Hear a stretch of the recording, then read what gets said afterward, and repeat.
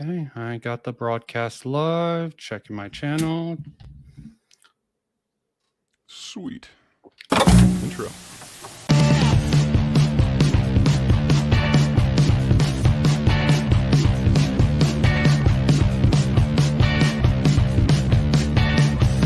Let's sit down and talk about it.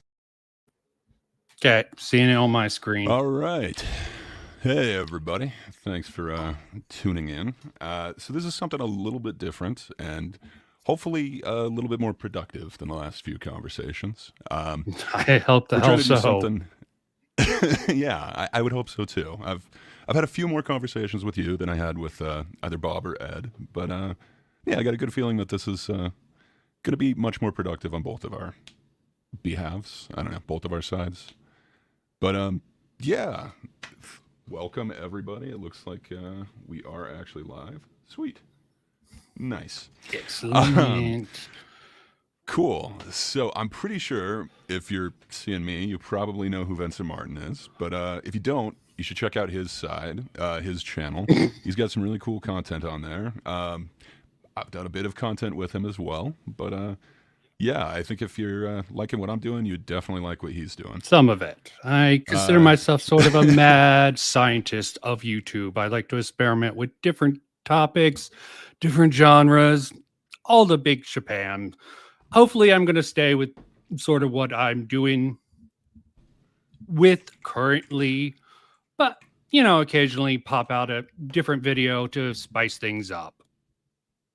Yeah, for sure. And you do have some spicy ones. You've been able to also create some, I don't know if you'd call them a battle, but some back and forth with other YouTubers and whatnot. It's really not intentional. That's always good. Accidental. Stir up a little bit of controversy. Yeah, I mean, it happens. It does. I wouldn't say that I was trying to stir up a war myself, but I feel like I'm kind of in the midst of one. So, good times. Well, yeah, I guess the title says what the conversation is going to be.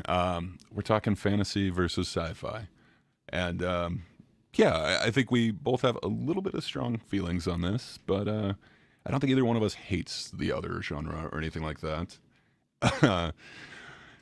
I am wrong. Okay. Good times. Yeah, so I don't think we necessarily hate the other genre or anything like that. Generally, if you like either fantasy or sci-fi, you probably also like either fantasy or sci-fi. It's actually kind of rare to see someone who only likes one, hates the other. Obviously, we all have preferences. So yeah, I guess starting from there, I guess I'll lay out my case and then kind of let you lay out your case. Definitions and we'll just have a along with fun your conversation case. from there. Let's not have Fair a enough. Stitch's role of arguing over definitions. So at least, even if we All don't right. accept each other's definitions, we at least know about them. Yeah, we'll at least know what we're talking about. Fair enough. I like that. And I do have my definitions prepared. I wish I had been in the pre-show a little bit sooner. I would have gotten yours on a banner as well. But yeah, so for me, science fiction kind of breaks down into two kind of subgenres. You have hard sci-fi and soft sci-fi. And with hard sci-fi, it's a subgenre of science fiction. It emphasizes scientific accuracy, adherence to known scientific principles, realistic portrayal of scientific concepts. So some examples of this would be, like The Martian, things like that, where it's, it's science that is possible, even if it's not necessarily something that can happen, where soft sci-fi is a little bit different. So soft sci-fi is a subgenre of science fiction as well. It tends to prioritize storytelling, character development, speculative ideas over the strict adherence to scientific accuracy. So a lot of these would be more like, like Star Trek or something like that. Like, yeah, it adheres to a lot of, science, but the way that they explain away, going faster than the speed of light is just warp speed. They've got photon torpedoes. It's science-esque, but it's not actually like explained or anything like that. You could also bring in the other elements of, kind of fantastical things like the trouble with tribbles, like weird extra elements like that that aren't necessarily scientific. So that'd be kind of the breakdown between the two. If you have different definitions, I'd love to get those so we could kind of go through them. But Fantasy, the though? way I kind of see it. Oh, fantasy. I do have my fantasy one as well. Fantasy genre is speculative fiction. It involves the use of imagination and supernatural elements in storytelling. So, depending on what flavor you want to go with that, there could be, there are basically infinite subgenres of fantasy. Absolutely. But kind of the way that I look at it is, science fiction is kind of. So I've heard it explained as kind of the flip side of the same coin. I don't think that's necessarily accurate. To me, it seems more like, I don't know, I guess to use kind of like a food analogy, sci-fi is kind of like a strong flavor. It's something that tends to dominate whatever it is used in. I would view it as kind of like a peanut butter or something like that. It could be used in a whole bunch of different ways. You could use it for, savory. You could use it for sweet. You could use it for dessert. But it's a very prominent flavor. And, some people are allergic to it. I don't know. I guess with the hard and the soft, you'd kind of go with crunchy and creamy, if we're going to continue with the peanut butter analogy. But I see fantasy as something a little bit different. I don't see it as like a strong flavor. It's more of a flavor enhancer. So I view it more as, to continue down the food route, like a salt. You can heavily salt a dish, or you can just use like a smidge of it, but it enhances the flavor of what's in there. So like fantasy, you can have high fantasy, which is somewhat of a genre into itself, but it's borrowing from other areas of literature, romance, coming of age story, the warrior's journey, hero's journey. It doesn't seem to be just like one entire flavor. It seems to be something that can be added to anything. Depending on your definition of fantasy, you could say essentially, and it has been said, that essentially anything fiction is fantasy. It just depends on the percentage. I don't know if I quite go along with that, but that does tend to kind of lead to the helping the salt analogy, if you were to. You're just trying to make me hungry, aren't you? With all the food metaphors there. You're like, yet, maybe I can get him to step away from the mic. I think that's where my mind's going. But yeah, so that's kind of the way that I'm looking at it. And, I love the two flavors together. It really does add a lot. My favorite is kind of when they combine, which would be, something like sci fantasy. So, the classic example of that is Star Wars. So it's space wizards, but it is wizards with space swords. It really is kind of, for me, the perfect mashup. But again, it's kind of depending on the percentage. So your mileage may vary, but I think when sci-fi is the best is when it has those elements of fantasy in it. For me, like when I like Star Trek is when it kind of gets off the just here's the science and instead kind of gets to the fantastical elements, like the again, that Trouble with Tribbles episode. I'm saying that wrong. But the fantastical elements, I really like those, and they keep going to new worlds and experiencing new things. They tend to be fantastical things. It's not just some straight up science that's going on there. I find, like The Martian is great, and there are other, good examples of hard sci-fi. I think Neuromancer is another one that's often cited. There is a time and a place for that. I just don't find the rewatch value nearly as high as something fantastical. Also, it feels like with fantasy, you're not bound by science, so you can really start getting into world building. You can really get into character development. It seems like there is more room to further develop both the world and the characters because you're not restricted. With that as well, if you look into like superheroes, for instance, a lot of those would be fantasy. There's a few of them that would go into like kind of soft sci-fi, like I guess Iron Man or like War Machine, those types. I guess even the Alien ones would be like soft sci-fi. Okay, we'll get more into that.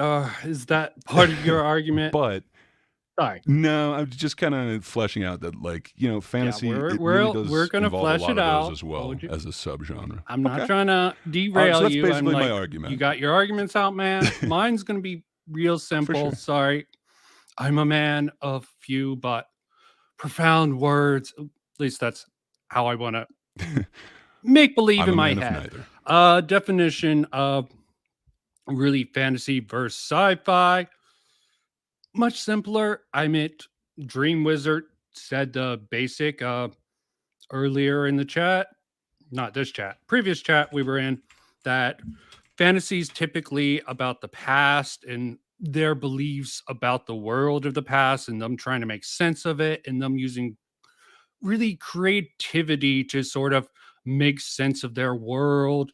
And sci-fi is more about understanding the world and sort of speculating. They're both speculative fiction, but it's more sci-fi is more about logic, using logic. And I think sci-fi stories as a whole, pure sci-fi or even sci-fantasy, if it leans more into the science fiction, is just much stronger in the logical department, where fantasy is more the realm of dreams, where you speculate. Um, to sort of accentuate this point, is fantasy is sort of coined within the philosophers, Homer, the Odyssey. That's where the genre of fantasy sort of started with all the magical beings. I'm sure it started a lot earlier, but that's pretty far back in recorded history. So I think it's fantasy's always been something humanity. It's deeply rooted within humanity, and I do respect it. But I think it tends to get a little bit outlandish sometimes, and let me not even get into my issues with current modern day fantasy. Sci-fi sort of has guidelines. I think you're not giving it enough credit. I think it's really started from from what I read. It started around the Enlightenment, or at least picked up. There's some books that people consider early sci-fi before the Enlightenment, but I think the Enlightenment values really had science fiction come onto its own and start developing it. And you have a lot of logic, and you brought up hard sci-fi and hard sci-fi, soft sci-fi. Fantasy, of course, has the same Yes, thing. You're a fan of Brandon Sanderson. We've talked about this. He has talks about Granderson. hard magic and soft magic. I think those are sort of Mhm. the hard magic is more from a more sci-fi principle. You want to have rules. And there's many why you say Star Trek uses sort of speculative fiction to sort of most of the stuff in Star Trek, besides your Trouble for Tribbles, there's some odd stuff. I'm sure some biologists could come up with some harebrained meiosis theory for that.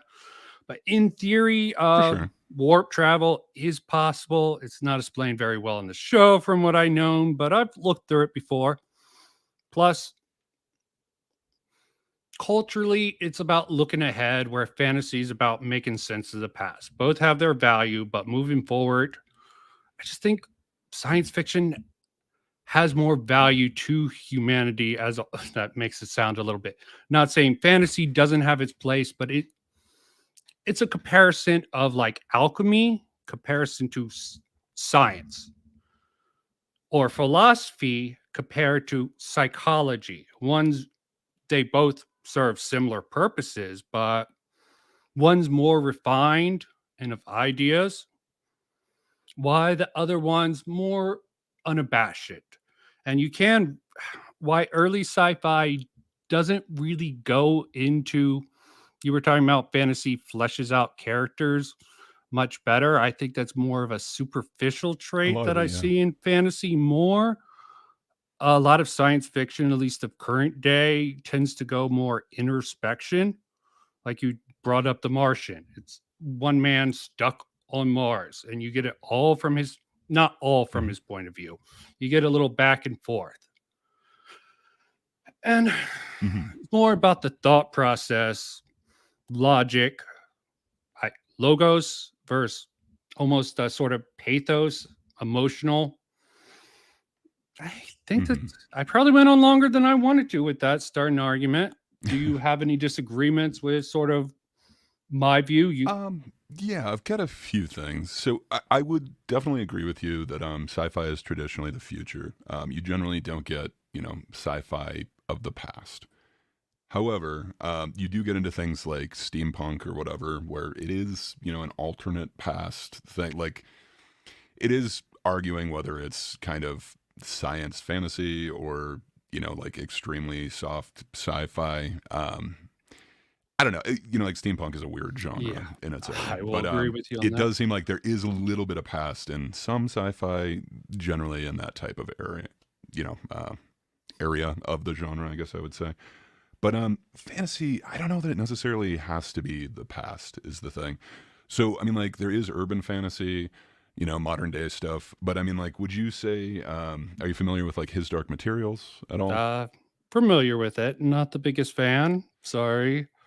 Fair enough. You don't have to be for That's this, but what would you consider that? Like, it feels like that's kind of a hybrid. Like, there is like the computer that Mary makes that can, like read the dust or whatever. But the dust itself seems to be kind of like a magical element or yeah. whatever. I And mean, there are the different anything that worlds. has a certain explainable logic, I consider more science fiction. And anything that has mystic Fair enough. roots, like I could make an argument that the Force and Star Trek is sort of entropy, like the Force, the will of the universe, and that the universe has a will, but you can't explain that because they George Lucas tried to scientize the Force, at least with the Jedi. The Yeah.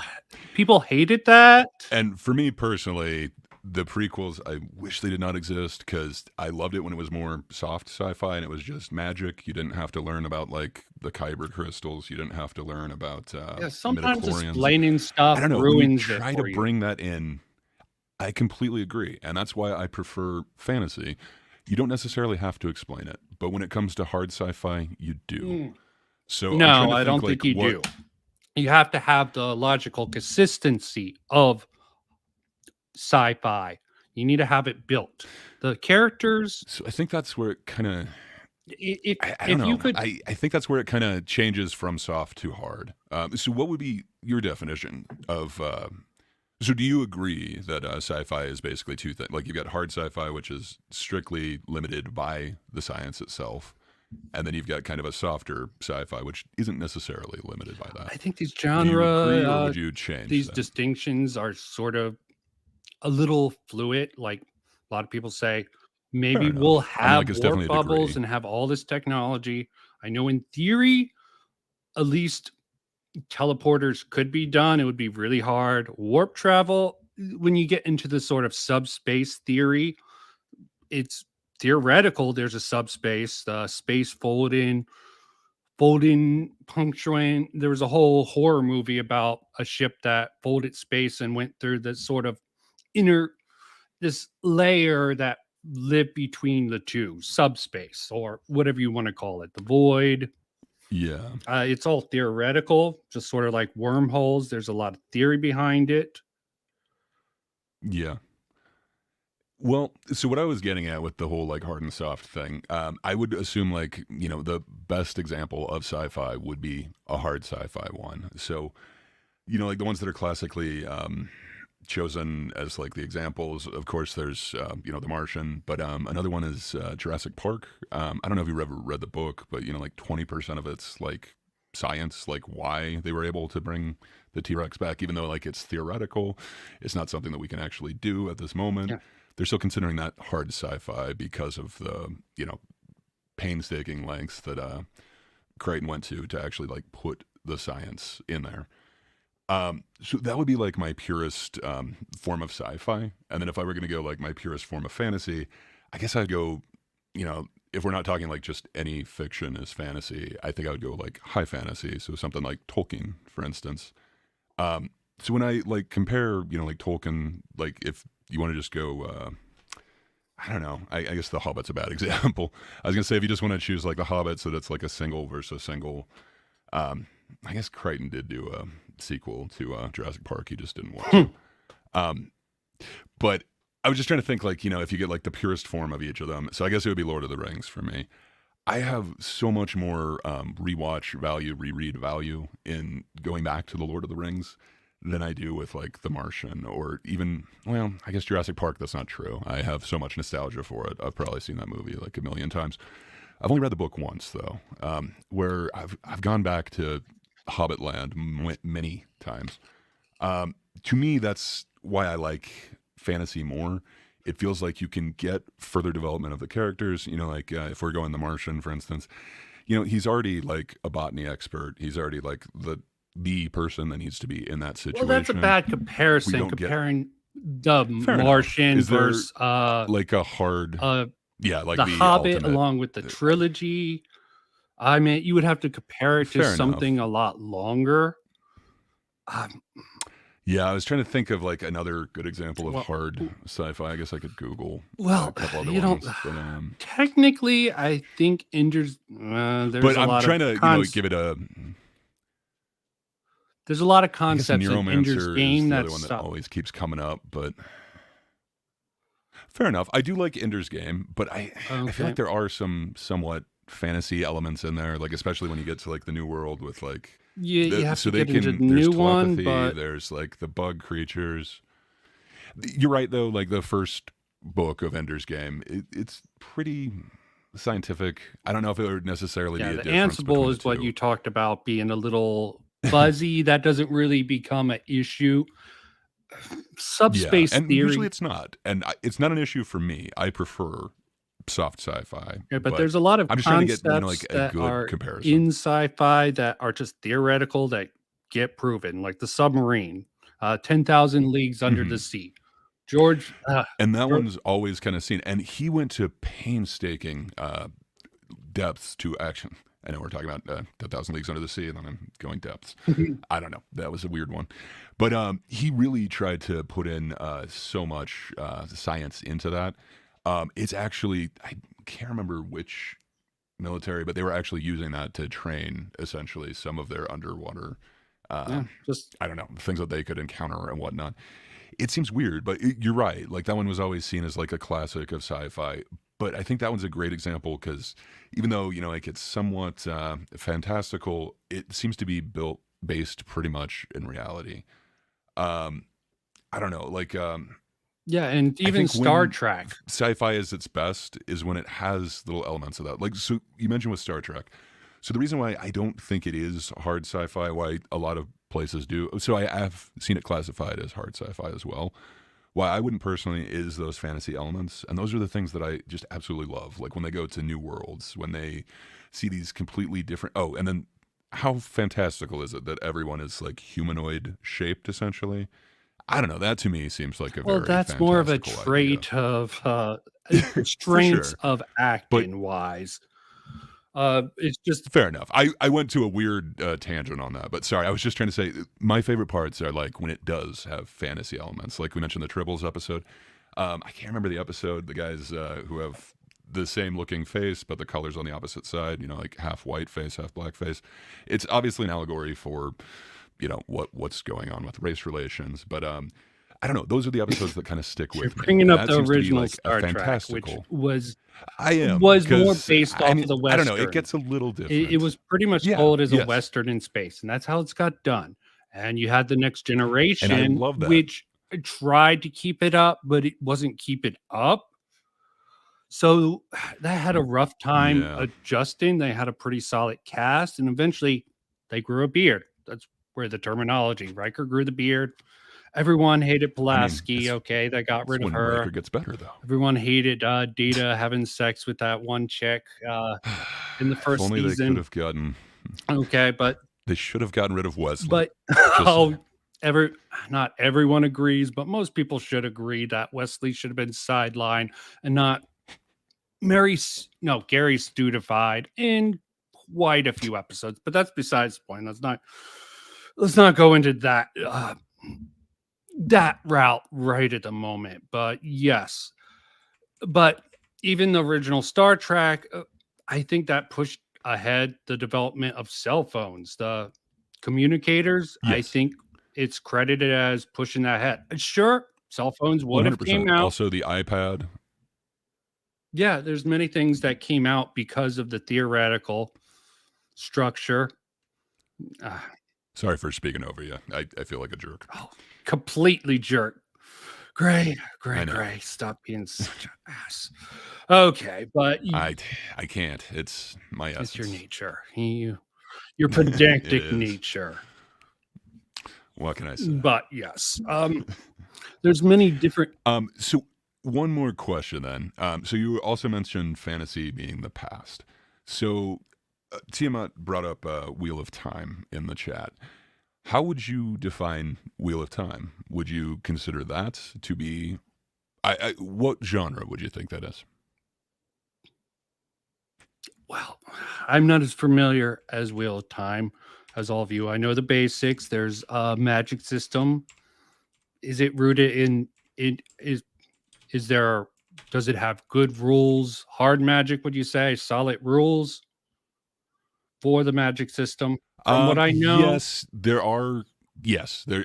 It is hard magic system for sure. You definitely have the rules. In there. okay. So even if the reader does not know the rules, Robert Jordan and I guess Brandon Sanderson has unwritten rule book which he follows, even if he doesn't introduce it to the readers. Yeah, you learn the rules as you go. So they do have some characters that go to the White Tower and learn magic. So you do kind of get introduced to the system through them. So yes, as the reader in the beginning, you don't know, but it walks you through it pretty well.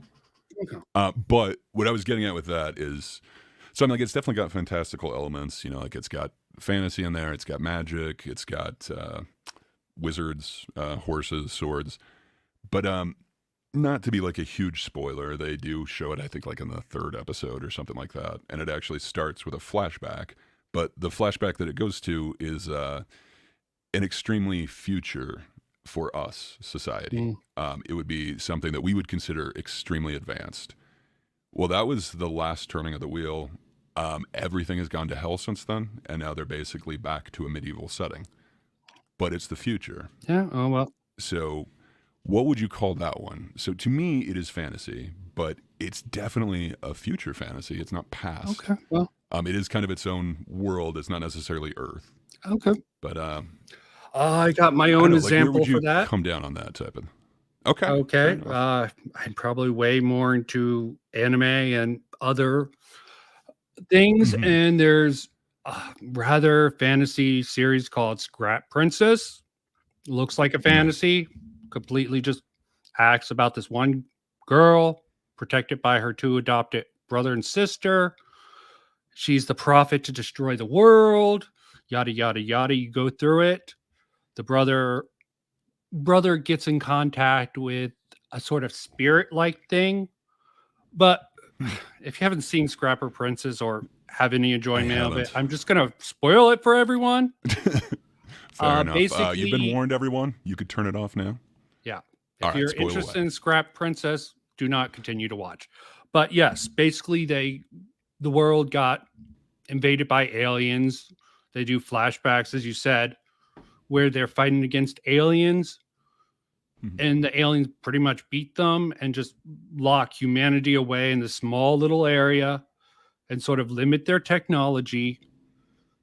They have a system for magic, and I would consider that more sci-fi. They don't explain the magic, but it definitely has sort of a sci-fi flavor to it. It's still fantasy, but the magic is operated by a certain system that operates the world. If the system goes down, magic will go down, so to speak. Think of For it sure. as a giant holodeck, I believe. That would be Pretty cool. much, And that technology too. That seems. I mean, like, I guess we could do that at some point, but that also seems fantastical. The holodeck idea. Sorry, weird tangent. Please, sorry for interrupting. No, it's perfectly fine. It would be better just to replicate most things with the I guess that would take a huge amount of a holodeck would be possible, but the way it's treated, it would be hard to get a force field to feel like someone's skin or anything like that. I mean, I just think virtual reality is Yeah. a much better option.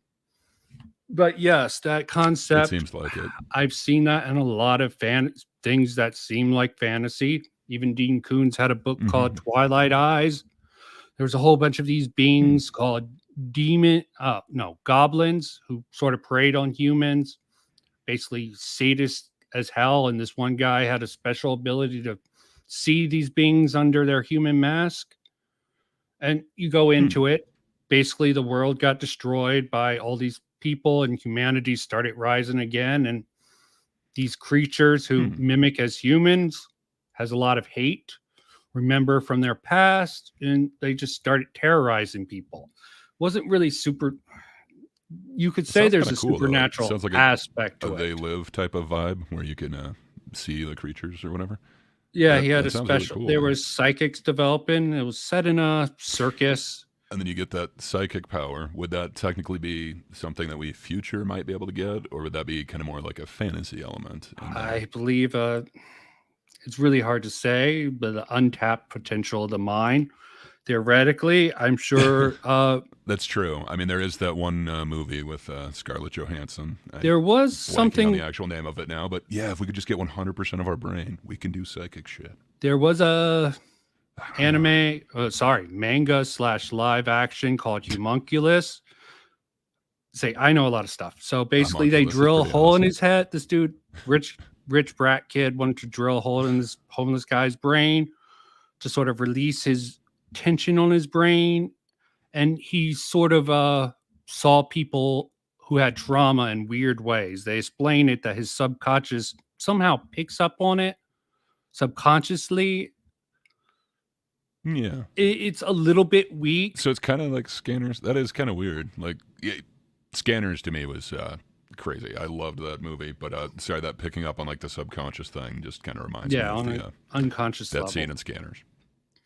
And there's so many elements.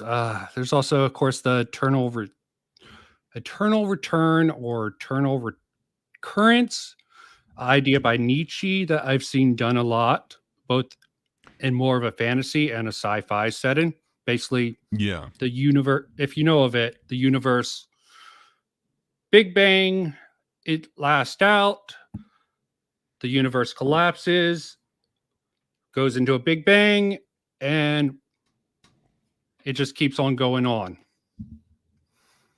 So basically, Futurama had an episode where they went so far forward in time that they went into the new timeline.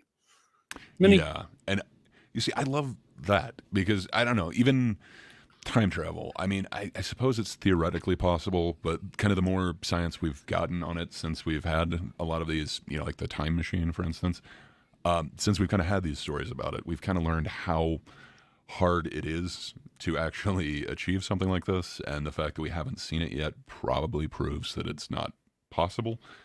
However, where would you come down on like time travel? Is that more of a fantasy element, or would you consider that straight up sci-fi? Because I mean, obviously, the Time Machine is considered sci-fi. The actual novel. Yeah, that's really hard to tell. I'm thinking it's theoretically possible with the way science. Sorry, a lot of the explanation for a lot of the things you're calling fantasy elements are theories around string theory and subspace. There's a lot of wiggle room. And I think if you play with it properly, it's not hard science fiction, but I think it's not soft science fiction. It's sort of a middle ground between the two. Applications to sort of expand the human mind. As I said before, it's just the application of logic. Like, did you see Alternative Carbon, I believe it's called? It was both a book, but I saw the Netflix series about people. Yeah, I some reason didn't finish it, but yes, I did like that. I like the first season, second I can't think of season. his name right now, but yeah. Second season, no, I couldn't get through it. I like the idea. I'm also a big Poe fan. Edgar Allan Poe. Yeah, I am too. Sorry, I didn't respond to that. Yeah, I mean, Poe is, legendary. It really has pretty nothing. awesome I and mean, extremely gothic. I think in my reading he did one sort of science fiction thing, but I'm not familiar with that. I'm familiar with Tall Tale Heart and other Yeah, I was going to say I know more elements. of the classics Raven. instead of that. Do you know anything? Sorry, a weird tangent. I didn't know that he did a sci-fi one. I'll have to check it out. Do you know anything about that one? No, Or I didn't know I about guess I it could just either. I Google it just and look it up. in some Okay. preliminary, some basic research before we did this. I looked up definitions on Wikipedia. Not the greatest source, but it definitely gave me some ideas of how to start this because I had my ideas already. Let me ask you a question. Final Fantasy VII, because I do want to bring this Ooh, up because I do believe even if it's considered fantasy, it could yeah. be considered a soft sci-fi. I think so. And I think that's sorry, I will let you go with this and then I'll No, kind of I jump mean, in. yeah, Sorry, let me it just write a note. uses yes the energy, the life force that they use to create matrices and the magic system in the Mm-hmm. world comes pretty much from souls and has Mm-hmm. a ill effect if they keep draining it for power. It certain soft sci-fi, like if they just make up an element, but you have a rule set and you use it Unobtainium? for technology, I consider that sort of you could consider it, yeah, it's still fantasy, but it's practically soft sci-fi also because no one in that series, It's well, unless you have some it's mere special magic. innate I'm just saying, like, ability, most people don't yeah. have the innate ability. They need to use these matrices materia, Well, and sorry. when it comes to like creating a new element too, I don't know. It just seems so magical since we have such a base of knowledge on what the elements are, and even can predict ones that we haven't been able to see yet, but can definitely see where they would fit on the chart. I don't know. That just seems awfully fantastical. That it's like we have this new thing. It's not even on the elemental chart. It's not anywhere that should be on there. It's just its own thing. I don't. I understand. Like maybe we could discover something that we don't currently know, but I don't know. That to me seems very close to a Well, fantastical if you have thing. And it's the Star Wars theory. It's a distant world. There might be elements that we have not encountered. I'll agree. It has fantasy applications to it, but they might mhm, have other elements. Like you were talking about The Martian. Andy yeah, Weir did a recent book which I really enjoyed called I've wanted to Project check that one Hail out. I haven't Mary. yet. It gets more Hmm. into speculative, softer. He uses Yeah, I've heard it isn't as hard. all the same principles, but he introduced at least two different elements, two different alien elements, which within that universe, if that being that they come across, not going to spoil it for anyone, but it's really good. Not as hard, but if that being did exist that they find that enable that sort of is a double-edged blade, it would the science is solid if that being exhibited the qualities that it did for the book. I'm trying really hard not to just ruin the book. Spoil it. Yeah, I realized I got into a bit of that too once I started talking about it. It's like, well, all right, whatever. It's part of the or whatever the preamble to the actual story. So I guess it's not ruining that much with Wheel of Time. But I guess what I'm getting at is I really like different elements of stories when fantasy is kind of combined with it. I think that's when sci-fi is at its best. To me, like it not only gives you like infinite rewatchability, infinite rereadability, but it just adds so much more dimension when you're not necessarily restricted by science. You could have something, I mean, like what is the quote? I'm blanking on who it is and the exact quote, but essentially, sufficiently future tech would essentially be magic to somebody who is totally unaware of it. It does get into that same thing. Like, I couldn't tell you how a cell phone works, and you show it to somebody 100 years ago, I'm sure it's magic. Yeah, I Uh, think that's but Clark. we know that we have this technology. We know it's. Thank you. Yeah, I always forget who does that. That is a great quote, and I really should actually memorize it. But you know what I mean? Like future tech would essentially be magic to us. We wouldn't necessarily know how it works. A person of the day in the future that the tech is from may not even know how it works. They may be like the average person today. But we know this tech exists. So I guess you want to get away with things like that, like, the communicators in Star Trek, the phasers even. But when you get to stuff like the replicator, I don't know. What's the difference between that and magic? Like, do you think we're going to be able to just, Oh, absolutely. make There's a really good everything book out series. of nothing? There's really a good book series that does replicators much better. 3D printers. Okay. Okay. So that to me makes more sense. And I guess, a sufficient 3D printer that could work in extremely fast time may be able to do something And like if that. you had a but sufficient source of energy, you might be able, and had enough years to develop it, you might be able to do it without Fair actually a mechanism, especially if you had a much greater understanding of molecules and how they put together. Yeah.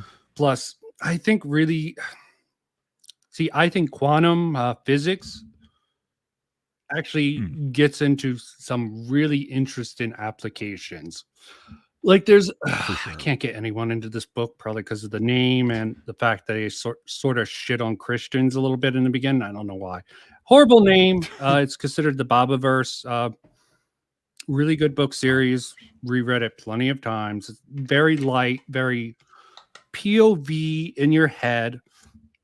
I'm going to bring up a point that sort of goes into it. They don't bring up quantum mechanics too much, but I can see the applications of it in there. They talk about it's basically a Van Neumann probe. I'm probably saying that wrong. They start with a guy in the normal age. He starts off getting his head shot. Talking to a guy who's going to cryogenically freeze his brain. Then he gets hit by a car in Vegas. He wakes up in the future, but he's a computer who thinks he's him. So the series is about him getting sent off into the stars to explore and to create copies of himself. And it gets, that actually sounds like really interesting. But I don't know. Would that be so? To me, just hearing it, a lot of that sounds pretty fantastical. No, to me, that feels like you it's would have to fantasy be able elements to being read the sprinkled brain. into a sci-fi. There's it takes a lot of processing power.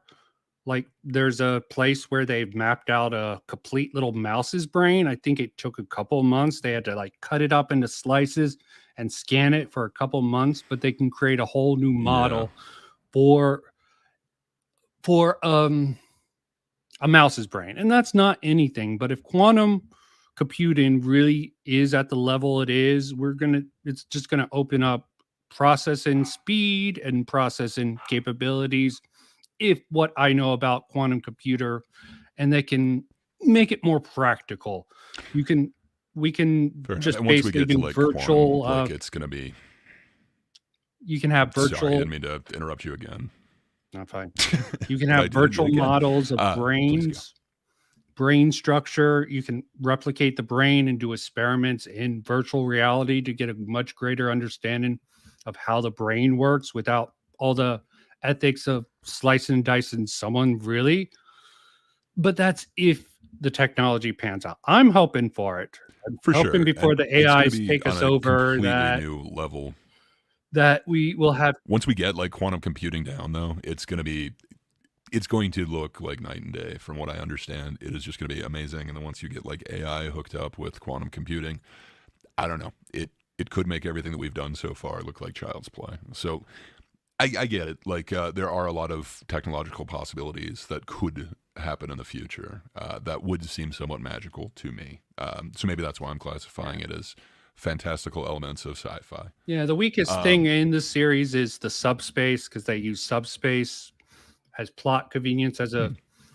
They use fusion, which is theoretically possible to create a subspace.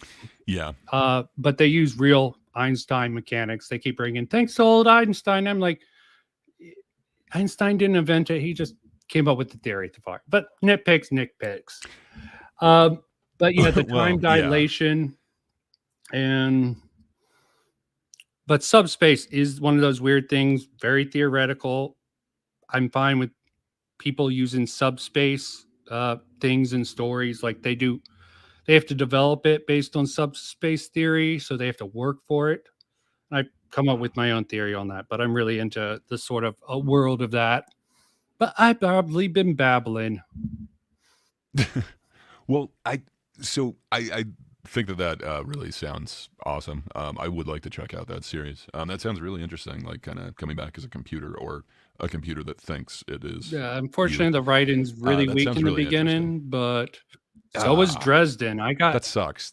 Dresden was horrible in the I feel beginning. the same way about I feel the same way about Wheel of Time. Like I love the series and where it gets to is like so amazing, but the weakest book is the first one and it sucks because that's, where you have to start. Dresden Files is the second I one. guess there's Ugh.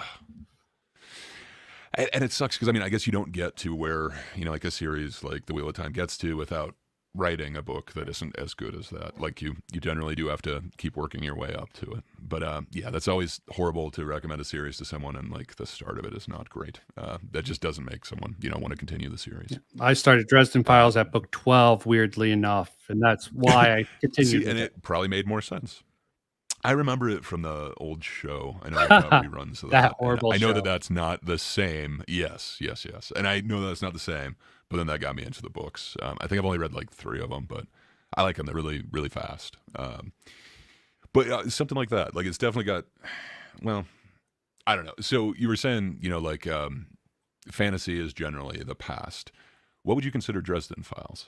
Well, since it's urban fantasy, I think it's trying Okay. to. I was just wondering, like, it doesn't seem to fit the past thing is all.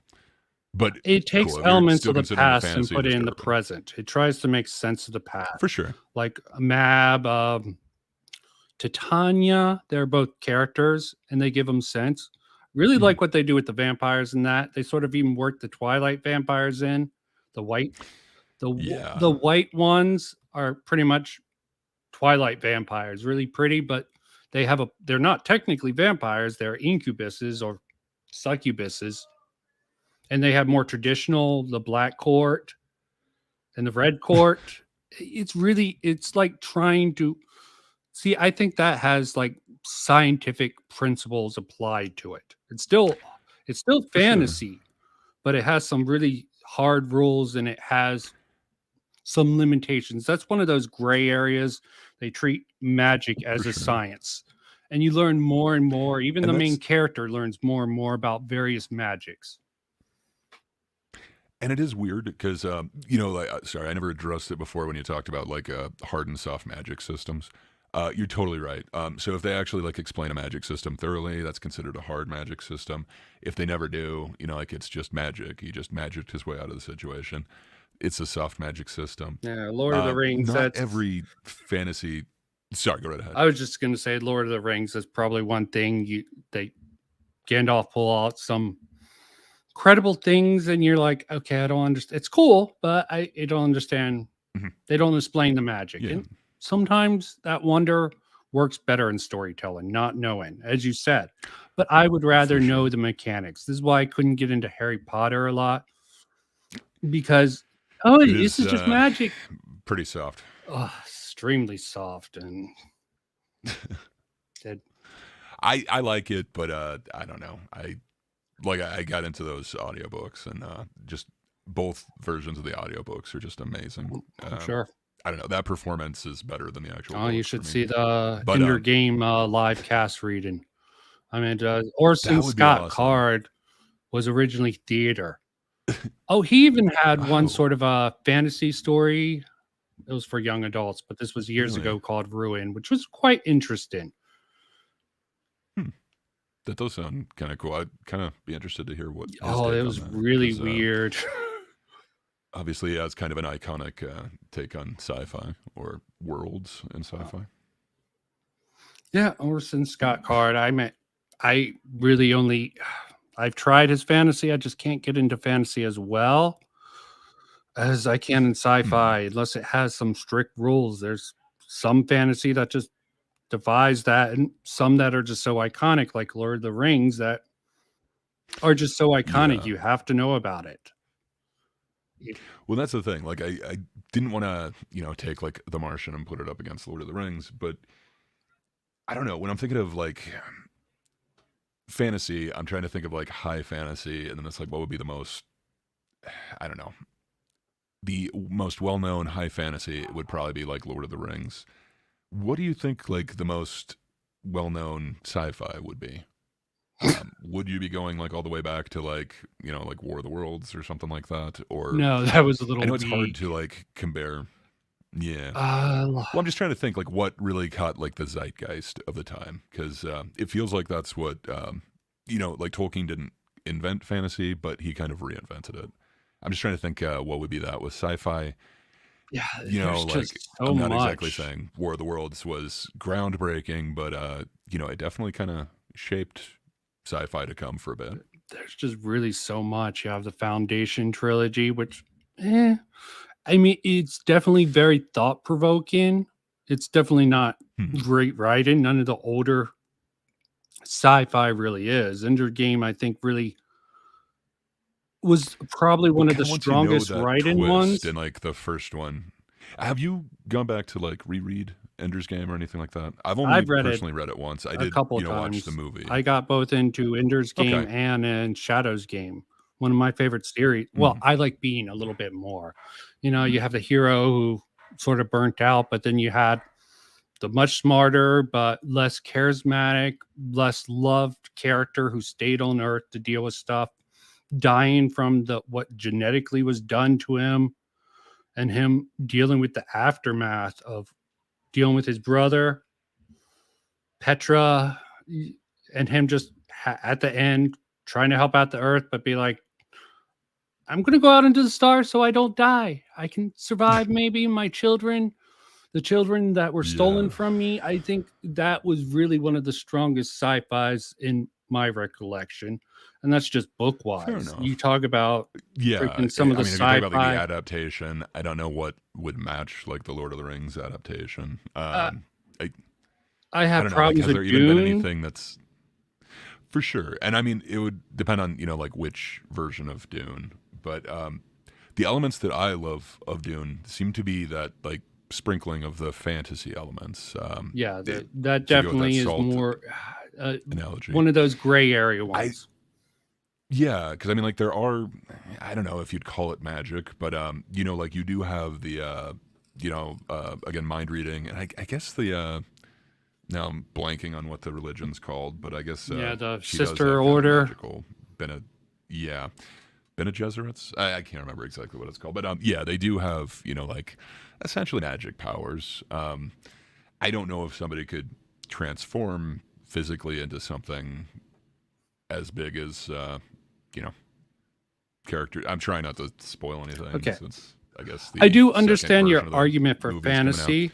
Let's get into some of the Hmm. more nitty gritty. You explained it. What's Let's the do it. utility you think Let's get pedantic. for the fantasy genre as a whole?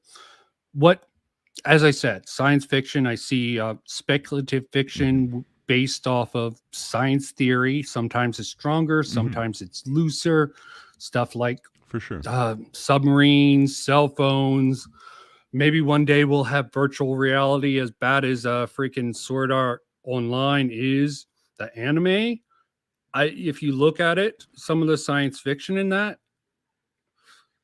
some of it's Yeah, good, for sure. and And I think some of it's elements just of stupid. But sci-fi is great. Sorry, I guess I'm kind of repeating myself. Just I think when you blend the two, when you add the salt to whatever you're doing, that element of fantasy, and you can do it to your own taste. But I think that's when it gets best. To me, sci-fi is a little stuffy if it has to be rigidly based on science. It feels like as a necessity you have to spend more time focusing on the science of it to prove that you're not making this just magic, as opposed to the actual character development, perhaps the world building, because again you're restricted to something that's sort of scientifically possible. I just think you have a Where rigid once idea you of get what into like the sci-fi softer needs to sci-fi, be. well, so something like if you're in a ship and you can just turn on and off the gravity, so that seems to be a very fantastical element. I mean, there's scientific ways that you could do it. Yeah, If you Project remember, Hail like Mary has a 2001, very like they have scientific the way how they generate artificial gravity. It's quite, yeah, and I mean, like so did like 2001. yep, But centrifuge system. is it going to be literally like a switch? Yeah, is it going to be just a switch where a lot of some of my favorite sci-fi things basically had that in there. You could just turn on and off the gravity. It doesn't necessarily detract from it to me, that generally adds to it. It's like, okay, we're not going to worry about explaining this. Instead, we're going to spend our focus other places. And to me, that seems infinitely more entertaining. It allows me to have rewatch value. It really allows you to spend more time on the world and on the characters than on the actual science. I think that's where my main difference is, and why I would say fantasy to me is better. But That they don't have sorry, the I feel like burden of again I kind of explaining got the back science. to general instead of nitty gritty. No, it's that the focus isn't. They can use that time to explore other areas such as character or world building, and to me that adds much more. I don't know, levels to the actual story. And again, then I could come back and I could, experience it again. I could really get immersed in the world, as opposed to here's this scientific problem, here's how it's not really a problem, here's how we're going to solve it. To me, I don't know. I get it. And I did like The Martian for sure. I know I keep going back to that because it's like a hard sci-fi. I like it. I don't know if I need to watch that ever again. No, I mean it's a good contained story, but there's other stories out Yeah. there. No, and you're right. And there are, like space operas, which are huge. And then that would somewhat rival, like Lord of the Rings, something epic that has, many, many books in it or chapters in this actual story. That might be a better analogy, but it seems like a lot of those space operas start to get into like fantastical elements. They don't seem to be hard sci-fi space operas, Completely understand. Let's get into a little bit of the dangers of let's do it. leaning too hard into the fantasy. You know about the sequel trilogy of Star Wars. So to me, where that one ruins it is the attempt to explain it with science. The midichlorians, No, I personally disagree with that. I think it was poorly handled.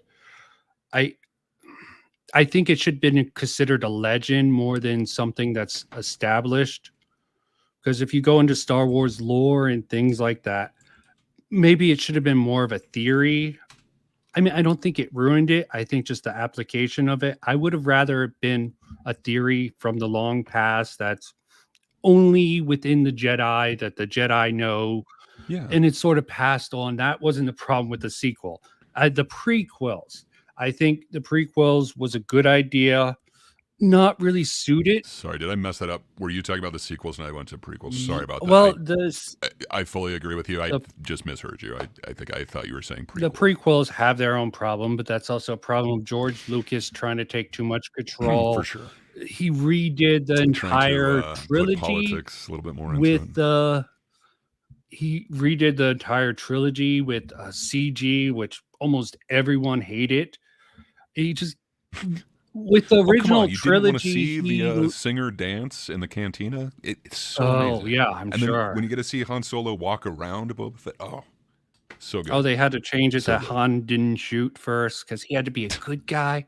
Fuck off with that. Okay, wow. But still, prequels are one problem of trying to explain it. It could have been done much better. They should have gone a little bit lighter on the political elements, my personal opinion. Yeah. They could have worked that in. Definitely infused that. And then it feels like the other problem is he tried to explain away the magic. And I don't know. That's where he lost me. Yeah. I mean, I think it would have been better if it would have been more of a idea like, the ancient Jedi told us about this. We really don't spread it around, so it's sort of lost. And they could have brought up the sort of mystical let's not get it. Okay, back to the sequel trilogy. I wish they had, but it would have been a much better way to actually introduce that scientific principle, but to establish why no one in the original sequel would bring it up at all. That it would be like a secret. I think that would have made a lot more sense and that probably shouldn't have been told directly to the audience. It should have been something you hear in the background, sort of an Easter egg, and people would speculate on. But again, sequel trilogy, I think, did a much worse job overall because it's a movie about space wizards. People defend it on that basis of everything done to the sequel trilogy. How do you feel about The Force Awakens, The Last Jedi, and even Rise of the Skywalker. You know, I have honestly only seen each of them once. I'm not a fan. I I don't know. Like looking back on it, I feel like I had some hope when I first saw The Force Awakens. It's like, okay, it feels like they're retreading the same ground, but maybe there's something that could come from this. And then, yeah, it just did not go well. Well, definitely. Yeah, I am not a fan of the final two movies in that series. I think. And retroactively, it kind of ruined the first one in the sequel series for me Oh, the too. first one was horrible Um, from the start. I went through it I myself. so I didn't like it, but it felt like retread. But it felt like, okay, this is different enough from the prequels. Like it feels like we're getting to again like a Did redo try of to the first honor one it, but they took certain tactics of trying to for sure. place the viewer in Ray's instead of letting Ray be a person on her own. She was a audience conduit, as far as my For understanding with sure, it. And then they introduced a romantic element. For that, they had to sort of throw out a lot of sort of. science, a lot of the science fiction that established the series. They had to treat the science fiction as fantasy, and I think that sort of helped ruin the series. That they just thought they could do anything because no, it's the science fiction of it doesn't matter. It's fantasy. They can do whatever they want with I it. don't think that's the main issue with those two Well, movies. I I think think the it's sort direction of and like it's a there's no mindset that end lets goal. people come to terms with everything that was. I mean, Star Trek, I'm sorry, Star Wars never was really hard. You can't hear explosions in space. There's certain things, scientific For principles sure. for a film Well, I mean, the that you whole have to give force up. thing, you know, like it is magic, and then you've got space Well, swords. You know, Star perhaps Wars they is could also be based some off future of tech. sort of a Eastern sort of belief, which almost has a sort of hard sci-fi. I'm sorry, soft sci-fi principle, like Superman. Why For does sure. his outfit not get ruined when he gets attacked? So He has a sort do of. you see I'm just. Superman as He has. sci-fi, or do you see him as?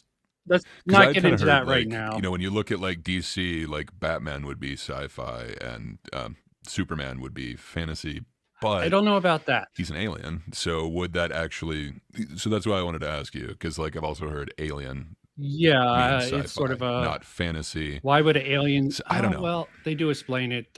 They want it. They sent Clark to a planet that had similar physical traits as Hmm. humanity, so that actually fits out. But supposedly, I was just wondering because, like, you know, generally alien sci-fi, but I've also heard, you know, he is fantasy where Batman would be sci-fi. I don't know. I wasn't quite convinced on either argument. Where I think like a lot of the Marvel ones, you could definitely say which one's sci-fi, which one's fantasy more. But sorry, weird tangent. I just when you brought up Superman, it's like, where do you fall on that one? uh, Because I'm a little up in the air. yeah, To me, he seems a little sci-fi since he's alien, but I'm sure it's up to the I don't know. author. Basically, he has how he has invulnerability, why his costume doesn't get destroyed automatically when he gets attacked, is because he has a force field. S- s- I didn't actually know that. I just thought, Uh, you know, like at it was least I've heard that. superhero technology. It's a fun fact I picked up that he supposedly has a sort of aura that protects his clothes up to a certain amount, a certain amount of That's damage. pretty awesome. So that's why his costume doesn't get blown off every time he takes a missile blast or anything like that. I'm sure different authors do different things with Superman. He just has such a legacy, but key principles, sort of the electromagnetic, electromagnetic, sort of the energy field that humanity gives off, like aura reading. What would you consider psychic Mhm. abilities to be sci-fi or fantasy? I consider them to be soft sci-fi because they use principles, maybe very loosely augmented principles. I think you can go either way there.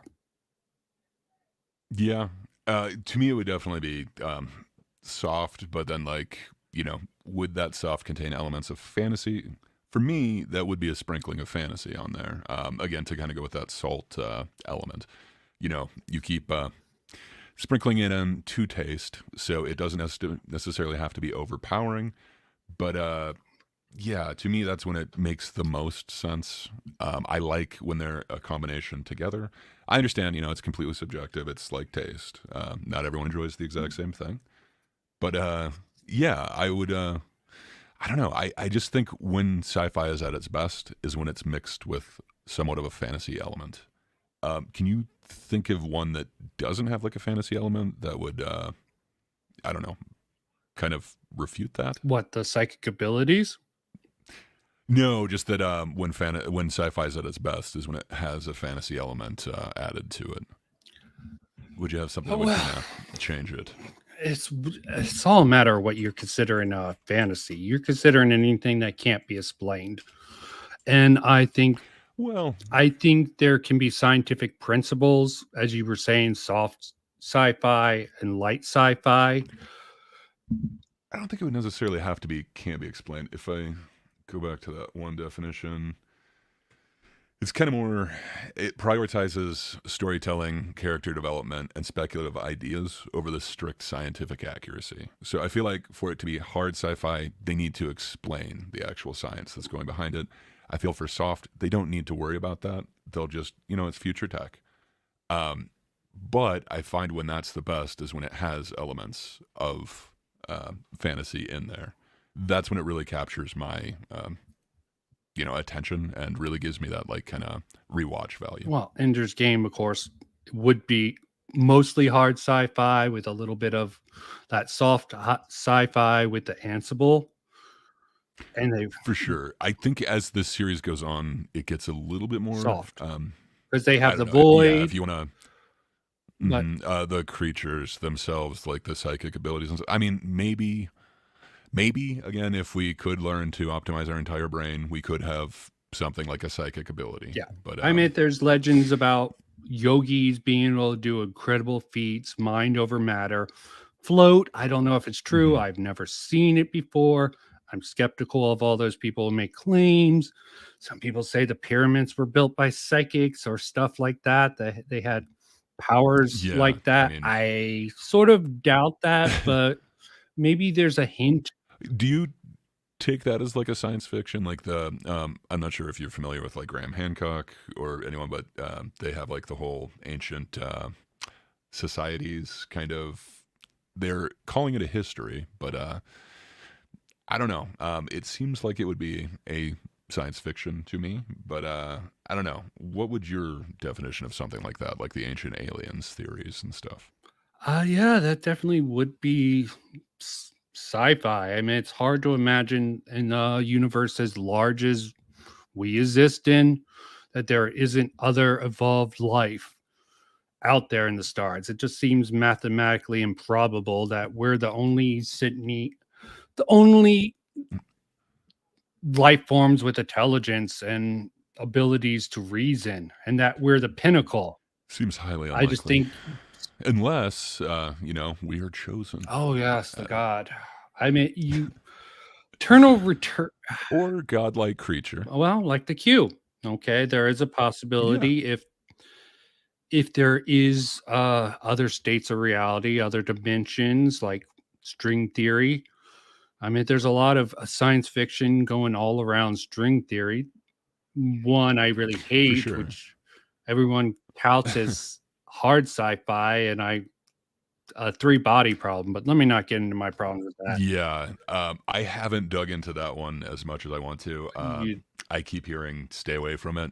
I would still like to experience it, but I don't know. I just think sci-fi from like a Chinese culture experience might be completely different. All the scientists of the world are complete idiots somehow and cowards. Well, I mean, maybe not all of them, but certainly some of them. All the top ones. They're just self-motivated. They all want the aliens to take over the world. Oh God, the problems with that book and people praising it annoys the hell out of me. But let me not get into that issue. I've had my encounters with good sci-fi and good fantasy, like what I'd linked you, that 5th season. I could not get through that. Oh God.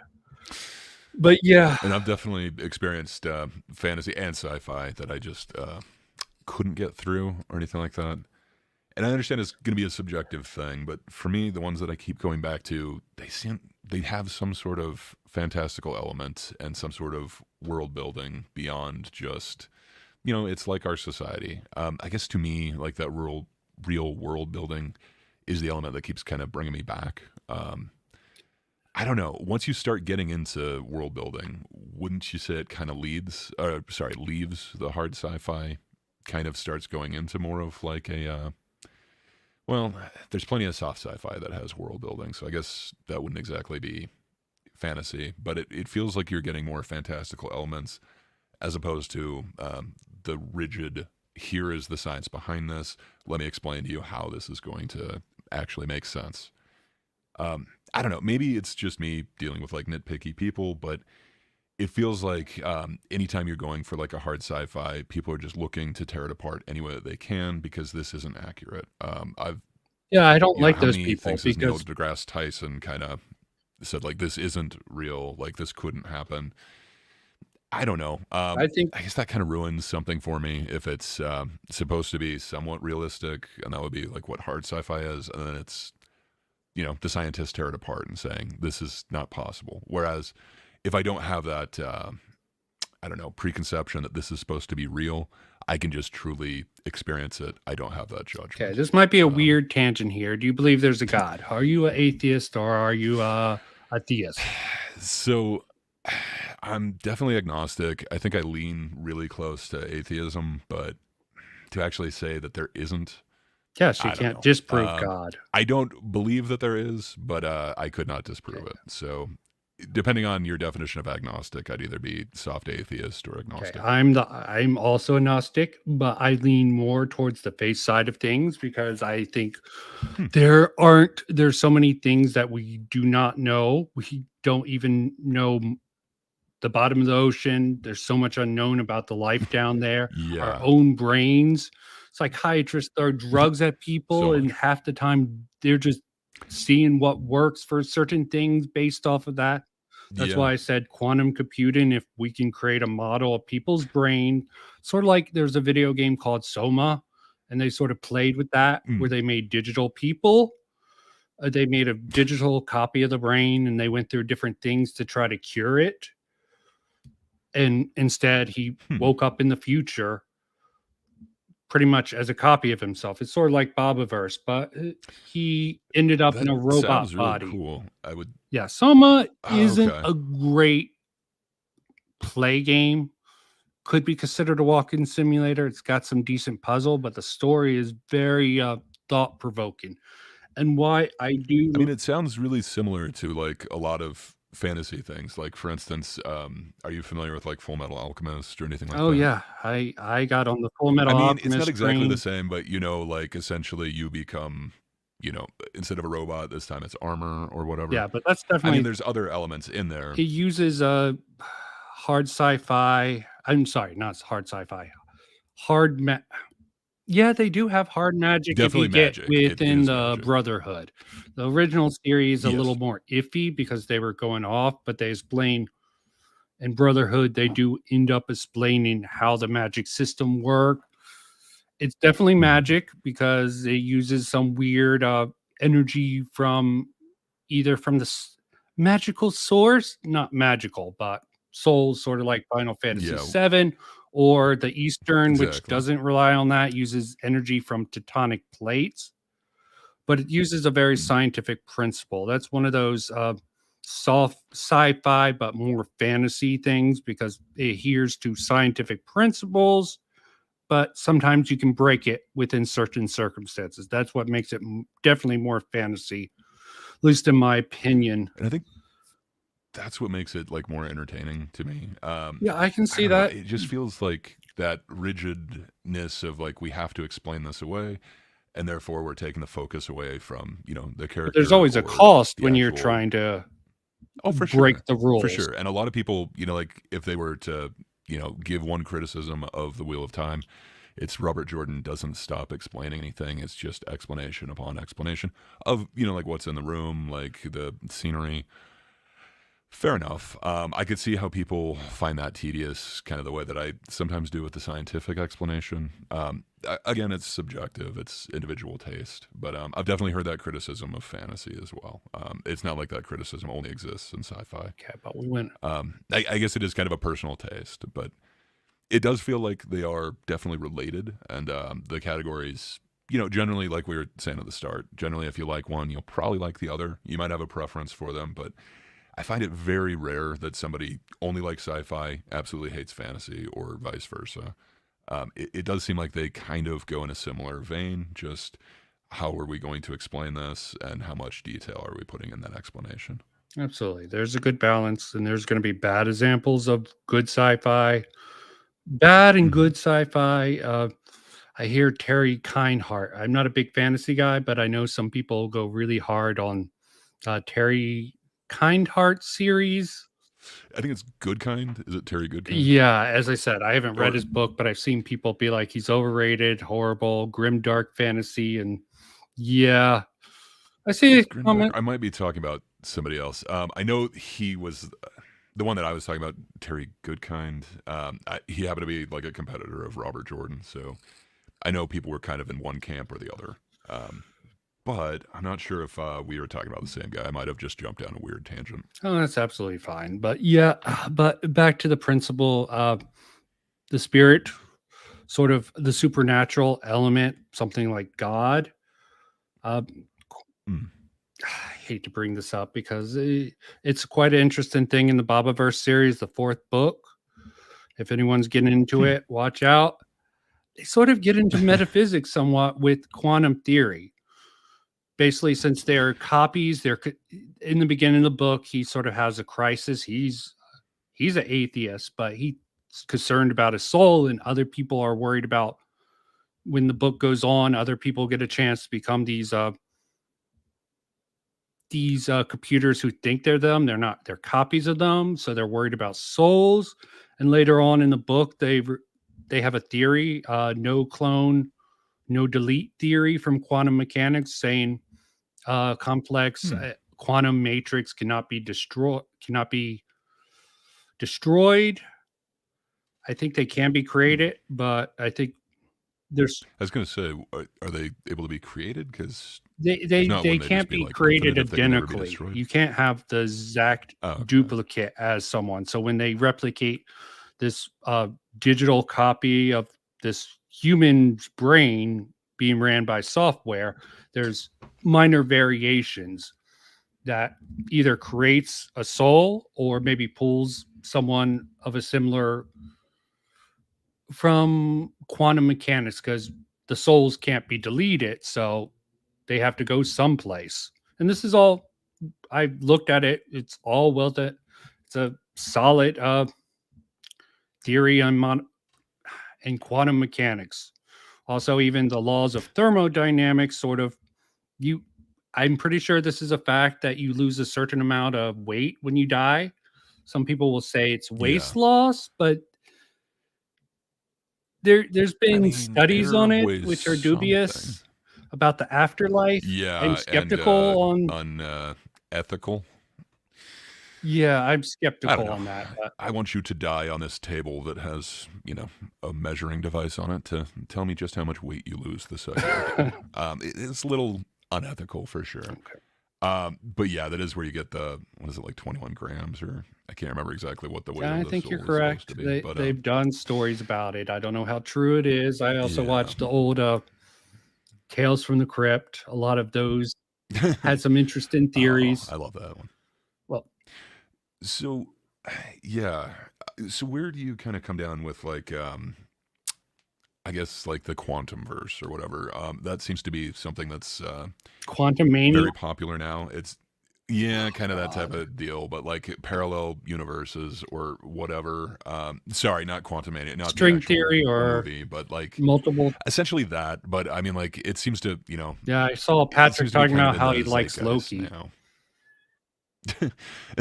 He does. We're gonna have to talk about that on a future show. 'Cause, he might have to convince me, Apparently, hot take on his part too. She-Hulk as well. So Well, he just likes the that's gonna be a twerking. fun future discussion. He just likes the I big mean, ass twerking. out of all the shows with Megan Thee Stallion as a guest, I suppose I really like the that's got to be in the Black top Orphan. 10. Did you the I have not seen that one. I would like the to first see that. season was I really have it on a good, list. but Hmm. I couldn't keep up with it after. It got too complex. Some things just aren't meant to continue. They just run out of ideas and just try crazy stuff, throw crazy stuff at the wall. I understand it, but not for me. Sorry, I'm seeing someone in the comments is saying cancel Patrick. You try to bring it He's not up. the only one with hot takes. Well, let's start a I'm campaign. going to try and convince him that Velma is not the worst Scooby-Doo property. Oh out yeah, there, so you like I a have some Scrappy-Doo. horrible hot takes that Scrappy-Doo is the worst thing to ever happen to the Scooby-Doo franchise, and I'm just saying I would watch Velma any day over that. Anything with Scrappy-Doo in it. But sorry, this is a weird tangent, but yeah, if you're gonna cancel Patrick, you got to cancel me too. I've got weirder hot takes than he does, I think. But I want to know his actual hot takes on those. So look forward to a future stream. Yeah.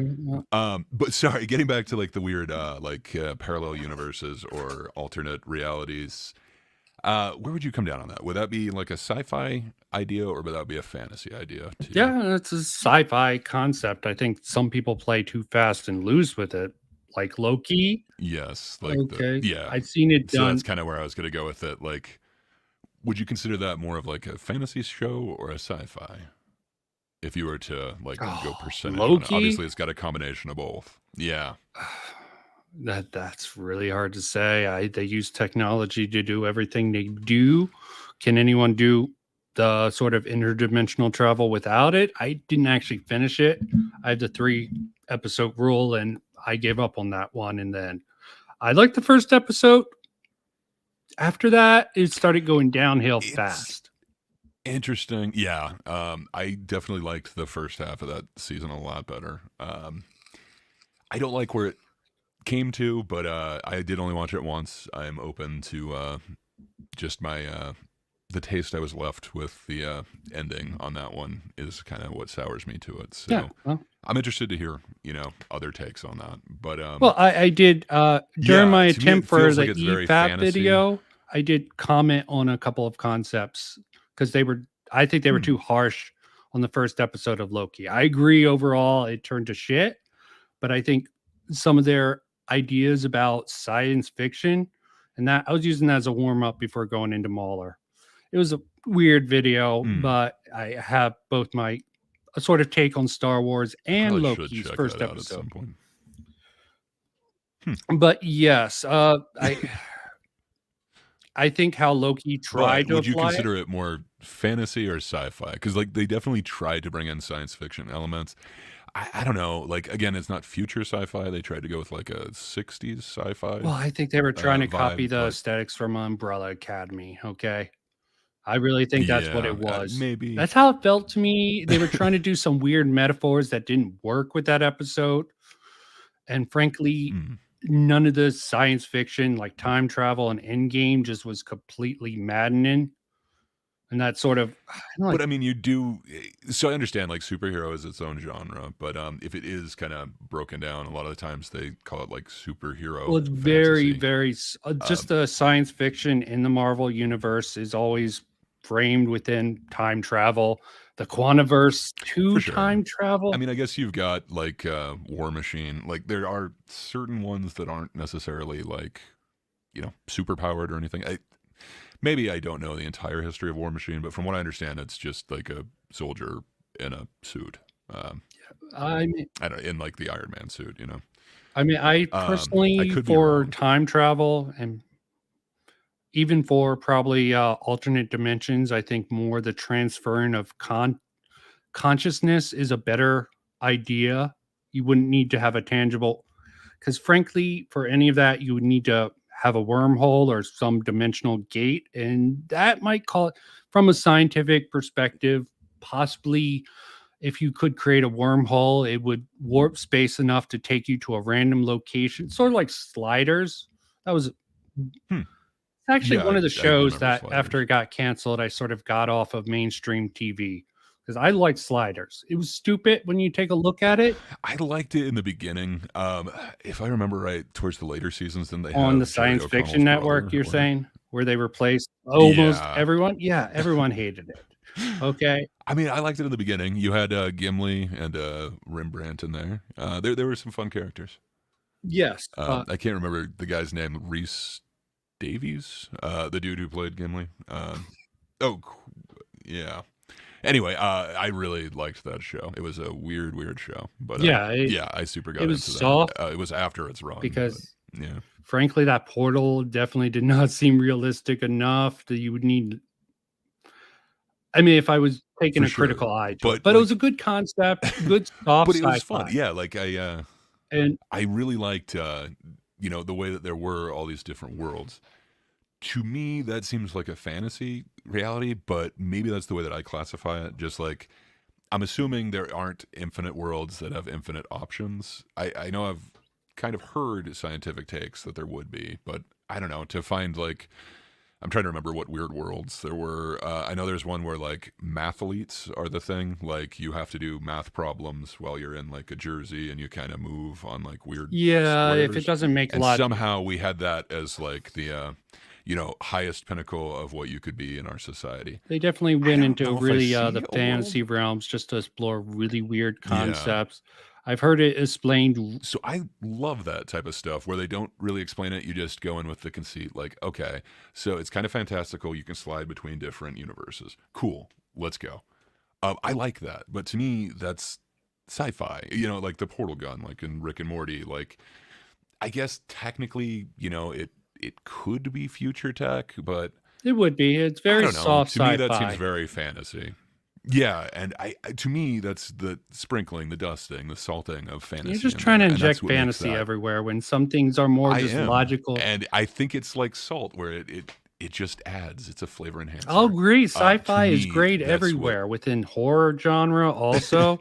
Like So, Aliens, so The again, why I Thing, would compare even sci-fi to like a peanut They butter Live. is there are some places where it doesn't seem like it goes. Like it seems like it does mix with certain tastes. Sorry, it doesn't mix with certain tastes to me. Where like fantasy, it feels like it literally could be any genre.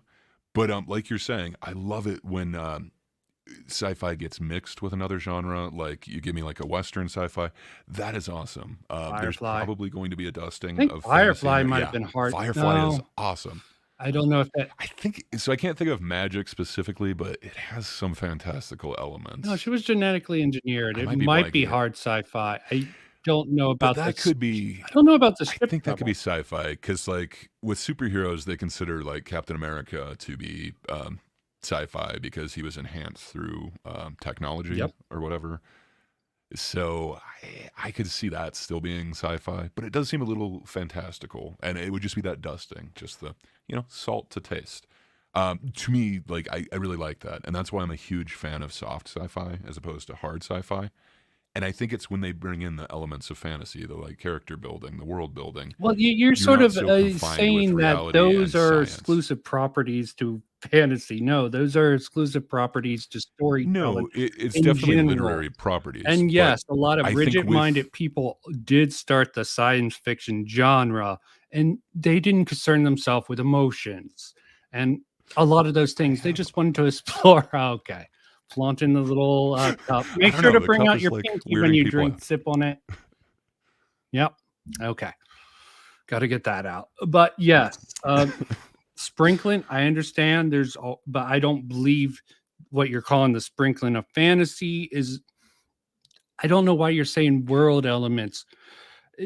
I believe No, so sci-fi is sorry better for if I more. said that improper. I just meant you don't have to focus on the reality of the situation.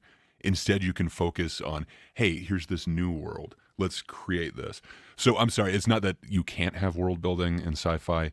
It's just that you're a little bit restricted with reality and then science itself, and you've got to kind of explain those. So it's just that there's more room in the actual property to Again, I explain think the world, to explain the you thinking characters. they need to explain it. It needs to make sense when it's laid out. It needs to be consistent in sci-fi. Mm. A good writer can tell through cues basically how the sci-fi works. And long as they have the rules within their head, sort of like you were talking about Robin Wheel of Time guy. I can't say that name right now, nor do I want to. Robert Jordan. Robert Jordan. Okay. As he's trying to explain, Robert it sounds Jordan. like he took all the elements of science fiction, but none of the good logical traits. Since maybe he wanted to make it fantasy. I don't know. I mean, science fiction. There because of are the some setting. really cool sci-fi things in there. Again, like it is extremely, extremely future. I'm trying to remember exactly which turning of the wheel it is, but I think ours would be like the first turning or something like that. Mhm. And I think they're on like the fourth or something. It's extremely future. Just they've gone back to like medieval times because we've destroyed ourselves. I get the feeling the same way about Mistborn, but that's the only series I went Yeah, through with. again, Well, besides his horrible and then that's sci-fi what I was going to YA. ask you. Like, would you consider that somewhat sci-fi, or again, like Mistborn Series 2, where it's like somewhat steampunkish or whatever? To me, that's when sci-fi is at its best. When it's not the dominant flavor, so to speak, it's just an element that's brought in there. And then that's also what I love about sci-fi. It really could enhance any sort of flavor, any genre. I'm not saying like they've created world building or they've created character development, but I think that little bit of sci-fi in there really helps. If you're not restricted with, reality, Oh, you can really delve into that and kind of expand on what has to be, and instead look at what could be. okay. I completely agree. Sci-fi is always great to blend with other genres, but I think it doesn't do better on its own, but it can survive on its own better than just pure fantasy because of the more rule oriented logic. I think it's more of a concept of people that they'd like to have those rigid rules despite how much people want to ignore them. We'd like to have a consistent set of rules. Sometimes we can compensate for it, like with dreams, because we're used to that. Sometimes nonsense is perfectly fine to do within the context of these stories, and they can make sense. Like I have a criticism of Death Note, which is definitely fantasy. Which one? I've got a lot of criticisms. Just the anime. So are you talking like the real one or the movie? I 'Cause, just go off of the live action anime. one is just great. I'm sure the live action's Fair even enough. worse. There's some inconsistent characters that I understand why they're there for glamour. Like when Light actually just falls for L's trick right away. I'm like, they did not build his character up well enough to just have him all of a sudden be like, I'm God. Yeah, they have the seeds of that in there. You can see it. Let's not get into that. But yeah, that's one of my problems with. I think it's a really good anime overall, but there's just several sections in Death Note that I have serious problems with that really take me away from For it. sure. And a lot of fantasy. For sure. But I like that, I don't know, escape from reality, that, this could exist. I don't know. It's weird. Like when you get into some things that are considered, sci-fi, there's less, like time travel, for instance. There's a lot less, actual like factual science that goes into that than there is, say, like ghosts or something like that. Something that we would definitely consider, fantasy, not reality. Well, you can do most of the with soft sci-fi. You can explain a lot of supernatural elements. Yeah. Star Trek has done a lot of For that. sure. Plus, you get into And that's when I really think it's at its some best. serious philosophy issues, especially with Next Generation, dealt in like Yeah. the one where And Data's I love that. humanity's on trial. My argument is you get stuff like that when you don't add the hard element of hard sci-fi into it, where you have to explain away or somehow justify and make a consistency for every bit of scientific, I new agree. tech that's in it. I will concede. Where instead you can focus, like you mentioned, like philosophically.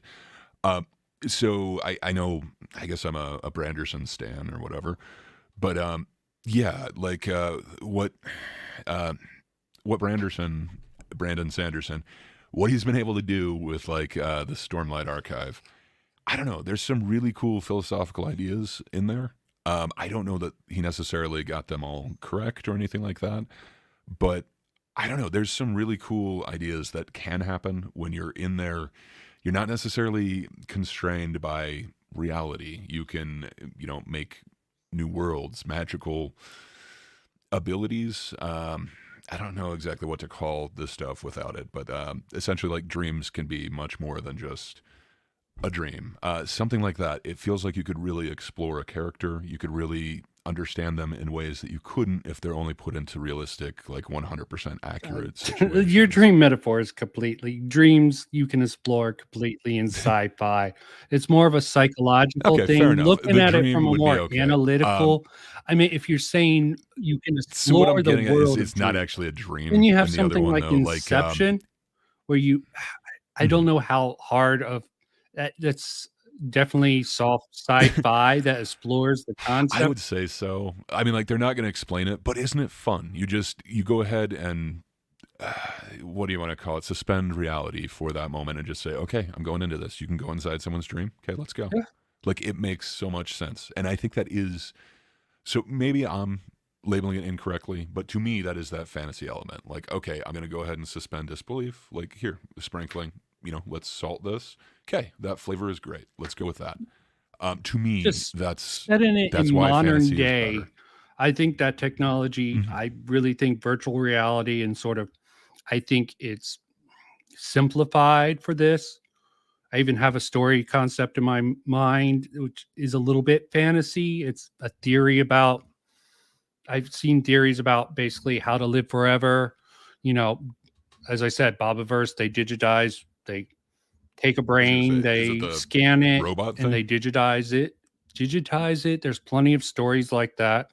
Even a lot of alternate carbon, Ghost in the Shell. A lot of those brains are digitized, and that in theory is realistic. Would it be them? You have a lot of philosophy concepts that come up in that, the sort of hard science versus sort of the soul element. And I'm seeing someone bring up the expanse, which people herald as hard sci-fi, but I don't know how that particle, which is sort of like a zombie virus, sort of would play into it. Frankly, there's a book series called the Newsflash trilogy, Feed, Blackout, which got snubbed for some horrible reason for a horrible book that was more fantasy that dealt with time historians going back in the book, something called Blackout, which was really good. And they sort of So explain to me, zombies. It's sort of horror, but it's a lot of sci-fi. Sorry, I went on for a bit. you see, that's awesome, and I think no, I'm sorry for interrupting you. Again, I'm rude. I'm an ass, but yeah. With the I don't know, with time travel, would you consider that like a hard sci-fi concept, or would that be like a soft sci-fi concept to you? Mostly Because I soft. mean, like, There is a couple of time travel stories that I are just solidly consistent. Like one, if you 'cause to me, you start getting into like the fantasy, like the second. I don't know. From everything that I've seen okay, with any sort of scientist try and explain away why time travel would not be possible and why increasingly it seems like it would not be at all an option in the future, and we would have like seen some sort of demonstration of it by now. That sounds legit to me. However, there are additional well, um, it is possible we can only go ideas. forward in future. That well, Yeah, that's what I was going to say. It is possible that like you could travel, but not necessarily back in time. So sorry, that was exactly where I was going with okay. that. That's I awesome. hate to tote one of my own sci-fi theories, but I have an idea for a story where they play around with black holes and they send light through the black hole, and they sort of can Yeah, send a message back in time, because one of the theories about black holes that it's time and space I've make a micro definitely black heard that hole. theory, and You that's send light signals through it and you have a really supercomputer to complex it. They try to like send a message back a couple seconds. I think in theory, I think it doesn't break any scientific rules, but that would be just sending light encoded messages back a couple of seconds and try to expand. try to do different things to expand that time. It wouldn't be actually traveling, but it would be sending messages back in time. I think because there are theoretical particles that can travel backwards in time. They're all theoretical. There's a lot of theoretical things, but they do exist within science. And I think imagination playing, this is why I don't like scientists saying this is the science. I never agree with it because we're so limited. There, Yeah. even black holes are theoretical. It's sort of hard to prove without trying to create one, and that would be a disaster on Earth. What about so I completely agree with you, and I think that is my entire, I don't know, kind of criticism with hard sci-fi. And I think that's why I think that to me fantasy is a little bit better, because I could go with hard fantasy and I don't have those same feelings of like, yeah, but that's so limited. It feels like it is so open and there's so many possibilities. So I'm assuming you would consider like the hardest of fantasy to be like high fantasy or whatever, something along those lines, right? Or would you consider it like avant-garde? I mean, you like, considered Lord of the I don't Rings know. high fantasy. I mean, Yeah. did you? It's generally considered high fantasy. Is there a different or better There is example that low you'd want to go with, fantasy, I like guess. the high or most traditional fantasy? Th- 'Cause I'm cool with using like any sort of example. See, I I just just don't like figured Lord of the Rings would kind of be on distinguishing. that same. I consider fantasy one genre. Some of them are going to fall into more traditional tropes, and some of them are going to go a Yes. little wacky with it, try to introduce different things. And that's Well, and I think that's also where fantasy is really great. It's a great, flavor enhancer. So like you could have something that's more of a romance tale but have fantasy elements in it. That's always awesome. Like it seems to capture more of my attention than just like a straight up romance. Um, I've had to watch a bunch of those that weren't my choice. I really liked the ones that had fantasy elements. It tended to really capture my attention more, well, so to there's speak. also Same thing with like, sorry, go right ahead. there are ways to overcome and having a lot of fantasy elements. I hate this book series because I think it's badly written, bad characters. But basically, a guy in a simulation figures out he's living in a simulation, gets in trouble with the authorities, so he goes back and tries to be a wizard in the simulation's medieval times, and that's all because they're all in How a does that work? That actually simulation. sounds pretty awesome. It would be in concept, it is awesome. I just hate the characters. The characters are all annoying. The main character, the female lead, it's Scott Myers off to be the wizard if anyone's interested. Maybe some people will disagree with me that I just don't like the characters because although it would be considered hard science fiction, it has the freedom of fantasy because they can do whatever, but they do have to play with the rules. He has like some stupid little app that lets him do stuff and learns more stuff. There's already someone a wizard. Like all the people who find out that we're living in a simulation goes back to this time and tries to be a wizard. It's like predetermined by our code. It's bad code and shit like that. But yeah, I don't know. To me, that would be like the fantasy elements in a sci-fi, and I totally dig that.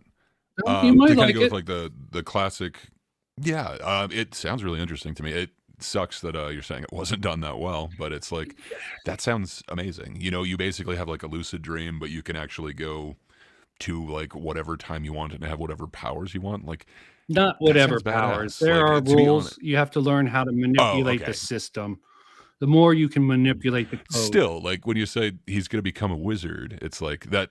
Still, wizard powers at whatever time I want or medieval it doesn't time. work out that That well. sounds pretty badass. He sort of sucks at the Fair enough. manipulating the code, but it is somewhat funny. Jeez, there's also other shit.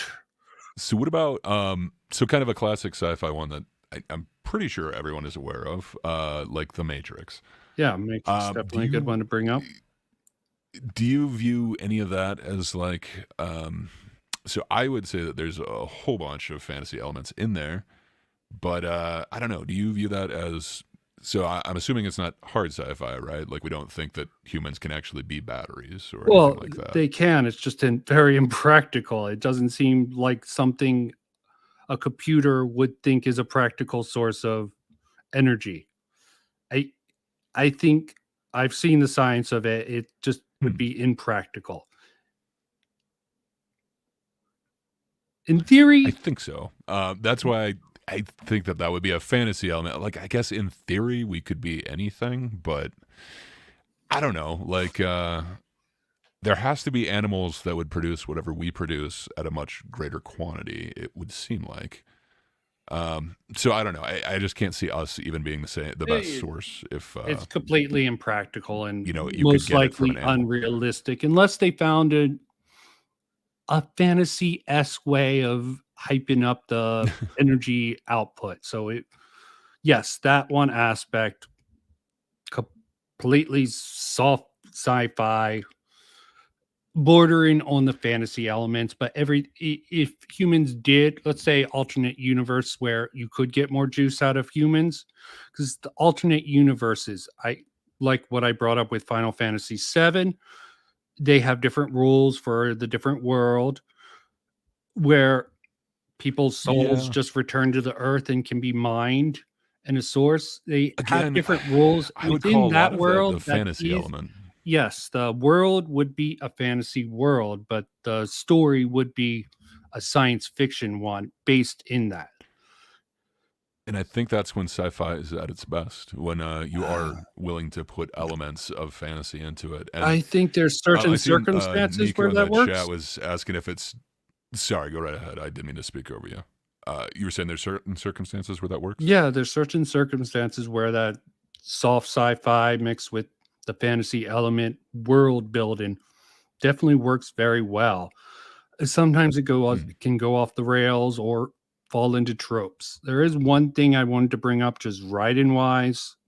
This is a pitfall I think fantasy falls into. That why I think isekais are so Probably. There's a popular. lot of tropes.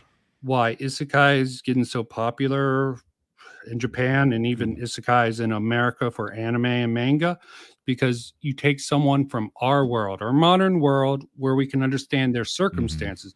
They're thrown into the other world. If they're trying to learn new stuff, you have to learn it with them. If they're badly made and I just mean, that's how to do it. I mean, you're right. Like, that is kind of a trope, but that's kind of a trope with most stories. Like, you are given some sort of character that is the entry point to this is the brand new world. And it's it's always easy to have a fully established world where you could bring in a new person, so you have to experience everything with them. You're right, that definitely seems like a trope. But like, going back to like Wheel of Time, you kind of explore this whole world with somebody of that world. yeah, they but, use a they're limited just learning scope. about You it got a 'cause small it's town. exactly. You explore. So I don't know that's necessarily just a fantasy element. I think that's really like a writing trope. I can think of other fiction that's very similar. Like, I don't know, would you consider like spy ones or like assassin ones to be, like fantasy? If you do, then yeah, that trope still exists. If you're calling that fantasy, then fair enough. But I know I've definitely read that in like spy fiction or whatever. Like, you're introduced to this new world, The through underground this world. character who's just getting. Yeah, exactly. Oh yeah. If you want to go like John Wick or something like that, I mean, like, there are fantasy elements in that, but you know what I mean. Like, it's trying to be more of just fiction. I wouldn't call that a fantasy one, but there's definitely some fantasy elements to it. But I don't know, like spy one specifically, like, I think that's just a writing trope, because I know like in spy novels, like a lot of the times, you get somebody who isn't a spy, but they've been recruited, or, any of the, like, I don't know exactly what you want to call them, but like super soldier type ones, they go to one of the 3-letter agencies or something like that. You generally learn of that world through an entry character. Yeah, like, I think that's just a writing trope, but they use it a lot in fantasy for sure. Yeah, fantasy does have a hard entry point. Even when you have the Wheel of Time or Mistborn, you have to learn about this new rule. You have to have a subtle. You must learn all the You, rules. you, So either you get a lot of, just, I don't know what you want to call it, like just exposition, dialogue dumping of exposition, or, you experience it firsthand through some fish out of water. Some new person who is just experiencing this. It just seems like that's an easy way to go into it. Yeah. For sure, I take that criticism to fantasy. I They do mean, that a it lot. does apply to sometimes to some of the more out there, like ancillary of justice. That just that was just the story isn't bad. It's just a lot of writing decisions made in it. It throws you into a world completely different where the main character tries to decide what gender certain people are because even though she's like a human AI, she she's concerned with that and they have like a gender, but that's a whole another problem. That's one of the books I got into. But typically with sci-fi, you can ground the present, your experience in the present, and other sci-fi maps on fairly well because it's within a logical. Even if there are some sort of weird little kinks in sci-fi, they generally can be understood or can be told quicker. Even if it's hard sci-fi, they can introduce it later. For sure. And you do have a little bit less world building that you have to do if it is more defined that, this is a realistic or as realistic as possible depicted world. And you Um, can I expand that out if you go to other places that are typically not for sure. existing in the real world, just theoretical other exploration. Like Ramada's For sure. rendezvous was quite interesting. I don't know what time period. I assumed it was sometimes in the future. Just they got a blip of some sort of ship coming towards the Earth. It's going to make rounds around the sun. They take an expedition, uh, a trip out in a spaceship to sort of check out this huge ass structure and how it's designed. It's not a great And that seems to be like a trope in sci-fi as well. Like, how many ones start with that? Like, you can do like the alien ones, like, yeah, tropes are like exist in every what are genre the of shorthand. exactly. And to get sort of get out of it, I think science fiction has a easier time defining its tropes because of how logically consistent it follows through with the world. Why fantasy, when they want to defy the tropes and introduce new elements, I mean, how many series use elves, all the standard races, and how many try to really defy it to a great degree? So it kind of depends on the genre. Like, I don't think elves exist in any of the Branderson ones, not in like Robert Jordan's and stuff. But if you're gonna like go high fantasy, it almost always involves some sort of elf. At least all the high fantasies that I can think of have elves in their world. But I don't disagree with you. It feels like that has been done. So how many different ways can you do it? But then again, we were saying that, and then all of a sudden, Tolkien really redid that. Like he didn't come up with elves, but he kind of redefined how they're seen, how they're kind of used. And It orcs, feels like everyone is basically, kind of everyone using. forgets Yeah, his version yeah, is just corrupted elves. I don't know if they even existed before yeah. then. Um, I think they were like goblins, but I don't know if orcs specifically were, and definitely not the corrupted elf. As far as I know, that is unique to Tolkien. Also, another problem is Yeah, the sort of interpretation of fantasy comparison to real world. I hate to bring this up, but people have really distorted what these fantasy races represent in the real world. I really hate to bring I this think they up. I can. think I that's think sometimes a smoke is a smoke. I agree Like, with you, but the vast openness of fantasy sort of opens it up to that sort of interpretation that orcs are black people and goblins are Jews. fair Yeah, enough. it's really Yeah, everyone's stupid. heard that Harry Sometimes a Potter cigar is thing, just a cigar. You really but don't. doesn't You it? sometimes get that in sci-fi, but it's not I think as. that's just kind of a tell on the person interpreting it, though. I I think a lot of absolutely agree. criticisms where people are reading too much into any given subject is really like just a self-tell. Um, I agree with you. A lot of fantasy could lead itself to that. Sci-fi as well. I mean, like, Yeah, so sci-fi we talked can, about that. but it's less. Well, I mean, like we talked about that Star Trek episode. I understand it's from like the original series or whatever, but the planet with the white on the left side of the face and the other people have Yeah, but whatever white on the left. It's reversed colors and then they hate each other. I mean, like obviously that's very, very ham-fisted way of doing That's a racial story. Kind of the same thing that you're talking about with like people reading into the orcs, or it could be that. I don't know that that's what he intended with that. I don't see that as obvious and ham-fisted as, say that Star Trek episode. Um, I don't know. It feels like that could be shoved into any type of thing. Like, it doesn't feel like that's necessarily it can part of because of the fantasy. structure of fantasy and the openness. It lends itself more to that interpretation. It's just my thought Well, I think process. that's more just people's tribalism or whatever. Okay. They want to assign different labels to things, and I think that's some people's way of identifying. They can only relate it to like tribes or categories that they've already Yeah, seen. it is I inherent. could be wrong on that. That is somewhat mind reading of me, but that would be my guess on that, on why they're kind of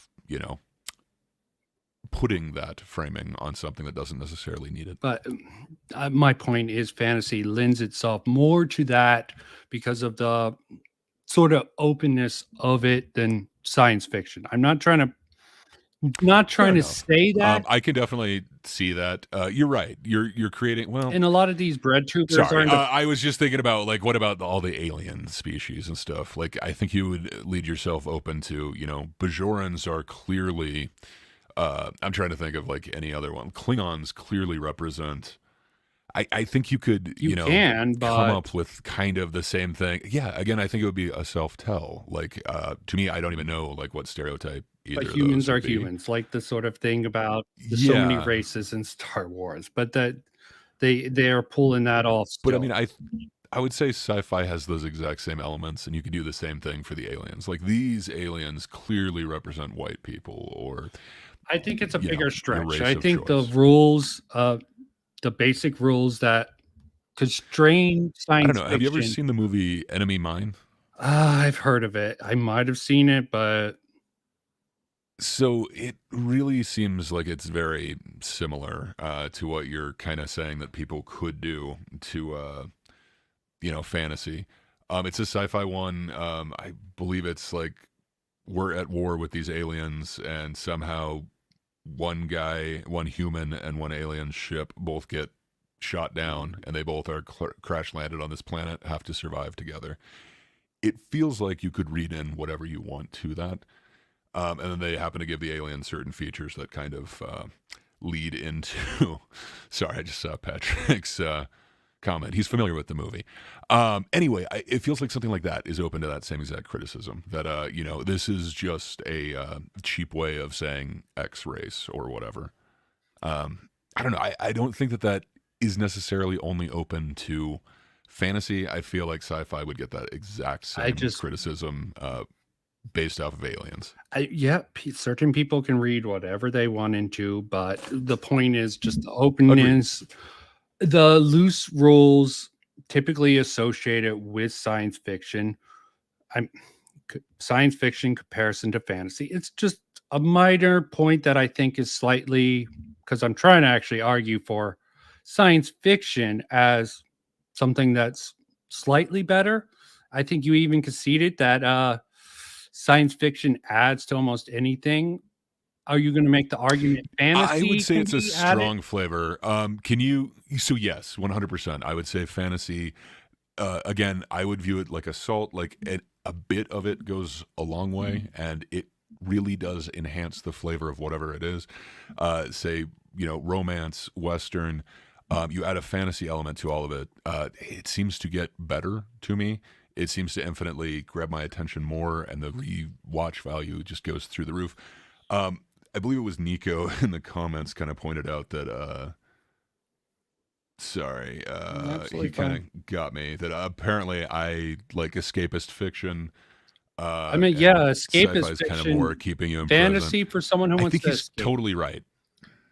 I think he's right. And again, it's all going to be subjective. Like, I'm not saying, sci-fi is bad or anything like that. Yeah, but you're saying fantasy is better. And that. I think what I'm looking to is escape. And while I can, exist in the world of like The Martian or Jurassic Park, to me, it doesn't have the same like reread value. It's like, okay, I've already learned this science. I don't need to learn this science again. However, exploring the world, exploring the character, the other options that are open, that I love reliving. I think Nico has me pegged. I think I do like the escapism part of that in my fiction. That being said, I think just that restriction that sci-fi kind of puts on things, to me, it gives it a little bit less, I would say, rewatch value, or, you know, again, like I'm thinking of something like The Martian. Well, what's the fun I of like that movie, but I don't feel like I need to ever watch it again. I definitely will not read the book again. okay, But what's the fun you know, like Lord of of the Rings, I actually feel like I can keep reliving that. what's better, not having rules at all or having rules that you can bend or break? That would be my So I would rather be able to I bend the tools like soft science fiction tends to do, and that so I tends to agree. be And I think that's when it's got that dusting of fantasy in there, is you're the trying to breaking push of the the rules, and dusting that's of what fantasy. makes it Yes, more. sometimes I'm telling you that sometimes it is fantasy. it's assault, man. And sometimes it's just another application, a more creative application that could be used in the future. I'll agree. Sometimes that does So have the I think dusting it's of kind of fantasy. a cheap argument, but I have heard the argument that all fiction is fantasy. It's just what percentage or what Well, degree. technically, all these I fall don't under know that I. speculative fiction, so that would be Yes, incorrect. but well, so yeah, but it's fiction because this isn't something that happened. It requires you to hold some sort of hold some sort of disbelief, the suspension of reality in some way. I would say that's where fantasy comes in, and it might be 1%, it might be a fraction of a percentage, but the fact that the person is in the right place at the right time, would that ever kind of happen? You're kind of some suspension of So belief. I've heard the anything argument that would be the fantasy utilizes element. I feel suspension like of that's a little disbelief bit. is fantasy in your mind. I feel so. I've heard that argument, so I'm not making it. I Okay. just wanted to throw that out there that I've heard that argument. I feel like it's a little cheap, and It is it's very a little bit cheap. too Okay. expansive. Because yeah, I mean, it's like, okay, if you accept that, then hey, we're done here. So no, I'm not arguing that, but I feel like a little bit of a fantasy element definitely enhances whatever it touches. I don't think everything that is not nonfiction is fantasy. But I really do believe that any element of fantasy that you throw into anything else, like give it romance, sports, like So your definition of what's the fantasy is stupid just one, the like Rookie of the Year? ability to Well, I mean, like suspend your disbelief when no, but I mean, like so. Again, like a sports movie, so like Rookie of the Year, that's a pretty fantastical fantasy idea that you get in a cast, and then somehow that makes your arm that I much am stronger. That familiar you with get like that. that super pitch, right? Yeah, I figured you would be. That's why I tried to go with a sports one that has fantasy I'm not a elements. big sports To guy, so me, you that picked a good one. infinitely fair enough. Fair enough.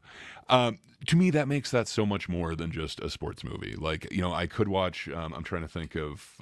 Big is a good example Mystery of that Alaska. also. Like that was a pretty good one, but A lot of for Tom sure. Hanks Big. I movies. feel like that's a fantasy element. I feel like that's, kind of a coming of age story, kind of I guess that is Growing also up too fish out of fast. water, but yeah.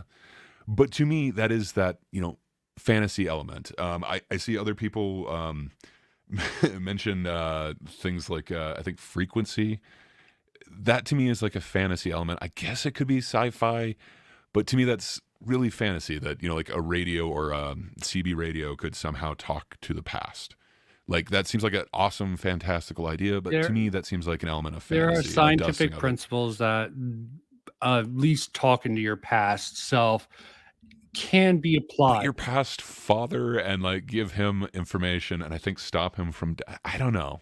Like you've got time travel elements in there as well as, like, I don't disagree that you could somehow send a message back or something like that, but I don't think you can send the message back and forth and like actually have a conversation. Like I think that's fantasy.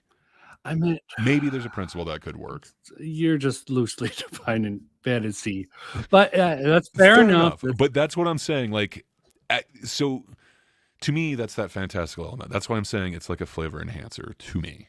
Now, again, I am into escapism, so it's all going to be subjective. So to me, that allows me to escape more, where I feel a little bit more confined with hard sci-fi. Yep. Well, very I don't few. know. Do you think I'm using fantasy elements in like the wrong way? Like, would you disagree with like, Yes, I mean, like say if it that has element of no Rookie of the Year? basis on reality, does not apply to rules set out in the world. If it just defies it, like technically, you could even do a version of God within a sci-fi setting, like Futurama. There's like a incorporation of And I love Futurama. yeah, It's such a good it, combo of both. I mean, like it's if you're more talking about science like fiction, but combos, yes, for sure. Yeah, it's got the science I fiction, will future, agree. robots, spaceships, for sure. That one, I will agree, has certain elements of fantasy in there because you can't just have people's bones in their brain be dead and just revive them. I mean, maybe the unrealistic part about that is that the brain, but just their body's destroyed and they don't do anything to preserve the brain, but they can just put them in a vat and they pop back out. But that was like the rehash. And there was that frozen time. Well, not frozen time because actually time stopping would violate a certain principle, but you can slow it down to such a slow extent. And Yeah, they really applied. They had they did a lot of hard science fiction principles, for sure. a lot of soft science fiction principles with just the tainting of fantasy, like some of the movies where they go into the dream. I mean, there's no For sure. scientific. They don't get into machines like when they go into the internet with virtual suits.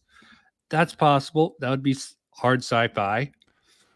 But I mean, like, you can do that and you're still going to use like a delivery company. I don't know. That seems a little fantasy to me. It's- Like, why not just send people through that internet and deliver it that way? Well, the internet. What did they put on suits on the Whatever. internet? They going into like that virtual internet, but I You mean, couldn't get a could they physical not thing. get They out have at a different tubes for portal? that. But yeah, but Fair enough. the I forgot delivery about the service tubes.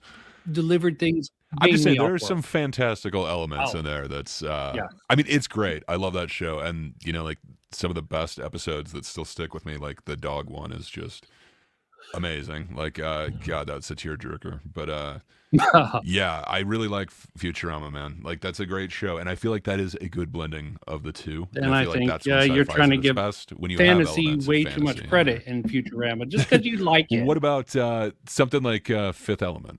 Like, I see Tiamat brought that up. Fifth I don't know. To Element. me, that is an amazing, and it's got so much rewatch value. I don't even know how many times I've watched that movie, but I think what makes it magical is that fantasy element. I will Like, agree. The Fifth you know, this Element isn't has more. The world is definitely sci-fi in orientation, and that's sort of like a reverse fish out of story. This one woman has these properties to some mystic, and maybe it has some under the hood mechanics that you could explain it, but I'll give you the slight fantasy sprinkling for the Fifth Element, and it definitely was a and well I put think together that's when it's movie. at its best. Yeah. As I said, that I just love that one. I've seen it way too many times. Like, I yeah, watched it. that movie's amazing. Wow. But to me, that's when sci-fi's at its best. Well, Like, can you mention like what would be your favorite sci-fi, and does it have a fantasy element to it? I already stated Ender's Game, and you can interpret later books or even the But Ansibles. apparently, I do. I'm a jerk, and I'm interpreting like fantasy way too much into everything. Yeah, because you're Before this conversation, would you have considered it Hmm? fantastical at all? Like any element of Ender's Game? uh, towards the end, Sorry, I how just saw they. Patrick's sprinkle comment.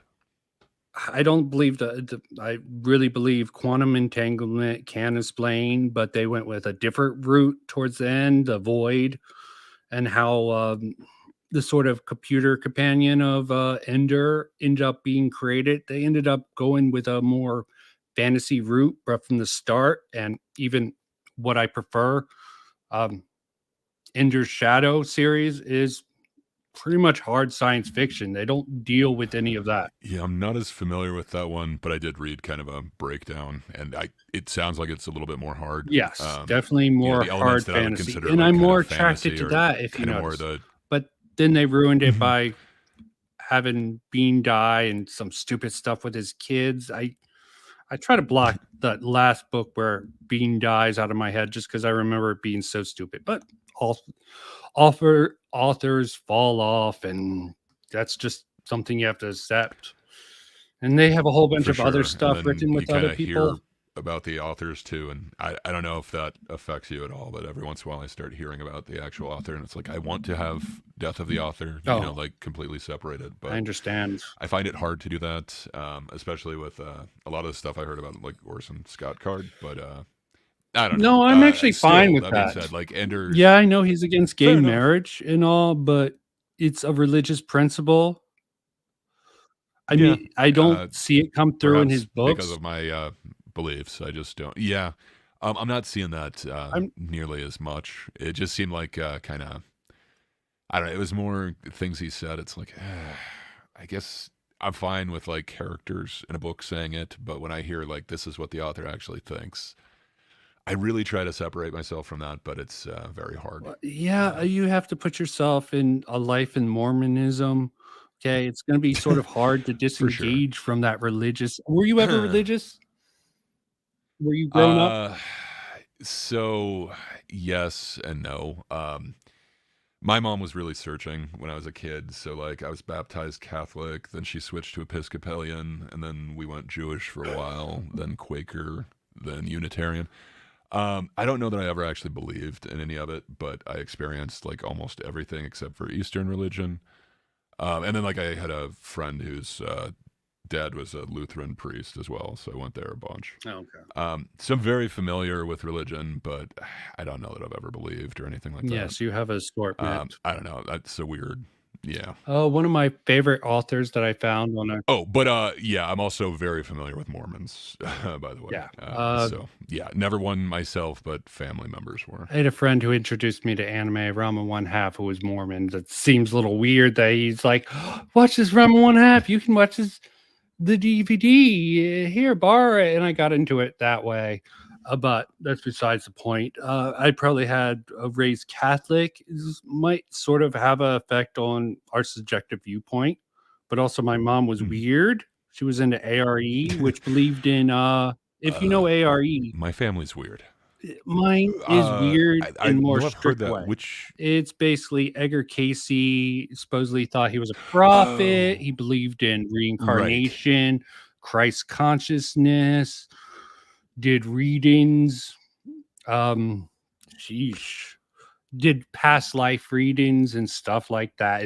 For a Christian organization, it was quite weird stuff. They blended the Eastern, but my mom had me read part of a book where someone's past life was in Atlantis, and I'm like, oh, this is bullshit. Okay, this does not read to be reality, but it's still probably the idea of reincarnation. I've played around with that story in different ways with the laws of thermodynamics. Energy cannot be destroyed or created. So if you go with that, if you treat the soul as energy, you can play around with that concept in fiction. But what I'm really getting at is also Christopher Pike did some stuff, a lot of Eastern philosophy. Yeah. Maybe this is why sort of my experience of religion was a little bit more framed. So I want to believe, all logic goes against it. I want to understand metaphysics through logic and try to discern bullshit from things that could be possible. Because I've gone over, I like soft science fiction because it uses scientific principles to sort of reinforce what you would call fantasy elements. I would say metaphysical elements because I'm probably more into quantum mechanics than you are in sort of alternate dimensions, the possibility of that, like different layers of reality stacked on top of each other. I believe But you can we were totally talking get that about with alternate fantasy. dimensions. Like you get gods, you get different creation stories. So would you consider like myths to be fantasy? Like would you consider Yeah, like creation that's stories to be perfect. fantasy?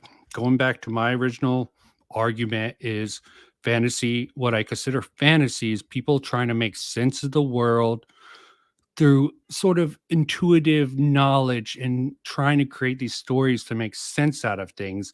Why science fiction is just using logic and what we know of science to sort of explore fiction. This is why I don't have such a hard dividing line as it seems you do, and why I won't accept certain elements in science fiction or fantasy. I will concede to a certain points if it can't be explained scientific. This is why the Force, I will concede, highly likely it's fantasy, but like reincarnation, I see someone saying reincarnation. By my philosophy, since you could consider the soul an energy of some type, if it can't be destroyed or So do you think created, that's well, science fiction?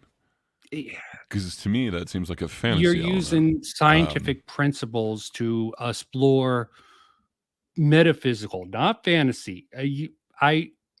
But is it not mythological as well? Like I would see that as more, it's the myth that I don't know, consciousness exists, or the well, consciousness story does that it exist, does. obviously. Well, sorry, To be or beyond not to death be. is what I meant to say. Sorry, I did not quite follow or finish that thought.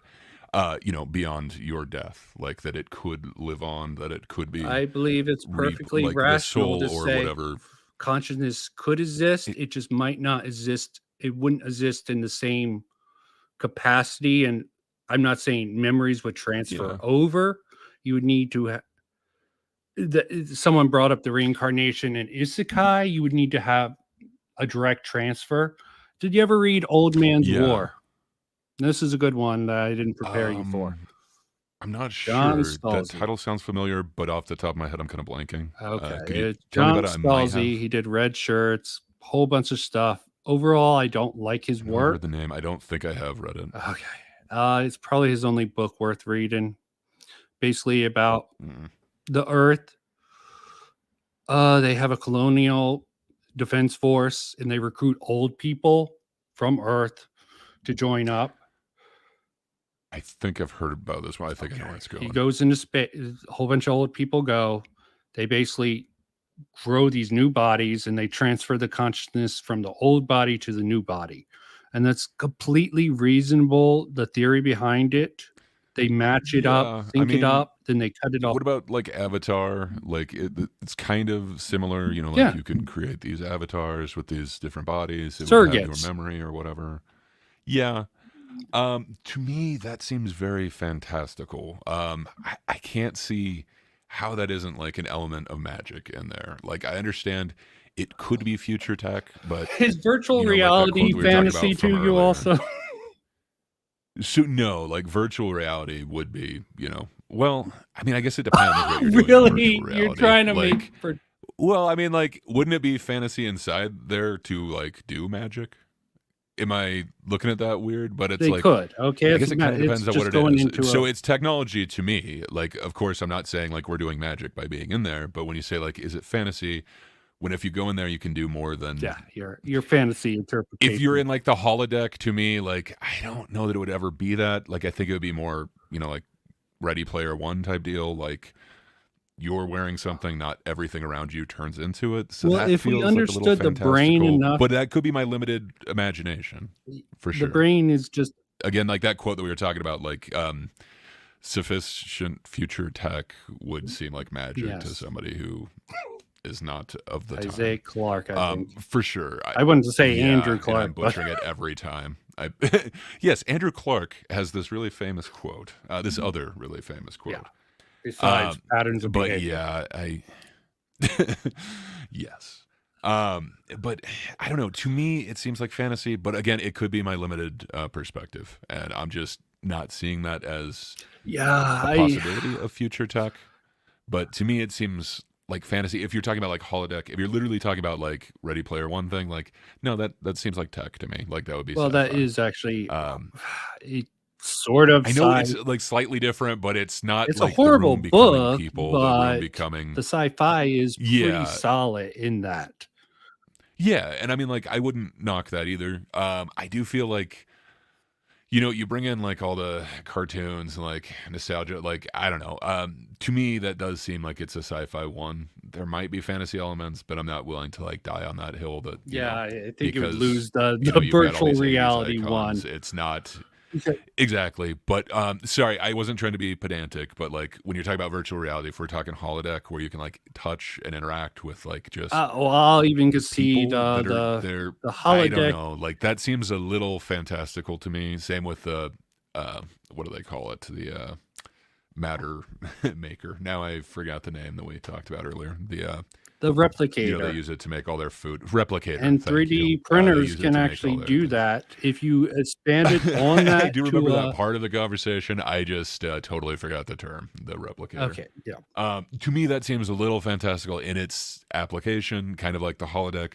But I'm not saying that there couldn't be something like that. So it seems a little fantastical to me, but not beyond like the capability of possible future, like you mentioned, like 3D printing. We might be able to 3D print food or something like that. You're just a doomer, Gray. Okay, you don't want to believe these things are realistic. I said 3D. Hey, I think we're going forward to crab. I think we're going to do this. I believe in the future. I just don't know if we're going to have replicators. Well, I don't think replicators are going to be designed because that's completely inefficient to actually have it like that. 3D printer, completely more realistic version of the replicator, for sure, more efficiently designed. Just like goggles and gloves, way more realistic version of a virtual world. And basically, to me, again, rather than Sword Art Online. Because like you put the tech in the gloves where you can actually like feel something in front of you. That is so much more realistic to me than you enter the holodeck and you can actually feel and interact. Fight the people that are in you're there. deflecting to the holodeck. Let's drop the holodeck. I am, but I'm saying the same thing with like the replicator. Like to me, that feels like fantastical elements of something that could be there. That's why, to me, it's soft sci-fi. I have seen it classified as hard. Yeah. So. Sorry. I could totally be wrong on that. It might just be my own weird interpretation of it. But that's why I would call it soft, and that's why I would say these fantastical elements add to it. Like, you don't need to explain to me how they're 3D printing all their food or whatever. Same thing with, now that I think about it, in Force Awakens, where all of a sudden, like, she adds whatever, and that weird bread thing cooks. I don't need to know anything that's going on in there. That looks. You just want to stay ignorant, don't you, Gray? You don't want to know this because that's the parts. No. But you don't need to waste valuable screen time explaining that to me. It's not that I want to remain mechanic. ignorant. There are in a movie. ways I don't think you need to tell me. Doing it. So I think that's why The Martian. Like I don't need to see it again. Like I think you could just show him doing the shit and get on to more character development. Okay, let's change. Let's change it. Hold on, Greg. Hold on. It is a personal taste. I get what you're getting at. I understand where you're coming from. Why is something fantasy more believable than The Martian? So I don't know that it's more believable. No, not believable. Sorry, more rewatchable. Because like if you're talking about more real, you're right. Like The Martian is the most realistic movie of any of them we've talked about so far. I don't know. Sorry, you just said something else, and I talked. Fantasy. Could I get you to repeat that one? What makes it experience over and over again? You find out that you believe it's so rich. You think more deeply on the character. I just don't see how the rewatchability of The Martian versus Lord of the Rings. I mean, Lord of the Rings is longer. Sorry for speaking over you. Don't apologize. Yes, for sure, and it's way more of a slog. Like I said, I spent way too much time in Canada. I cannot not apologize. Well, you Proto-Americans, I will give you a pass. No, I'm very American. I just spent time up there. You're Proto-American I enjoyed my time in the north.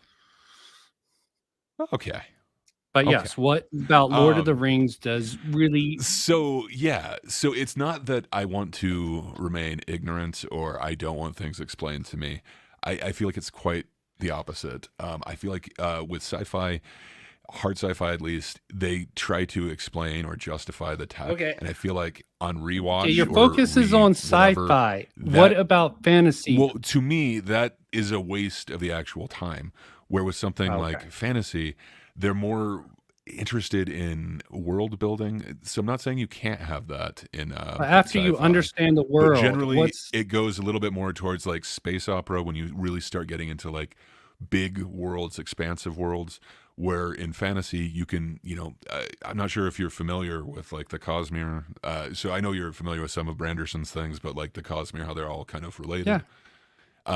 It seems very expansive. Once you get to something like that, it's kind of more of like the space opera ones, like you've got spaceships, they're going to different worlds, like your world building that way. But I think you lose some of the realism, and that's where I think more fantasy comes in. Like Take the generally realism they up don't explain out it; of it. they just have Right. Take the not realism necessarily, but explaining it and wasting the screen time or the reading time of explaining and justifying how this tech works, Okay. rather And than just fantasy saying doesn't waste this is its a time with lightsaber. it. We don't need to worry about the kyber crystal. Just go ahead and hit this switch, and look, you've got a space sword. Like, I don't know that you need to waste it on that, and that doesn't necessarily And they help me don't. on There's rewatch. documents It in feels Star like Trek. it's I'm Star wasted Wars for time. that. Where when they're building the world, it feels like it's more of a rich story. It's more of an escape. Again, this is subjective. It sounds like you So the don't want to writing or the necessarily escape story reality. in You want to fantasy enhance it, it helps you sounds like. escape from the real world, is what you're saying. No, the richer that the world building is, the richer the character development, the less screen time that has to be, okay, I'm justifying this tech. Instead, like, you could be discovering, okay, this is how the magic system works. It feels like you're world building at the same time that you're doing character development. It feels like you don't get that as much in sci-fi to me. It feels like the more that you Okay. get that in sci-fi, the less hard sci-fi it is. And it slides more over to the fantasy and the fantastical elements. So do you think you just flip magic the is sort of switch, gravity reflective stops. in character st- building? You believe the no, magic but I system think sort of the focus of the actual what you're talking about, what you're focusing on, I think that's what changes. like in the And I Dresden think the Files? less worried you are about exactly how something happens and just, okay, this is what happens. It helps me on re-listen, reread, but I'm not saying that, that isn't a good thing. To me, it feels like I get a lot more out of an escape into something that is not limited. But perhaps that's subjective. Yeah, I'm not going to argue. Most stories, how it affects us. I'll even say my attachment to science fiction is just the more rigid rule system with a little bit of wiggle bend. It definitely makes it. I mean, I like the rules so you can play with them, so you can go outside. If there's no line, you can't step Well, and over that's it. why I like hard magic systems as well. There are rules, and it does set them up. It's not just, and he magics out of there. Oh, you didn't know about this ability, but he could also do this. Actually, he can come back from the dead. It's part of his magic. Like, that seems so shitty. I'm thinking I also supernatural on don't that. like. Oh God. Yeah, some of that. There's Harry Potter has a pretty soft magic system. Ugh. There's a few times where it's just, oh, okay, we've magicked out of this. Yeah, why they didn't do When Miley's I'm time travel to solve some of the shit. All the other contradictions. And again, I'm simple. I like Branderson. I know he doesn't have like the most whatever you want to call it, like poetic prose or Well, anything. He I kind of think writes for the poetic- everyman, so it turns some people off, and then you get the opposite extreme. Well, maybe he's not the opposite extreme, but Tolkien, his way of prose, like that really turns people off as well. Shakespeare turns people off, but he has some yes, timeless exactly. ideas there, and he delves into the fantasy. Where I do feel like a lot of sci-fi is, I don't know, you can just kind of get into it. Like it feels like they're not worried about like some weird prose. I feel like, some hard fantasy definitely does that. And that's why I feel like, maybe a dusting of fantasy is the best part for me. But Yeah, but how you're defining fantasy is something most people wouldn't. You're thinking anything that's metaphysical in nature. I treat the metaphysical like theoretical, another dimension. It's possible, very theoretical, and maybe it's just my understanding of my belief in sort of. I think string theory in fiction is really abused. I think there's probably a lot of rules that are for the sake of the story not explained or delved in, like we said with Sliders. And I think it makes the story better sometimes. Like Sliders, do you need to know how he figured everything out, or do you just need to know that he has a device that opens portals? Do you need to know how the portal gun works in Rick and Morty, or could you leave Well, it let's more not even fun? get into Rick Like, and Morty. I think that's The fantastic elements of that just well, I sort mean, of. they kind of explain the juice and stuff. Oh, the sure. portal juice. Sure. Wabba-dabba-dabba, whatever.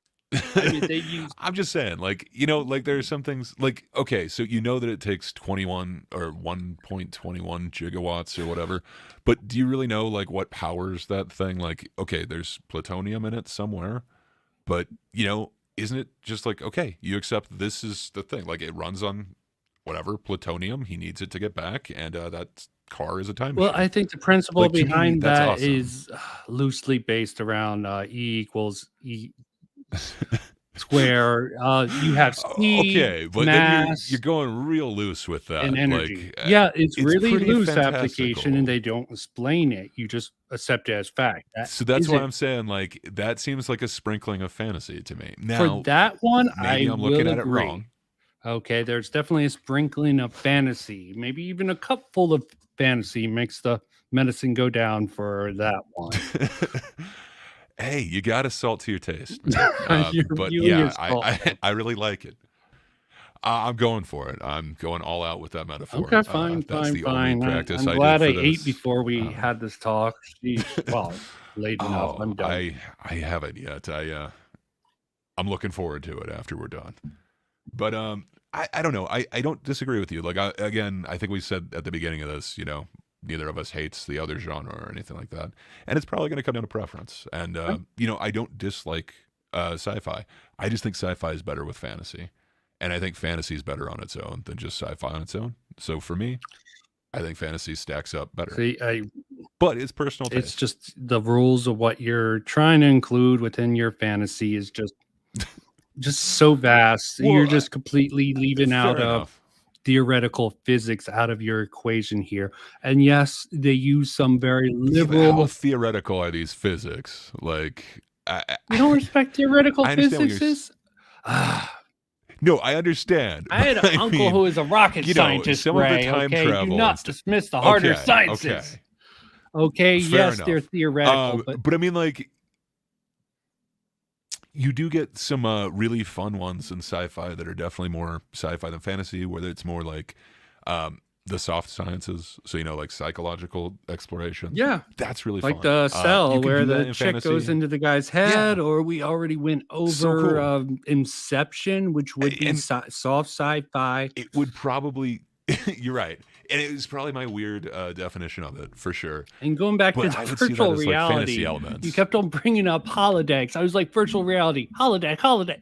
It feels like you were trying to lead me You're down a right. bad Well, you path, asked me Ray. about it, and I wasn't trying to be a But dick let or me go pedantic over the about it. virtual But it's like, reality. if you're talking straight up virtual reality, that seems sci-fi to me, because you know we can do anything in virtual reality. Yes, but Like, you for can sure. replace your senses. Like you were saying, you couldn't see how you could replace your senses.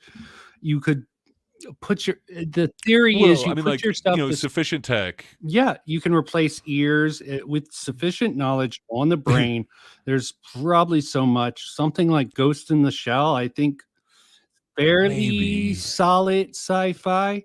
I don't see anything in something like Ghost in the Shell to be too I out can't, there. off the top of my head, Something it's been a long time since I have as a seen that, movie, but a off the top of my head, I series. can't think of too much. I know I didn't see the movie, It's but just I an am familiar with the expansion series. of It's just been like over a decade since I watched it. I can't think of anything fantasy in there off the top of my head, but and there's a you lot know, of I have a weird definition, and I might be able to sprinkle something fantastic. oh yeah, you would find a way to do that. You're sprinkling everything with Oh, I sci-fi. pedantically shove that fantasy right Oh, up there. that's fine. I dispute that because you're just dismissing string theory and alternate dimensions. I believe I I'm do. totally not dismissing it. I think some of the interpretations of No, that are I'll really actually agree. fantastical, It gets and I think abused. They don't put enough rules on it. They treat it like yeah. anything that could any world that But could exist. I think that's for the better of the story. I think if you start giving me those rules, I'm going to get awfully bored. And instead, I'm just going to say, okay, there's this separate world. Okay, it's an alternate version. This is just an alternate. Cool. Okay. I'm on board. Yep. You would rather just not be personal explained. taste. I would rather understand, like with Not character necessarily building. I would that, rather but, understand the characters instead of sorry, fantasy sometimes is almost more superficial. Sometimes not knowing what the characters like I Gandalf. would so Do you know what disagree. goes on in his head? Frodo, you can see it No, through their but actions. I But was gonna say the actual characters that you do get, like first person, whatever point of view, you definitely do yeah, but understand some that. And characters with are something just like, total mysteries. They're pretty much God among you're men. right. They're There are literal gods amongst men in some of it. Like, if you're going to talk about, Branderson's things or whatever, you do have people with powers that are first person, but there are literally, I don't know if you'd call them gods, but immortals okay. among Let's them. talk about American Gods real quick. Definitely fantasy. Okay. Okay. Yes, Supposedly, Neil Gaiman. That's supposedly someone compared me to such a Neil fun book. Gaiman before. There's like 3 celebrities: Jim Brewer, Neil Gaiman. I think the drummer You're from the pedantic. Doors, who I've been compared to. I look different in different ways. I've told you over the years. The drummer for the Doors. This is a Really? good picture of Huh. me I have up here. Probably can't tell from that. That's pretty awesome. Yeah, I wish I had any picture of me as good as that. I do not. So I'm just using my own Yes, ugly but mug. But that is I've not been definitely told I look like fantasy. anyone. It's taken tropes from the past. Yeah. You know, all the gods are sort of waning in power because people stop believing in them. If Yeah. you believe, like the Cher So song. I think I asked you before, but I sorry for interrupting. I would like to hear on the, but one bit of clarification. Do you see myths as fantasy, or would you consider No, that they different? actually, Because a lot of within my classifications I've seen, definition, myths. it's basically people's projection of from what their reality is. They try to interpret the elements of the world through their own reality. So they assume there's a guy in the sky throwing down lightning and someone in control because that's what they're used to, someone in controlling their lives. So that's what they Fair superimpose. They enough. need some sort of force, even Yahweh and God. I mean, even if there is a God, even though I'm a Gnostic, I don't think humans, if there is a Christian God or Yahweh, I don't think humans could describe him. He's definitely not an old man in the sky with a beard. He would probably be an You alien don't know being that beyond, Sky Daddy could exist. because omnipotent. I mean, how would a human understand an ultimate being? And what sort of human could Yeah. actually translate the will of such a being? It's actually an interesting fantasy by Go Nagai that puts God as the villain. Humans were living on Earth thousands of years ago, and this alien entity came, and he's like, humans, follow me or perish. And they like rejected and fought against him. So a lot of them died. Some of them actually absorbed some of the energy of God and became demons. And God, this being God, turned the evolved monkeys into modern day humans. But they're still the demons and descendants of the original humans. So really, I would consider that elements of fantasy, but God is an What alien about entity like, that is made of energy. It has the God. so what about like other myths? So like, so we are talking about like American gods and everything, Yeah, but like a sorry lot I of got those off on gods that are, quick based off tangent. of myths. No, it's all good. I just, yeah, I don't think we would disagree that that one is fantasy or anything like that. But Yeah. what about, some of them from like American gods? Like, I'm sure you don't Well, necessarily believe those. So I'm about sure my you'd say example, some of that's those sort of stories are sci-fi, but myths. American gods, yes, fantasy. They don't explain how these gods came into existence just by people believing in Sorry, I them. totally misspoke there. They sort of exist. I think I said fantasy instead of sci-fi. I mean, it definitely has that sprinkling of fantasy with that god of the example that you've never probably watched the anime or read the manga up. But going back to American gods, which we're both more on familiar grounds, they don't explain how Yeah. these gods came into creation. I think in American gods, there's even different versions of the same god. I think so. Like for Odin. I believe so. Like depending on, yeah, I think it's belief based or whatever. But I mean, like, would you consider like Odin mythology? Would you consider that fantasy? Oh, absolutely. As 'Cause I said, by to my me, that's definition, definitely fantasy, right? yeah, I'm not going to deny that's fantasy. American gods Okay. and the internet and the new gods, the internet. Sheesh. So I mean, like, there are, so there's definitely sci-fi elements, and I think that's awesome. Like I just think I don't It's a know conflict between the old and new. Okay, and for the science fiction elements is very loose in that. I don't even see much science fiction in that. sure, for sure. Uh, Well, you mentioned like the internet god. I mean, like, granted, that does seem like a It's very it's fantastical just idea, but people's it's faith in it tech. It seems manifested some tangible form that seems I thought I completely remembered some fantasy and sort of oriented. futuristic tech in there too, but I'm kind of blanking. I think I'm kind of combining that with Ready Player One. I like Oh, God. read them both like very close, and I think I'm kind of Yeah, it's been combining a some of them. while since I've read the book, and Yeah, I didn't actually watch the series. It was the only thing by it's Neil Gaiman that I interesting. could The get book through. is much better. I've done quite a few of I've his. tried several things. I don't know. I like Gaiman. Neil Gaiman's pretty awesome. Yeah, I can't get into But it. interesting. I could see how people don't like his Like style. like Antsy Boys, I couldn't get into that one after I read American Gods. That was the sequel. I think I didn't actually read that I myself. tried to. But he has some other series like what's the? It's not Heaven and Hell, but it's anyway. He had another like book series, and he's got a few. There was a comic TV series that were with pretty David awesome. Tennant and a guy, basically an angel and devil. Oh yeah. I think that's the one that I was thinking of, but I can't remember what that one's That's called. also But yeah, that fantasy. one was really fun. Supernatural's fantasy. Yeah, I don't think there's any yeah. doubt about a lot of But I mean, things like, being fantasy and mixes with drama. We didn't even bring up one. yeah. I guess you're not a fan of Game of Thrones. Oh, I totally am, Okay. and I love grimdark. Like that's kind of what I focus on. Like, so I do like George R.R. Martin, but who does grimdark a little bit better, in my opinion, is Joe Abercrombie. I don't know if you're familiar No, with like the Blade I knew a itself Game or of the Thrones, first but Law I'm trilogy. not a big fan. I Um, mockingly call it a soap opera in fantasy land. oh, Legion. I totally forgot about Legion. Sorry, another Gaiman one. Legion, that was Gaiman. I know he did Sandman. I believe it was his. Wasn't he Legion? Didn't he do the comics for that initially? I might be off. I might be thinking Sandman instead. Yeah, maybe. I actually liked Joe Hill, Stephen King's son. I like Stephen Oh King yeah. also, and a lot I of really like fantasy that there.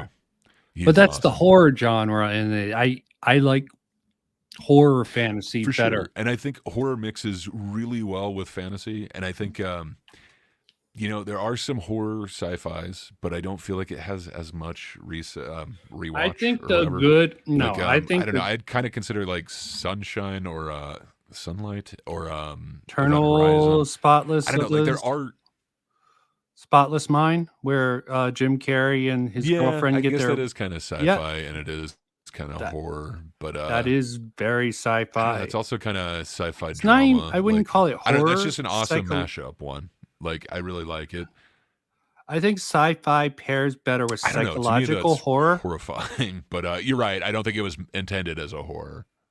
Yeah. But yeah, I Oh, think Jason X. sci-fi That's the pairs with perfect one. psychological There you go. horror. Sci-fi horror. But that's going back to I sort think of my sci-fi can pair with definition. almost anything. But like, I don't know. So for fantasy, it feels like to me it can pair with like any genre. Like it really does seem to be a flavor enhancer. Well, of course, Can you think of you like a classify really a lot good? of things as fantasy. Oh I yeah, just yeah. wanna, I've defined it that way. So so I the gotta keep broadest, saying that. nice But Phantom Initiative mood. Just like they use racist and oh, bigot, you use what? fantasy for every little thing. Yeah, just sprinkling No of fantasy. nuance. No Uh, nuance. I mean, what can I your say? conversations with them probably has had a bad Uh, effect. I won't be too harsh on you about that.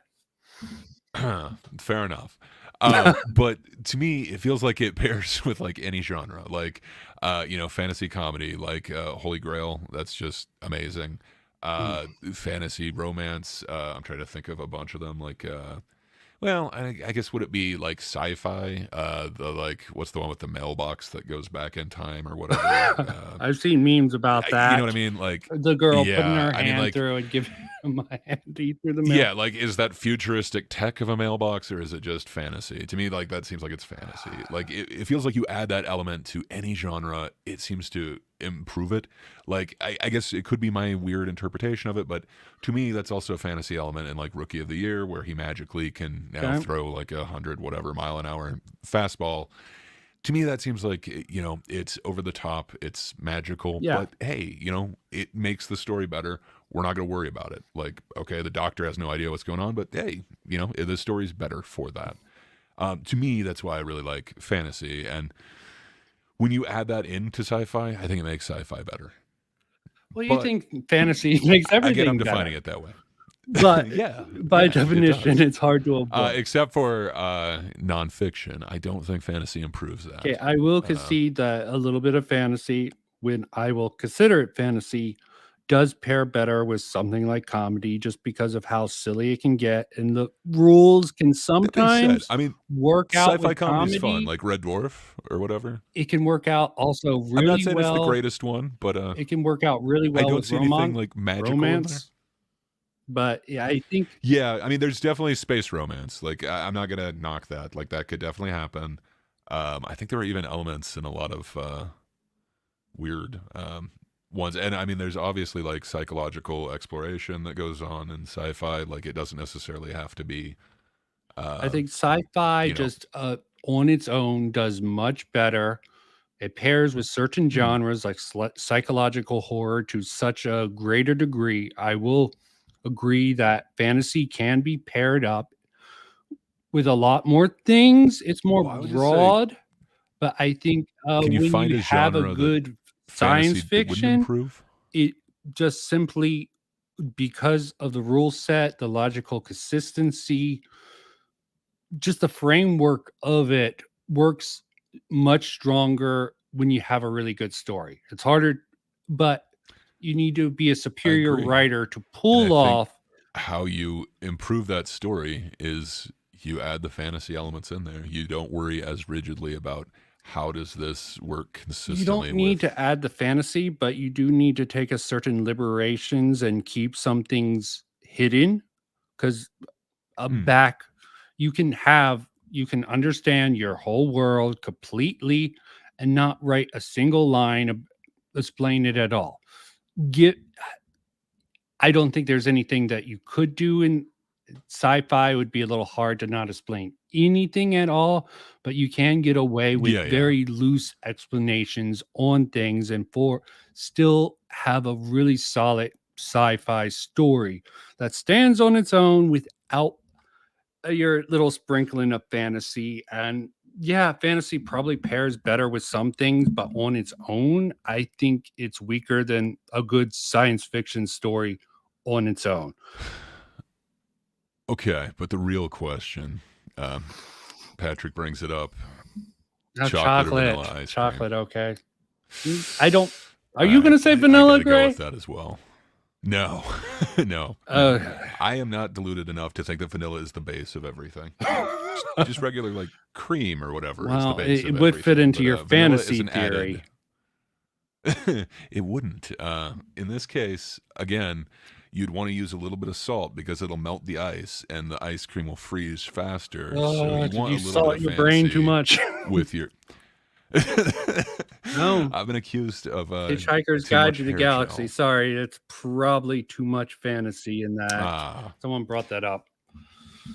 I mean, So I do like that one a lot. And I mean, Mysterious Stranger has a point. Like if there is a swirl, I kind of like the swirl, but the swirl sort of hypnotizes there you. usually is not a swirl. Yeah, I am a dirty centrist though. So Yeah, did you see why take the that swirl test with all of us? appeals to me. I haven't yet. I was wondering if I want to do that one on stream or something. Sheesh, And I forget who started that. Prove how I saw someone do it, and biased someone got I it am. for me, and J-Mac eventually did it. J-Mac Yeah, I isn't saw very it. I want to do centrist. that one. He's the least centrist out of all that I've seen. But he's still. Well, in certain ways, like He's a a lot of the capulist. ways they were Okay, like he's the 50-50, producer of but a lot of people. Are you trying to get him as a producer? Trying to snatch him up as your producer? You got Saddam and Stitch. I would, if the benevolent Lord J. Macus Aurelius would ever grace me with his presence, I would be very happy. But no, I'm not sucking up to Daddy J Mac, but that dude is awesome. Here's a really good one. Bob and Dame consider fantasy everything because he doesn't want rules for anything, and that's really. See, I like the rules, as I said, because I it do gives too. guidelines, and so I do too. I like dipshits hard can't. magic systems. Dipshits can't just say, "Oh, just go with it. It has no rules. It's fiction." It's one of the biggest cop outs that I think fantasy can lean into.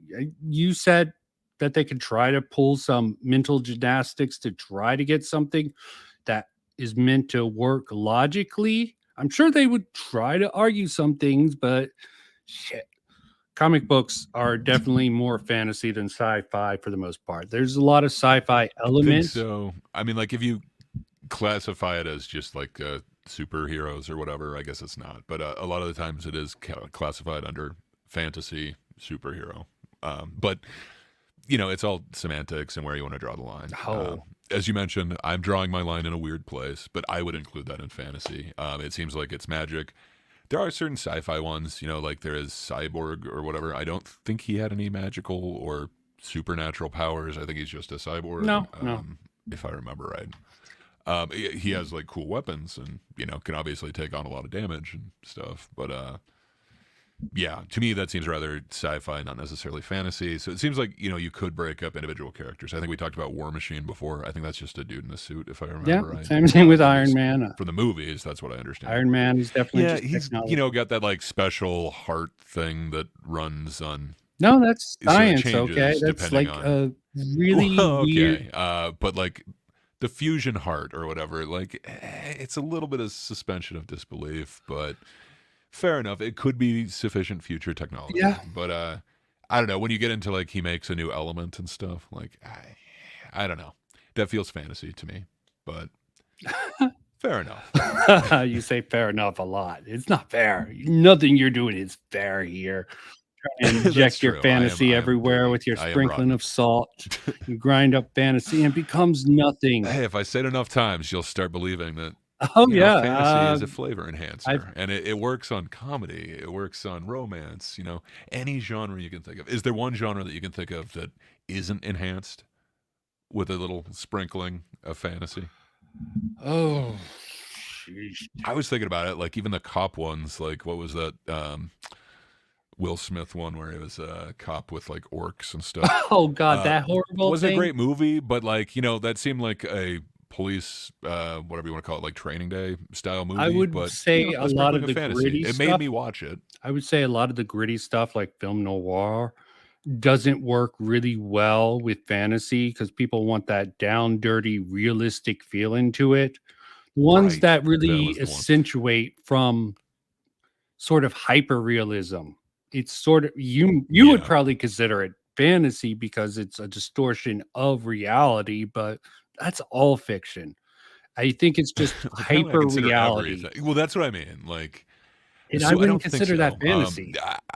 So that's one genre I think will not accentuate fantasy. If I something feel weird like you could have happened, elements in there. I mean, there's Alright. coincidences in Fair certain enough. things. But I mean, like, Like- okay, historical fiction. Would it be better to add like sci-fi into it? Would it be better to add like fantasy into it? To me, A lot of fantasy people put seems to be- fantasy and time travel with a lot of the recent historical fiction, and I really fair enough. Fair enough. Time travel. I'm not sure if it's magic or it's sci-fi. To me, from all the science I've heard about it, it doesn't seem like it's possible. So to me, it seems magical. But I can totally understand if you think I'm being way too broad on that, and that it could be a sufficient future time. Okay, question. Oh, what's more scary? I bet when you explain where zombies come from or any monsters, you have any like zombies is the I best think it's example. so much better when you don't. Like if you explain it away, it seems to be like always a letdown. Like I don't okay, know it's an about that. asteroid. Okay, it's Resident Evil, okay. It's you not always, but explain it feels it's a like more virus. times than not. You explain Yeah. it's a virus Okay, fair enough. meant to manipulate But like organic I matter don't know. and The turn more into you a find weaponized. out about like Raccoon City and stuff, like kind of the worse it gets. I don't know. Like It's weird. Yeah, of course That it's one, weird, but there's also I don't Last know. of Like, I Us. feel like the more you learn in that one, again, like it kind of loses its luster a little bit I for think me. it makes it more scary But when you think about it. I mean, you well, can. okay, so like horror, do you think horror sci-fi is better or like horror fantasy? I, Like to me, it feels like again, like horror is a genre. I mean, like there is like, Jason X, like no, you Patrick saw that. said. We've got like Event That was Horizon. just I would even give you like Sunshine or whatever that one's called, where it's kind of like a slasher and it's a really weird one. I think it's Danny Boyle. I haven't seen that one since it came out, but that one seems like it's like a space horror one. I don't know, but like you think of like classic horror fantasy ones, like I would totally go with like Freddy Krueger as a horror fantasy. Um, yeah. I don't know, like just when you give the You're fantastic you're elements using to it, the it seems to be. slasher. It is so well known for high writing. I mean, you have Space Well, what would you Odyssey. call You have Freddy's like magical power where it 2001, can the Space enchant you in a dream? Odyssey, Fair which enough. is That definitely one, I sci-fi. would consider that like a horror esque. Yeah, but I don't know. Like you're you had to right. really Like do it. he's being terrorized. I remember the end of it. It has a weird sort of element, which I could see a little bit of fantasy thrown in there, but maybe Yeah. not. It could just be weird metaphor, but you have something like The Shining. Again, yeah, it could be me I'm thinking doing Stanley that. Kubrick for these for some reason. Well, yeah, but I mean, it's like, I would say that there are fantasy elements in The Oh, Shining, and I think that's what makes it really almost amazing. everything Stephen To me, King it is just, fantasy yeah, oriented. and I mean, I'm sure. Are you familiar with? Oh God, now I'm blanking on the name of like the Dark Tower series. I wanted to call it Dark Castle for some reason. Are you familiar with the Dark Tower series Yeah, at I all? think I read at least. I I mean, think I like, skipped book it just 2 for feels some like. reason. I went 1 and 3. Hmm. I think I might have It skipped. is a weird series, but Yeah, the racist there black are woman who some pops through. sci-fi elements in there. Yeah, No, that and I just don't know how they would have done that with the movie adaptation, but they didn't even attempt, and apparently it's just gone now. So, but it is really. but something like Sorry, I just noticed in Cyberpunk, the I comments that I'm scared of consider to big be cups. hard I fantasy. disagree. Something like Cyberpunk, I consider to be not hard, quite hard. It's But a fairly big cup. hard. You have to take a little bit of liberties Yeah. with the mind and with the tech. So I would definitely call that. Yeah, you're gonna The say, "Oh audience yeah, of is course it winning, has some Patrick. fantasy in it." That's who's winning. It's the audience who's winning. Yeah, I don't think we're Um, coming to any conclusive. I mean, the best I can no, say, but I will concede that fantasy merges more into a. It works. you mean it's like a salt? Yeah, Like I everything will is a little concede bit to better that with just point. But a sci-fi on dusting of its it? own, I think, can stand stronger, just more solidly. I'll agree that most Okay. harder science fiction have a harder time with storytelling. There Oh, are ways to do it. have you ever seen Dark City? I think I might have, but Oh, it was like the much better version of The Matrix. It was like the same year, and it just got snubbed. I remember Dark City. Like, it is awesome and weird. I would consider that somewhat fantasy. Like, it feels like it's got like some yeah, Matrix is. almost like Silent Hill vibes going on in it. Okay. On top of it being like extremely kind of sci-fi with, I believe they're aliens. So I don't know. Yeah, that was a really cool movie. But sorry, I didn't mean to interrupt you. Tiamat totally got me with the Dark City. Okay, That one I is so vaguely good. remember it. A lot of my stuff comes from. Oh, I feel like because I told you after Sliders, I got more into anime because my Mormon friend, and they have a Mhm. lot of really interesting mangas and stories, especially with the digitized human sure. beings. And they really go hard on that route. Probably also why I consider metaphysical to be a little bit less of a fantasy and more of a theoretical thing because they Eastern philosophy sort of bridges the divide and treats souls like something that can transfer. They treat it like an energy source. And but Yeah. a lot of them also treat it with a lot of fantasy elements. There's gods who are not explaining moving things Like around. a sprinkling of it? Yeah, Like that has more than salting a of sprinkling, like a lot of the Oh, reincarnation okay. stories. There are some that just leave it unknown, transference. But yeah, cyberpunk definitely is something that I think is typically very hard science Yeah, fiction with for sure. I mean, like, there's certain elements of it that, like, I don't I, know. I don't see it to the fantasy. I mean, there might be some that Well, I mean, like, do you think incorporate like all those fantasy. cybernetics and stuff would necessarily be possible? Like Well, a some lot of of the cyber the enhancements and stuff, uh, I don't know. It would be cool, but like, am I really gonna get like a laser gun? Like, I don't know. Maybe a laser gun for you would sure, need much but greater like, technology. Fusing a lot of this fusion technology is theoretically possible if, but to miniaturize it and put it into a human body and for it to be safe, like the sort of atomic heart you were talking with Tony. That sort of idea of an wow. energy source is possible, but for it to be installed in a human being safely, I think it is. In some stories, it's slowly killing him. The radiation, and some. You respond in the chat. Am I boring you, Gray? Yeah. I just think that no, I just saw Patrick's really hot take that he likes Stargate It's Atlantis. fun in a campy He way. had to yell it out in all caps, and I'm sorry, it just It's a horrible caught me. show, Like, but you can appreciate it on a weird that, level.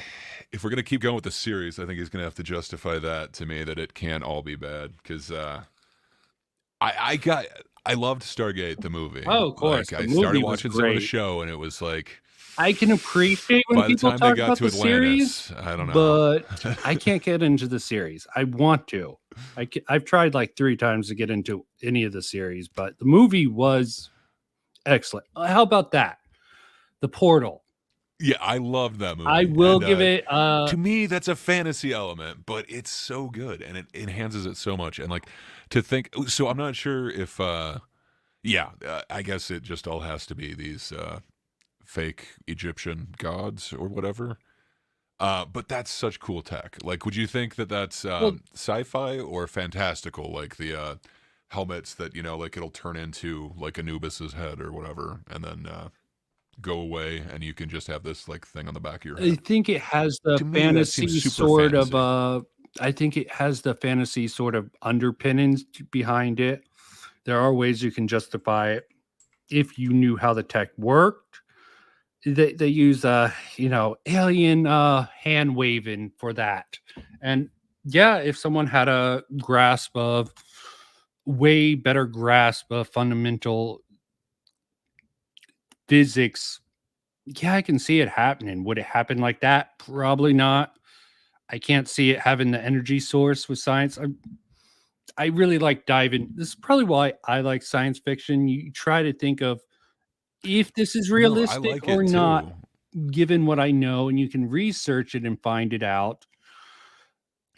Well, and that's where like fantasy is really cool as well That because none of you that can do can the same exist. thing. Like So I don't know about that. okay, So the you're not as metaphysical familiar you with like the believe. Stormlight Archive.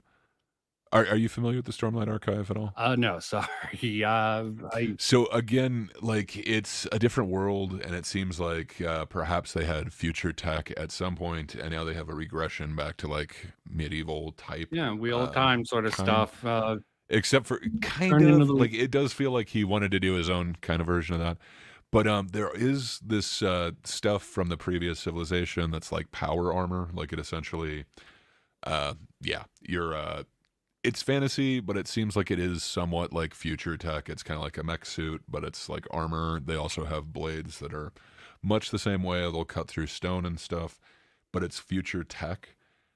They also have, I can't remember what the classification is, but they have people that are basically into these new scientific devices that work off of magic that's trapped in these like crystals. But like they explain the way that all of that okay, works, so it's and like he goes Final into it Fantasy in pretty VII. They have exquisite a magical detail. source. Yeah, kind of like that. It's magical, but like they still explain it. Like I don't think you lose that necessarily with fantasy, but it doesn't necessarily have to be constrained with what is plausible is where I would say that. But you can still get that same type of idea. I know that was a long way about explaining that, but there's literally this entire magic user who makes like magic devices and stuff. And there are these previous devices that are way more powerful than anything that they know about currently. So they're trying to figure out that tech. It feels like that's much of the same type of reverse engineering. All experience that you're talking a lot about. of science Yeah. fiction uses that hand waving, like Halo. I think the technology they're rushing to get the. I forget the term for the origin, like this. I've seen this done a lot, like something someone in Adam and Stitch's server turned me on to is something called Dungeon Crawler Carl. Yeah, that's for me. It came up. I've been meaning to check that out. I just haven't. Okay, I swear. Is it worth it? Yeah, it's sort of hard to get into because it seems really stupid to the start, and it seems so ridiculous. It took me like halfway through the first book before I'm like, okay, this is getting good, and into the series. And yeah, they try to explain it with science a few times, but the character isn't supposed to be an intelligent guy. Well, at least not a scientifically sophisticated guy. There's one point where AI explains how this sort of technology works for this dungeon crawling. And he's like, no, I don't get it. Be like, it's just magic, you monkey brain, blah, blah, blah. He's like, you got that? Yeah, magic, got it. It uses like super technology, but they don't explain it because from your POV, they tell it from the humans who are being invaded. Very similar premise to, I saw someone mention Hitchhiker's Guide to the Galaxy earlier. Very similar premise, but that one's fun. But instead, it's sort of a Running Man thing. Running Man, actually, hell, Stephen King under Richard Bachman did some more futuristic. We didn't even get into futuristic dystopia, and that's one of my favorite genres of science fiction. And a lot of that, I think that's why some of the zombies scientific, like Last of Us 2 and the book series I brought up, Feed. Cell's a weird one by Stephen King. They explain it with the zombies are a combination of being reanimated. And that's the Newsflash. It's a zombie series, but it deals with sort of social media and how very predictive of sort of the lockdown with coronavirus. How everyone, instead of like a virus keeping everyone in, zombies has created this fear where they're pricking their fingers all the time to get tested. The comparison between this came out when it kind of explains zombies and like attempts. There was actually into. They do it really briefly. It's really eloquently done. It's done from a POV of the two main characters, brother and sister, trying to be journalists, and they're like they're like internet journalists. I think it's well done. And you would probably find some fantasy elements, but I think it's mostly science fiction because they explain two different cures combined accidentally and reanimate the body of the living dead. And it seems very scientific, and that's kind of cool. More of a soft way, but it sounds a little fantasy to me. Of course. I get everything to me is fantasy. Oh, what's fantasy about The Last of Us 2? The fact that Abby killed Joel so easily. That's seems like a fantasy. That seems like the most fantastic element because there is that sort of spore thing in ants that does control. They use their monsters sort of based off like of the cordyceps mushrooms. Like they really can't do that. Like they're put in like pills that I know like on it has some like what do they call it? Yes, but if someone is sort of genetically engineered, like in a Chinese lab in Wuhan with that sort of virus to affect people, maybe. I guess I could see it. Like it is definitely sci-fi, but I feel like that's when the fantasy element comes in, and I think it's great. And this is why Neil Druckmann thought he could do whatever he wanted, despite how unrealistic it was. Because it's a fantasy. I've personally always felt like every explanation for a zombie has just like fallen short. Maybe I just haven't seen like a good one yet, but it just seems like it's so much better when you just realize like, oh God, the dead are coming back. Like, what do we do? I don't know. Like, would we know? Like, you saw how fast like the coronavirus took over everything. Yeah. do you think we would have gotten the information on like how this outbreak happened if it did? Like, I mean, first off, if it's real and you can spread it, like, come on, we're all dead. But I don't know. I'm not sure if we would get any answers. Like, I don't know if What there would be that. what's more scary in your mind to really go back? Not I think understanding not the knowing thing would be that's the trying to eat your scariest. face, or actually having a decent understanding of how it's created and what will happen to you after it Well, I affects don't you. know. I think the latter of having So a limited understanding of it can be a little bit more horrifying. I agree. Like, I was going to bring up Alien. So I don't see too much fantasy element in Oh that. yeah, I mean, other than like the extraterrestrial with like acid blood. yeah, Predator. I guess that's not impossible, but it seems very convenient in later ones when they're able to escape using their blood. Uh, but anyway, whatever, it could exist, but I don't necessarily see fantasy elements in there. There might be like a dusting of it. There's some sketchy elements that I didn't remember Well, before. I think somebody commented that in the chat at the beginning too. It's a little more rapey than I remembered, but yeah, there are. I don't know. I guess I don't necessarily see too much fantasy in there. It feels like it is a sci-fi horror, but to me, what makes that really good is you don't get the explanation for everything. Like, it's very much a mystery. I think that's what kept it going for so long. I think when they tried to explain it, I don't know. For me, Alien Covenant and I'm blanking on the other name. different alien The not movie. a sequel, Prometheus. prequel. Yeah. Yeah, thank you. Prometheus. I was Okay, just a lot of blanking on that people so didn't hard. like that. They explained a lot of things. Um, I was gonna say, like, to me, it doesn't have that same magic, and I get it. It's a different story. Like, it's just completely different. But somehow that like mystery that added to it so much, where I feel like the explanation was somewhat confusing and This somewhat, is why I don't eh. advocate you just, if you have a logical underpinning and a basic understanding under the hood and you keep with that in the story, sometimes that can, you would say that's a fantasy element, but if the author who writes it understands it and it all makes logical sense and you can pick out those details, it would be not considered fantasy. And I have to address Last of Us isn't zombie based. Yes, absolutely. I tried to explain this to Ed. It was as if it was a thing with fungus controlling them. Ed did not understand that. That is hard to believe. I mean, I can understand how you'd simplify it to, person's not in control of their body, they're a zombie. But yeah, it does seem to be slightly different. It's not exactly. I think most of the zombie stories are bloodborne. It's not exactly bloodborne, if I remember right.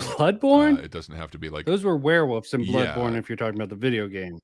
No. I mean, the disease, like the Oh, zombie okay. That disease or was whatever. spore And most of them, base. isn't it like You blood? breathe I it guess it's in. not necessarily. It's bodily fluid as It opposed to can spore. But it can sorry, I was actually, just trying to say like it's different in that if way. they bite you, yes, it can enter your bloodstream. But if you It breathe it can, in, but this is why a they. lot of them were infected with spores, weren't they? Like, wasn't it Yeah, but aerosolized or it whatever? has the people affected had something within their saliva, sort of like zombies. I will say the spore things took up a zombie like element, but they weren't technically zombies. Yeah. Yeah, I would totally agree with that. And sorry, the second comment also says that. But yeah, I just found that I do funny not that disagree. he needed to be that explained in. Oh God, sorry. Let's not get into this sort of Ed. Well, We're I think Tiamat was probably being pedantic in trying to explain that to him. But no, he was I probably think in trying a to be simplistic view logical, of and Ed things, is too in his own fantasy world. Okay, there is a you problem mean with people unpedantic. living in their Oh, I own can't have you fantasy. call his world. Well, No, everything his has a world is not sprinkling of fantasy. fantasy. Um, Freaking Ed well, probably his world housed has a it. heavy pour of fantasy, but he is not fantasy. Fantasy is so much better than them. They are borrowing from fantasy. Okay, yeah, they Um, abuse fantasy to say certain things aren't a problem. Let's not get back into it. Let's get back into this. Whoa. deal. Someone likes Um, Prometheus, separate from Alien. I can Hey, see that. I like it, but I feel like Conceptually, it took away from it. I think if it was just its own thing, like, it would have been so cool. that's what. But I think when they tried to tie it, it just, to me, it falls a little flat. But I really like the aesthetic of everything. Like, I don't know. Yeah, I heard Nerdette That one said she was weird liked because, Joker. She didn't like how it was tied into the character. She's like, this mm, separate movie, that sort of thing. yeah, I don't know if that does sound like what I'm saying. Maybe it is the same argument, but I don't But know. I that, don't hate Prometheus, but I don't like the way that they tried to explain the. I don't know. yes. I'm not a fan of the whole thing. Well, I like the idea that there's a, I was about to say master race, a sort of original race who seeded, Let's clip that.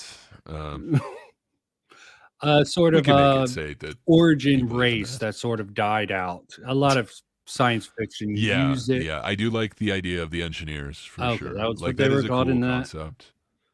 I think that's what they ended up calling them, but Yeah. yeah, I mean, I don't know. To me it just falls a little flat, but it is kind of cool. And like Alien Covenant, I don't know. Both of those are better than any of the subsequent sequels to Aliens. and its sequels are Alien always 3 going to have sucked. a Alien uphill Resurrection battle. sucked. Th- Alien vs Predators sucked. Yeah, I don't know. Like, there were two really good Aliens movies, and Alien and I Aliens, I'm really like guessing. that comment from Unless you were a fan of Aliens 3. I yes. thought it was cool in an action way. They went too actiony for my Kind taste. of like, I do like Fincher, but it is not good as a sequel to Aliens. Like, to go No. from that and like the high and amazingness to like Hicks is dead, Bishop's in half, don't worry about Newt, and hey, she's alien pregnant. Awesome. I don't know. It's just, I don't like it. I don't hate what it is, but I wish it was not part of this series. Kind of like Prometheus. At least it's kind of, I'd say Prometheus for me is on the Alien 3 level. It's like, I don't hate it for what it is, but I hate it for what it's supposed to be. Okay. This matches up with I my don't know if that theory makes any about sense. fantasy probably being more of a subjective interest of yours and sci-fi being mine. Probably. I like And to know think the Nico had me mechanics. nailed.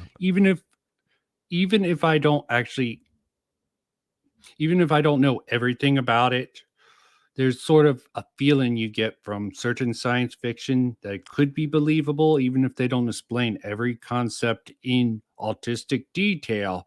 And you can sort of feel that in the writing. And I think some people don't like it probably because it does put a certain restraint on science fiction. And when you sort of get out of that sort of the rail hottest take I've place ever heard of was just there. science fiction realism, which is a little bit more loose in my mind, and I would not call it fantasy like you would. And fantasy just has a way of getting off the rails, like superhero genre.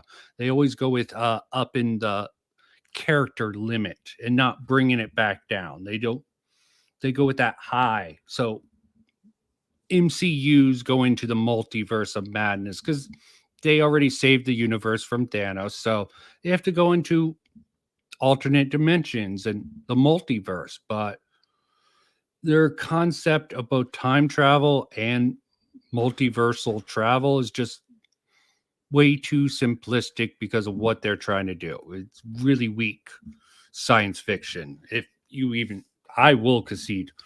And I was going to concede something to you, a really good horror movie, The Thing. Even though it definitely has a science fiction is so root. fun. Definitely has. I love it. And yeah, like, especially the original The Thing. Have you seen like was it 50s one or whatever? Anyway, yeah, The Thing is amazing. So would you consider that somewhat Yeah, I'm giving that or fantasy. horror? It has some Cool. sci-fi origin, alien species, but just the way that thing adapts so easily, sort of like Species. Wow.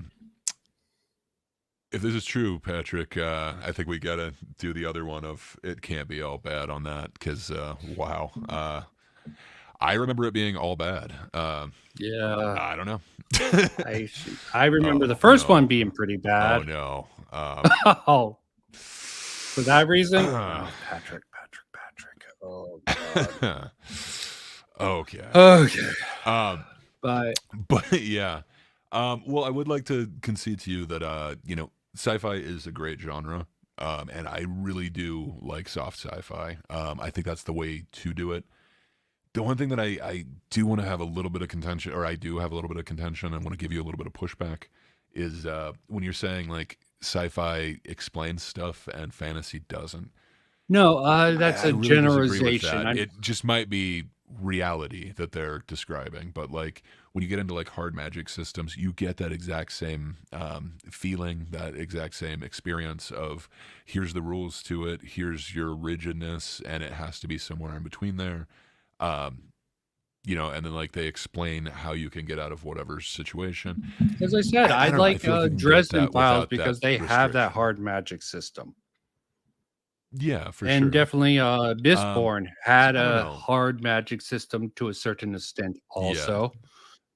Most of Branderson's does, even if he doesn't explain it. There are rules Yeah, for it. I do like his lectures. I really want to get into some of his books, Mhm. but I They're tough, and it's there's a lot of them. mean, So Mistborn has yeah, the sort of gritty feel to it. Like I'm still not up to date on no, Mistborn. I need to. I'm book 4. Yeah, I, I wanted to complete, but so many books to read, also so many media to read. I'm not up with anime. I've for dropped sure. off of anime because, frankly, it's gone the way of Yeah. almost everything else. There's just when you have so much stuff, it's hard to siphon through and find good things. Books, TV shows, everything. Everyone's throwing ideas at the wall. It's hard to suss out the noise, and definitely the award shows. Uh, that woman who won all the awards.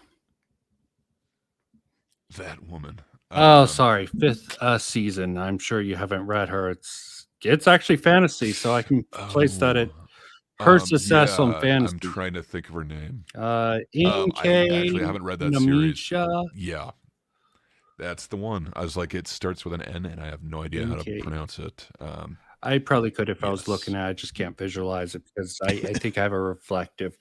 And yeah, answer just some of this stuff that's winning and going over the history, but that has nothing to do with it. There's nothing wrong with sci-fi as a genre because, as I said, I found plenty of science fiction, more loose science fiction. I will say science fiction that's willing to try to abide by the rules, but for narrative and story reasons might hand wave and come back to something later and explore it later. Bobaverse series does that a lot. It's not a Yeah. perfect series. It's definitely you can definitely tell he's an amateur writer if you read all his works, but he's getting better. Mhm. And of I want to course, check it out. It sounds interesting to me. he's right. I think Andy Weir is better writing wise. I I'm not Definitely trying am his one familiar with book that Weir. everyone says is bad because I don't want to ruin it. Our media and sheesh, why are all the sort of hard science fiction with virtual reality so badly written? Ready Player One Yeah, I mean, and there's elements Sword of that Art that are Online cool. because the I guess science that, fiction in both of yeah, those are pretty solid. If the fair. character Yeah, work wasn't so, oh god, whiny teenager protagonist. I mean, it can work, but you need a balancing force. Like I think for sure. Evangelion, which I'll give you fantasy. Yeah, It there are had definite mechs. A elements lot of of that. mech series are really hard into I science mean, it's fiction. fun because they are sci-fi, but I think like it is, that sprinkling of fantasy in there, the dusting, the salting, if you will, Well, just adds I'll that give extra you element to it. To in the me, it's just like chef's kiss off of that, man. in the mecha series. I think it just gets too restrained and too cycling. The original Gundam, Mobile Suit Gundam Yeah. was it's a little Did you bit ever dated, see? but So I conceptually want to say it wise, was '90s, but did you ever see? So it's kind of an American mech one. It was called Exo Squad. oh, loved Exo Squad. Me and my It friend were was like weird, but it heartbroken. felt like they. I know, man. It was But yeah, they were like, like it was weird, like the Neo Sapiens. yeah. I don't know. You had like all these cool world building I don't know, elements in there That that, was it's pretty got, strong like, Star sci-fi Trek from what I elements, it's remember. got I would have to go back. Oh, for sure, for sure. I don't think anyone had magic. I don't think. Ah, But, like, I wouldn't call that, like, a hard sci-fi thing. I think that's when it's, like, at its best. Like, you just accept, like, okay, there's these mech suits in well, what space, you and consider hard sci-fi spoiler is very somebody comes strict, back with but a clone you and have stuff. to. Yeah, You also yeah. have to concede what you consider hard sci-fi is very strict, which a lot of people do, and what you consider Yeah, I mean, it's fantasy hard. very loose with definitions. So it's definitely a little Oh, easily on you for masks. your side by using strict definitions for I sci-fi. Like, oh, is soft what? sci-fi really sci-fi? Because I see a lot of fantasy in it. I feel like it's like fantasy Yeah, sci-fi. I think by it's just a matter of degrees. I think you need a little bit of salt in your peanut butter, and it makes it so much better. everything that's you have to use suspension of disbelief. I think Yeah, I think fantasy has to be something almost fictional that comes out of like The Good Place would definitely be fantasy. Okay, their weird concept of yeah. heaven and hell is truly fantasy and So explores fantasy definitely explores philosophy of many people much better, but sci-fi I think really delves into the psychology of what makes humans and human interaction, how an alien mind would it work. can, I mean, you but can you get can do that elements as of that well in with. fantasy, but I was gonna say, like, you understand what a human is compared to like an I elf, actually think it's a little compared bit more to. strict, but that's mainly just because of some of the tropes everyone knows. Well, And fair enough. sometimes I people I play with would say elves. like some of the Branderson ones, like you kind of figure out more like This is probably why what the Branderson, as you call Roshari him, are is probably versus. been heralded as the second coming of fantasy god because I Hey, think I'm a fanboy of it, but he's not the pinnacle of it. But I just didn't want to use like an obscure thing, so I figure elves and humans from Lord of the Rings. But I mean, like you do get some exploration of what it is to be human, what it is to be a man, what it is to be a hero, what it I think is to science fiction all of those covers the elements more that you can human get in science elements, fi. why fantasy more explores the more traditional elements of man, the more primal, just by But its very nature. And mm, sci-fi can go more ways. You can go with someone constrained, completely logical, Vulcan-like logic, and you can have a wild man like Kurt.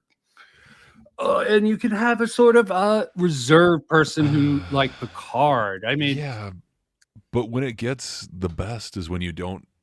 I mean, like you don't explain. It's just we're using warp drive. We have photon torpedoes.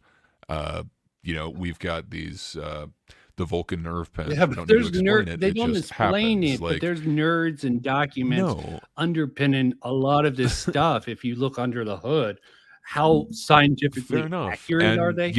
there is the same type of deal for fantasy. Like just because you have an explanation for it doesn't mean that it's necessarily. Sorry, I get distracted by the doot doot doot. Oh, that was my phone. I Um, I don't know why it does it sometimes. it's all good. It's just, yeah, I used to have the same noise on my phone, and it really made me just do a double take and was looking for my phone. But, Okay.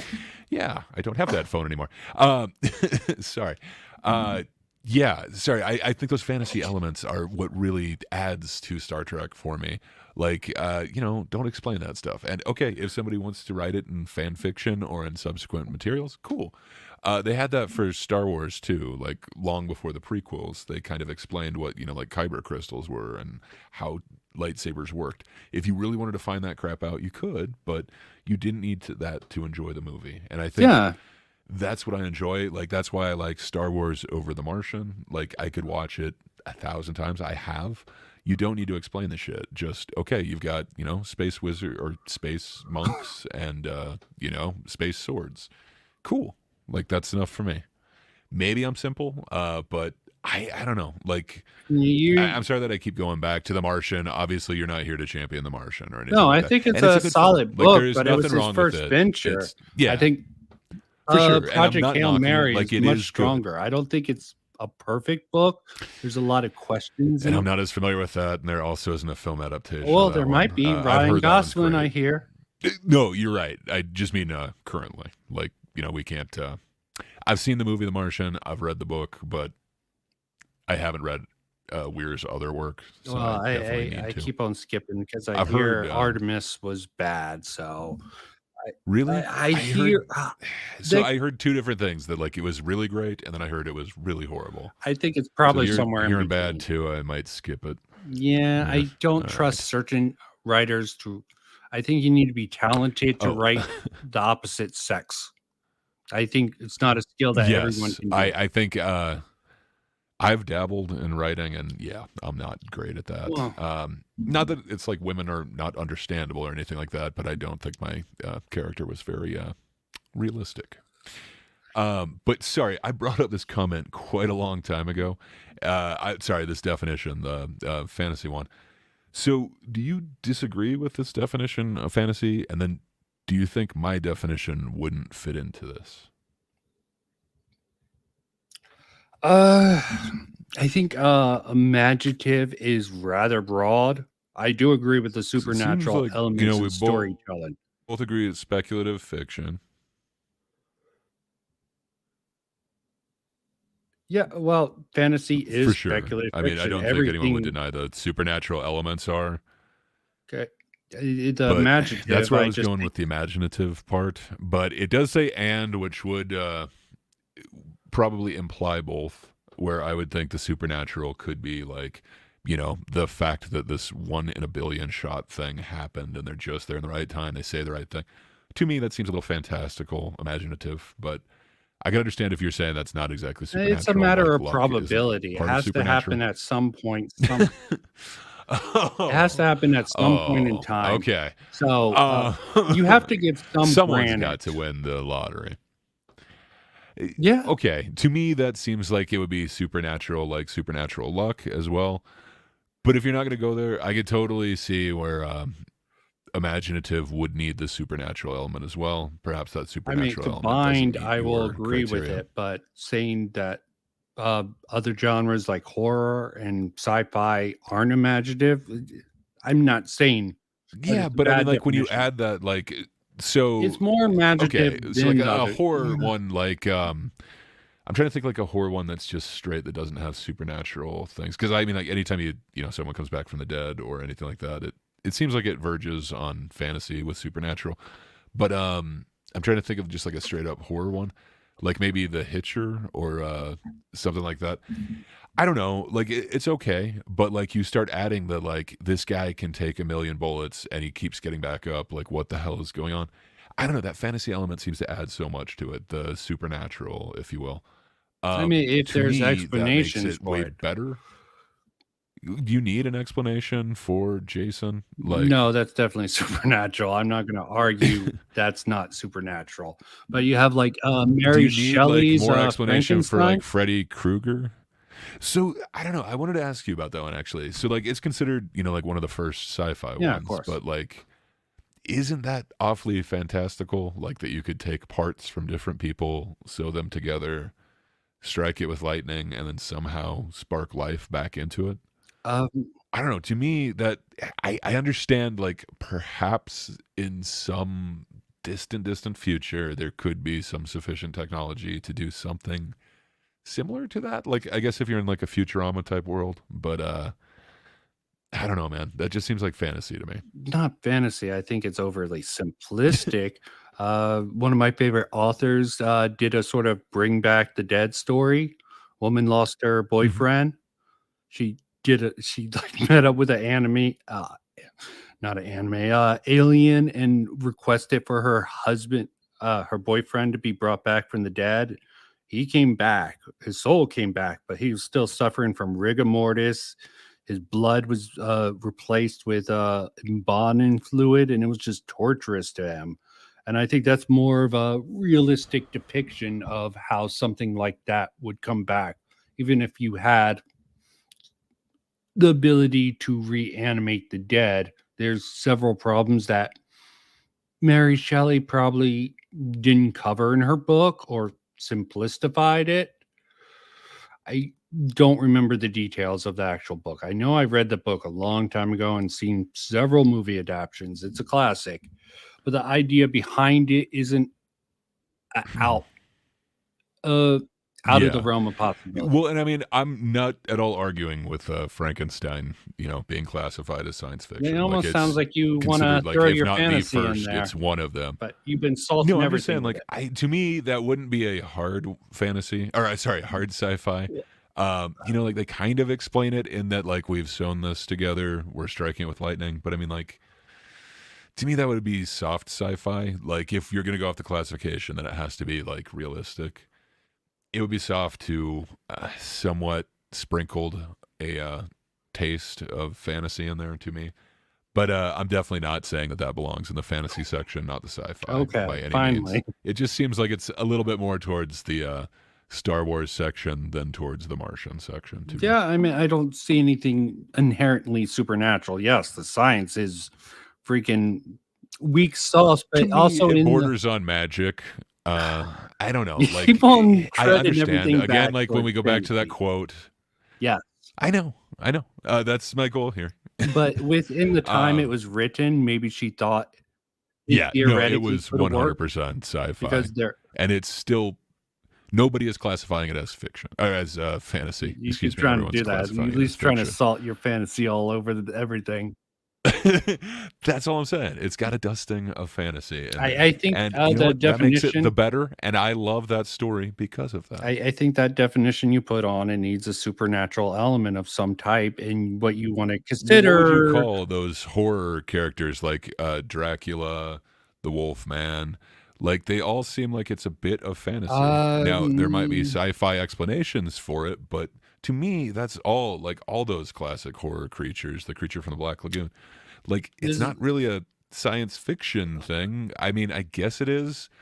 Like, obviously it's horror, as they're but you know portrayed, what I mean? most Like, of those beings, yeah, to me, it seems like a creature, like very similar to like the creatures you would find in a fantasy you world, could like genetically the creature from the Black engineer Lagoon. a You could. human-like I don't know being. that that's the backstory. It just doesn't give it. So it just seems it's kind of like, a mythical creature or a fantasy creature. Well, Again, damn it, did not mean to punch the mic there.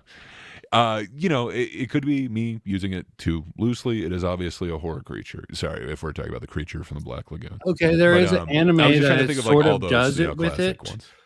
Several anime, but Yeah. I'm going to bring up Guyver, especially since they had Mark Hamill in one of those roles in the American adaptation.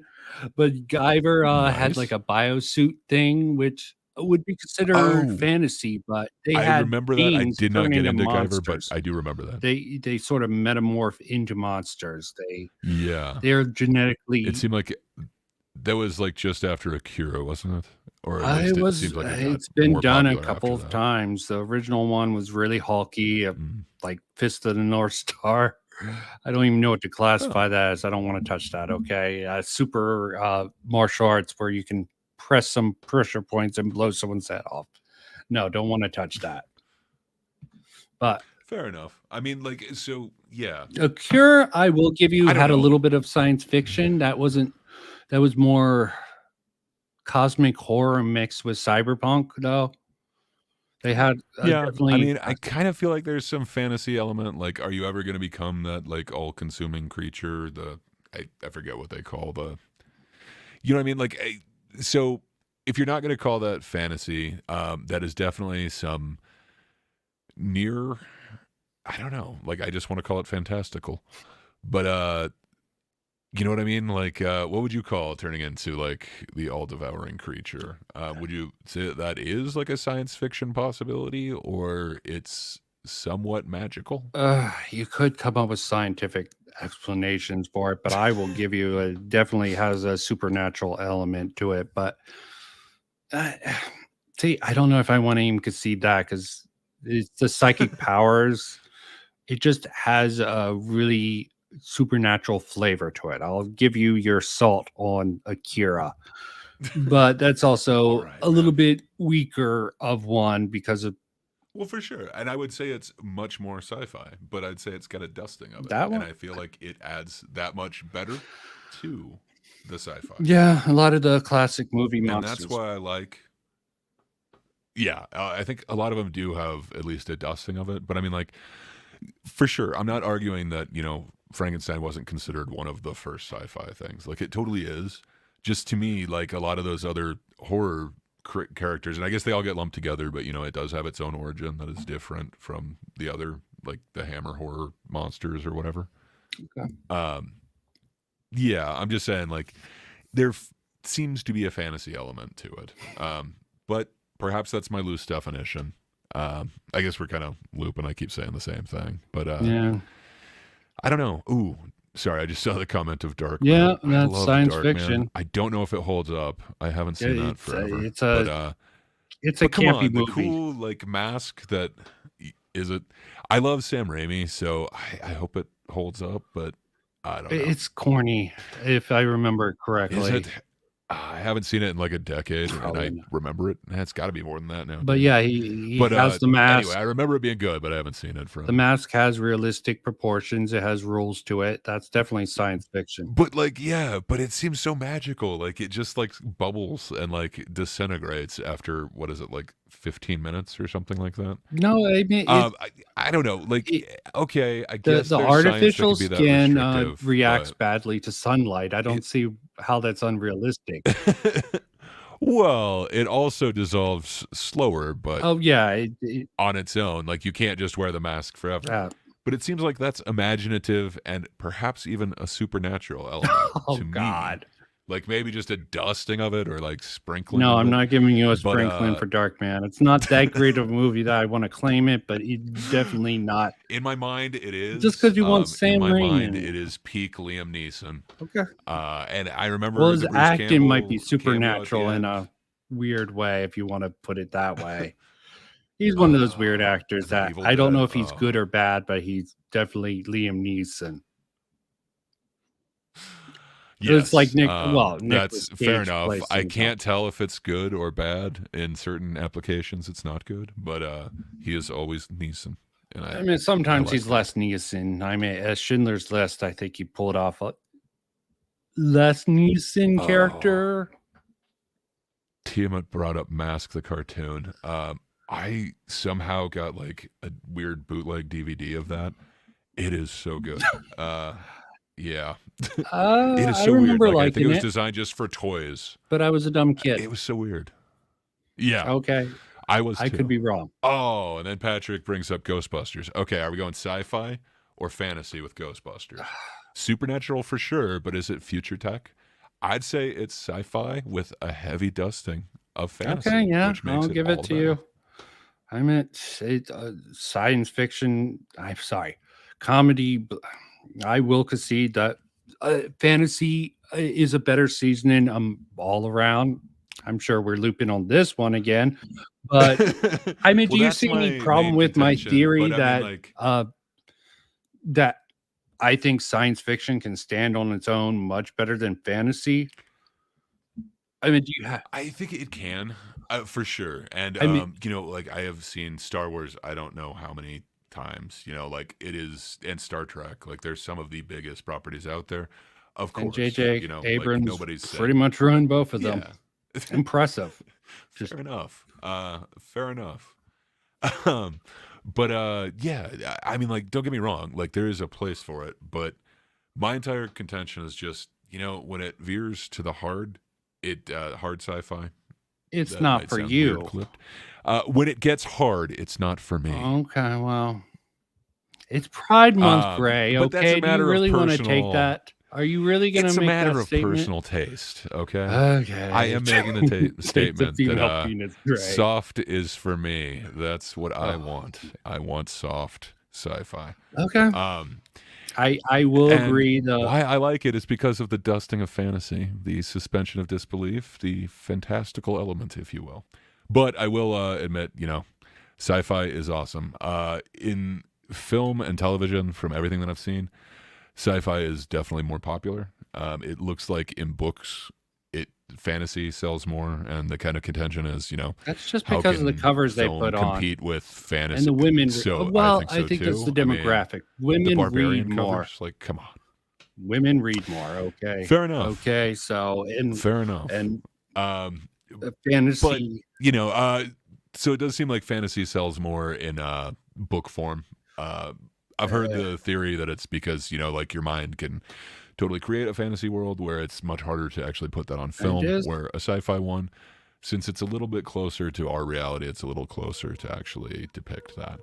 That seems to make I sense mean, to me. besides Lord of the Rings, is there any fantasy and Branderson, which you're iffy on? It looks like you maybe Wheel of Time, although they butchered it with Amazon. I guess So again, though, like it, I have hope for it. I guess is another hot take. I don't think the Wheel of Time is woke at all. If anyone does think that, debate me. Let's go. Yeah. I So think the there's first woke season elements was in that gray, but I horribly think done. it's For horribly sure. mishandled. For sure. I could not disagree with you more. Plus, I think they really got screwed because of COVID. It's weird. Like there are battle scenes where they could only have like 5 actors on set. It is really horrible. But that being said, it was the worst book in the series. They've made a bunch of really bad choices and really bad changes. so you think they can but save it, nothing that can't be undone at this point. Yeah. but it would take a And lot also of they lost one of the main actors like halfway through it when they had to stop for COVID the first time. familiar It with really Doctor sucks. Who at all, Gray? I am not as familiar. There are certain doctors that I know very well, and certain doctors I'm wondering not if very you're familiar like with. I don't know Gary the and some of newest these doctor. other people who don't think it can be saved. So I haven't seen the newest Well, ones. I've kind of seen some people's commentaries on it, and it seems like that might be very far gone. But Doctor Who can do I a don't know. refresh. I think that's enough Yeah, I was going to say there fantasy might be a that way they they can can just. reboot that, and It if was all a the dream. The next Doctor Dallas is good thing. enough, I think they can. I think they can outlive it if the next Doctor's good enough. But Well, they have David kinda Tennant's depends. come back for a bit before they have the new guy. Yeah, I don't know anything about the Okay, new guy. okay. I'm pretty familiar with Tennant's run, but Yeah, he's coming back. yeah, I definitely didn't see all of it. Good. I didn't think he was horrible at it. He's no.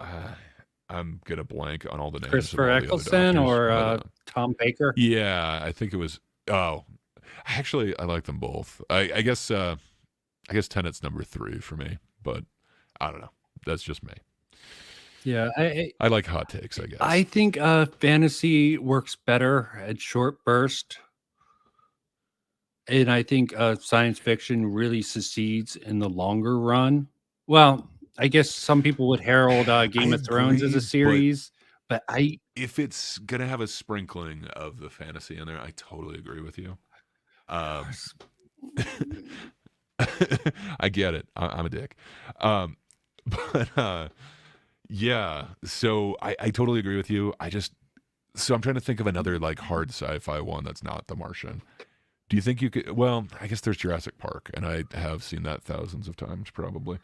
as I said, a lot of I the don't know. The movie cyberpunk doesn't is seem hard as hard sci-fi, but sci-fi. you won't concede to that point because it seems a little out.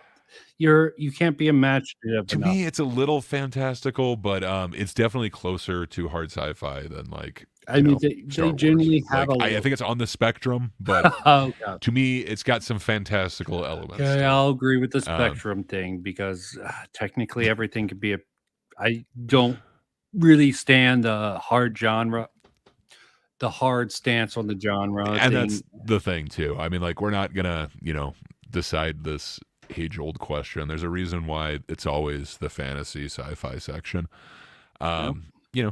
They do go well together for sure, Yeah. and it is a preference thing. I don't disagree with you that sci-fi is great. I really do like sci-fi properties. Just I'm not as into hard sci-fi where give me hard fantasy. Well, you won't I'm accept totally a lot down of with that. stuff as But hard it's sci-fi unless taste. it's boring to you. Well, what would you consider like the hardest of fantasies? Like I understand Lord of Hardest the of Rings is, fantasies? like a little What's your definition? yeah, like what would be hard fantasy? Supernatural in nature. Oh God, Interstellar. No, Interstellar.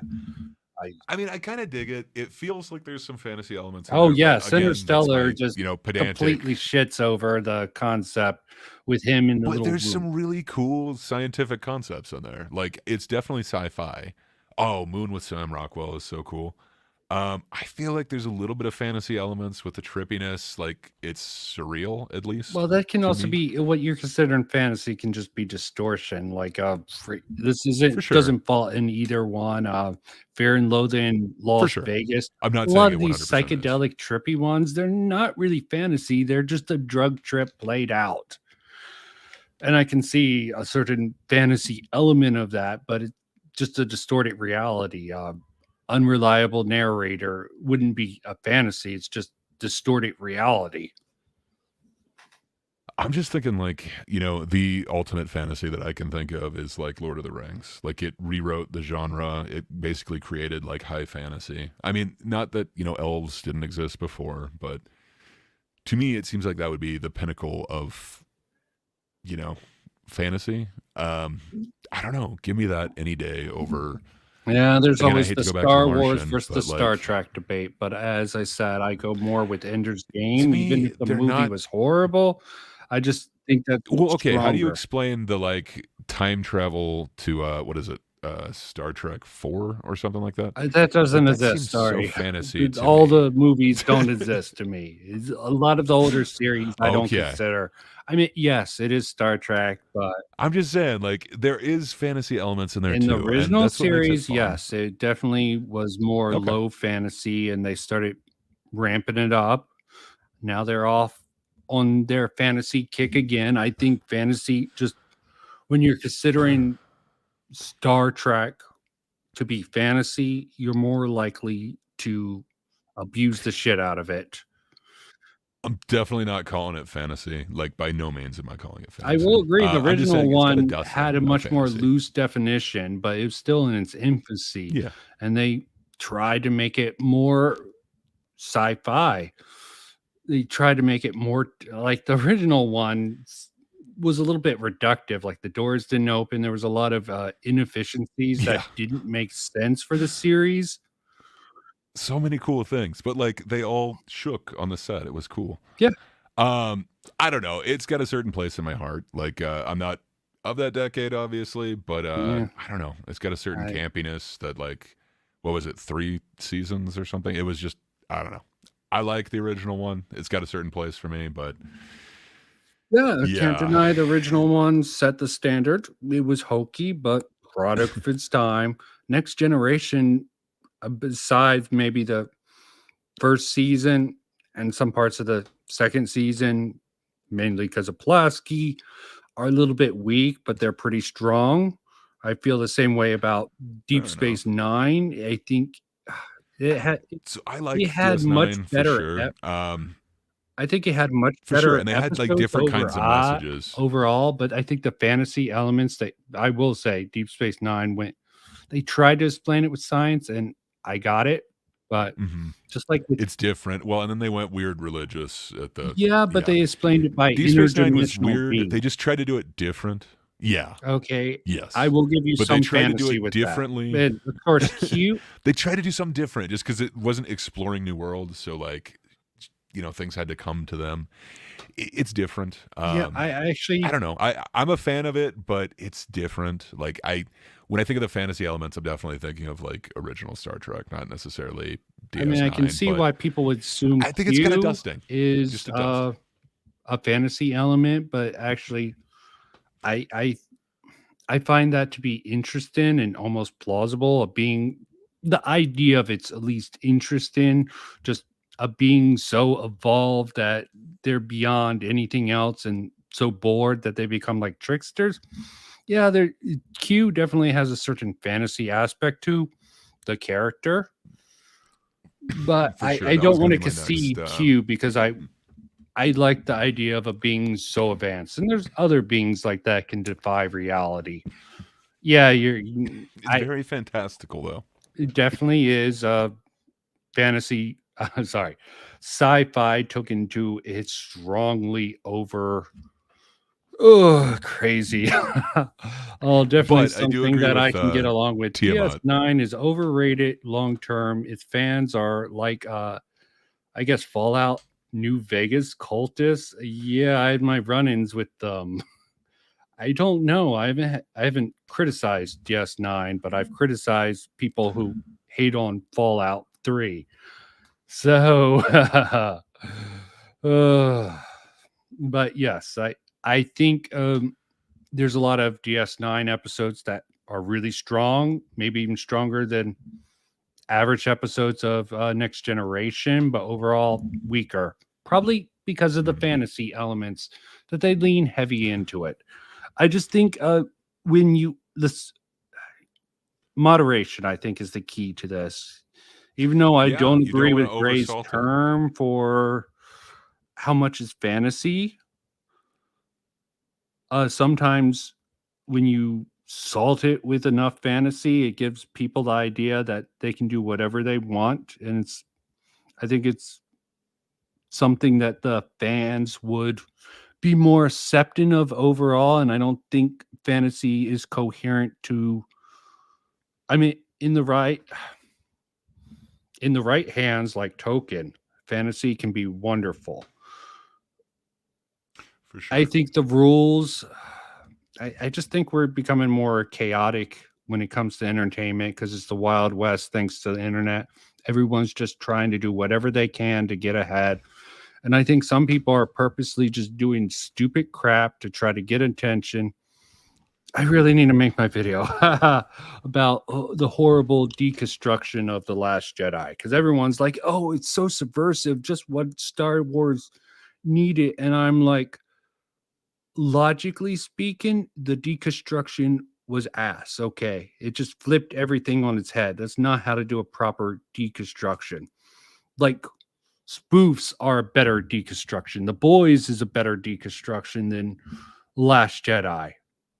Oh, sorry. No, I appreciate the rant. The last thing I watched was Pro Last Jedi, so No, I'm definitely glad to hear a different opinion. Well, I don't know how anyone can really stand that, but you listen to a lot of those guys. You've been listening to a lot of Phantom Initiative, I'm guessing, or someone else. A few, yeah. No, I believe it was them, but if not, it was someone I linked to from them. But you understand where I'm coming from a fundamental. I do. I started with my definition. That I believe fantasy, the more pure, not, yeah, fantasy is more about your definition, magical, imaginative, supernatural. Yeah, it's getting late. We're probably going to close up soon the stream, but yeah, imaginative, science fiction. I keep doing it. Supernatural in nature, which gives you a more broad scale to just go wild. And in the hands of a lot of people, a lot of writers who seem to be in charge of Hollywood these days. Thanks, Mystery Stranger. Good to know. Your opinion matters. It's still bad deconstruction, but I need to put together that video to discuss that. But yeah, in science fiction, just with the genre expectations of science fiction, the science fiction fans their standards have gone to hell, I'll agree, with some books that are going out, but I can't believe that's a majority of science fiction fans. It's just harder to defend bad science fiction than it is bad fantasy. Like Terry Kindgood, I think. And I haven't read him, but I hear a lot of people just saying he's overrated and a pompous ass. And I think I'll rest on that. I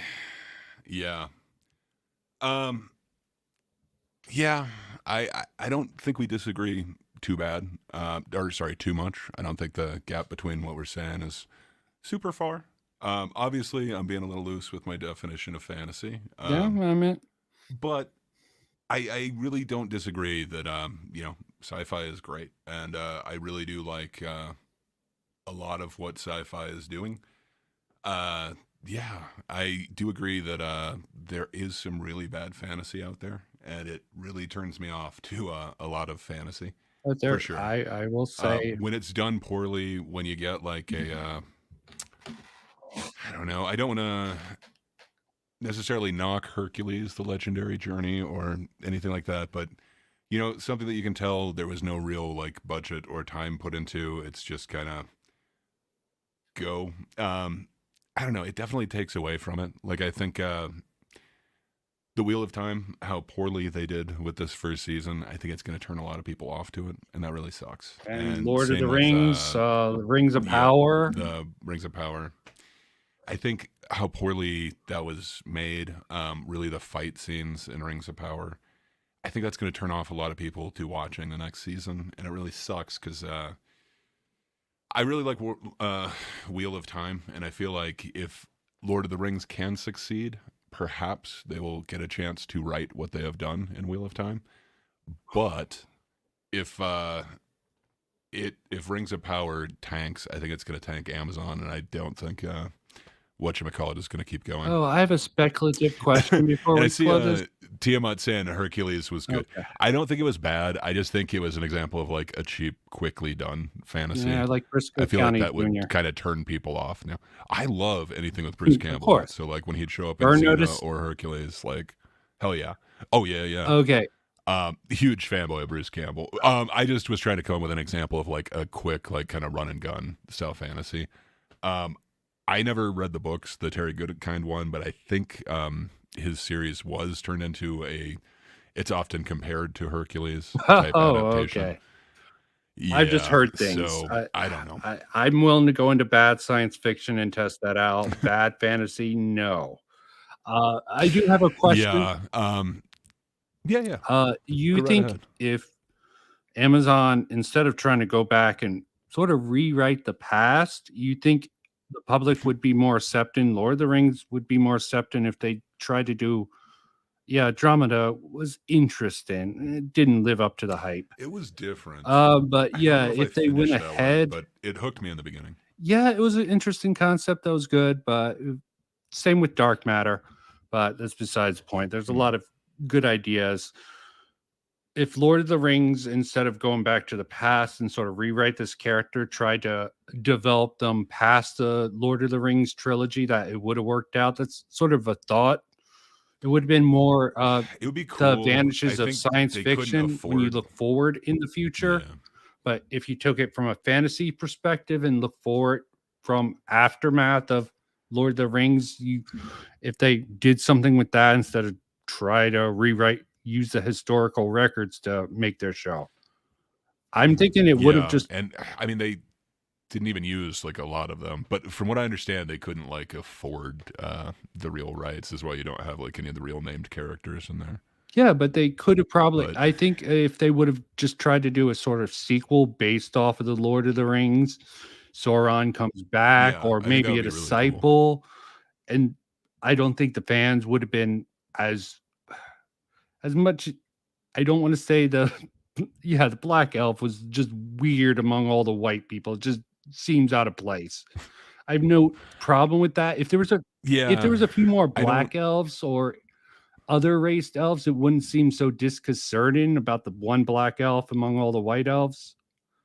That seemed a little weird to me. I think they should have used more black elves.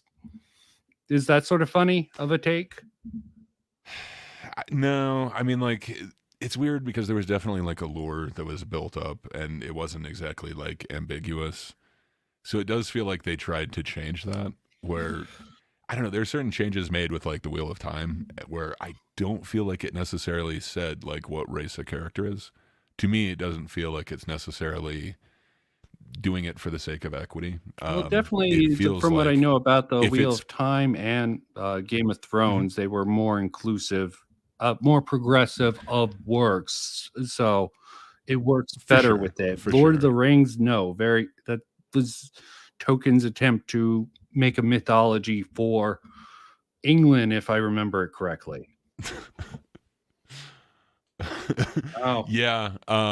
she woke up, I guess. and we're Wow. getting off. Good morning. We've been Yeah. going for a long time now. Yeah.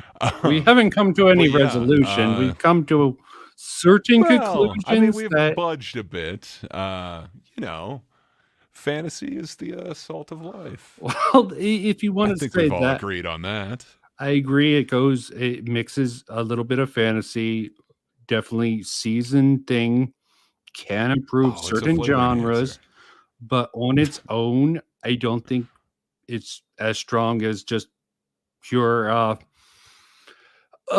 science fiction, but you want to taint the well and be like, oh, that's all soft. And I see a little bit of no. Suspension of disbelief doesn't Hey, what make can I say, fantasy. It man? needs that supernatural element to really push it through, in my opinion. Okay. And I will Well, agree, I it is think the we can all soft. agree with Patrick that swirl ice cream is the best. You don't like the combo?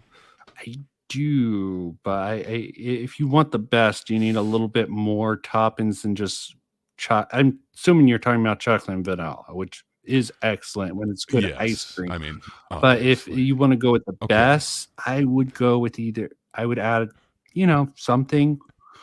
I personally like Sorry, I was just brownies, reading the but you chat. can take your. Not exactly my opinion. But yeah, it could be. Yeah, but I think we've come to a consensus, and you look punch drunk. I mean, I probably Punch drunk. Yeah, you got me, man. okay. Yeah, no, I I had am, you running in circles, and I didn't even have to do anything. You just kept looping on your own. Sorry, man. That seemed to be fair the enough. case, and I'm taking advantage. Well, Don't say the N word, okay? And don't pull Jim the Casual, okay? hey, I know you were just looking for gotchas. Oh yes, I went wish so we could have hard had on a you. productive conversation here, but Yeah, sorry. You yeah, were it was just just too so many. pedantic, Gray. Okay, You're you right. pedantic You're in right. your pedanticness was just too pedantic for my petty brain.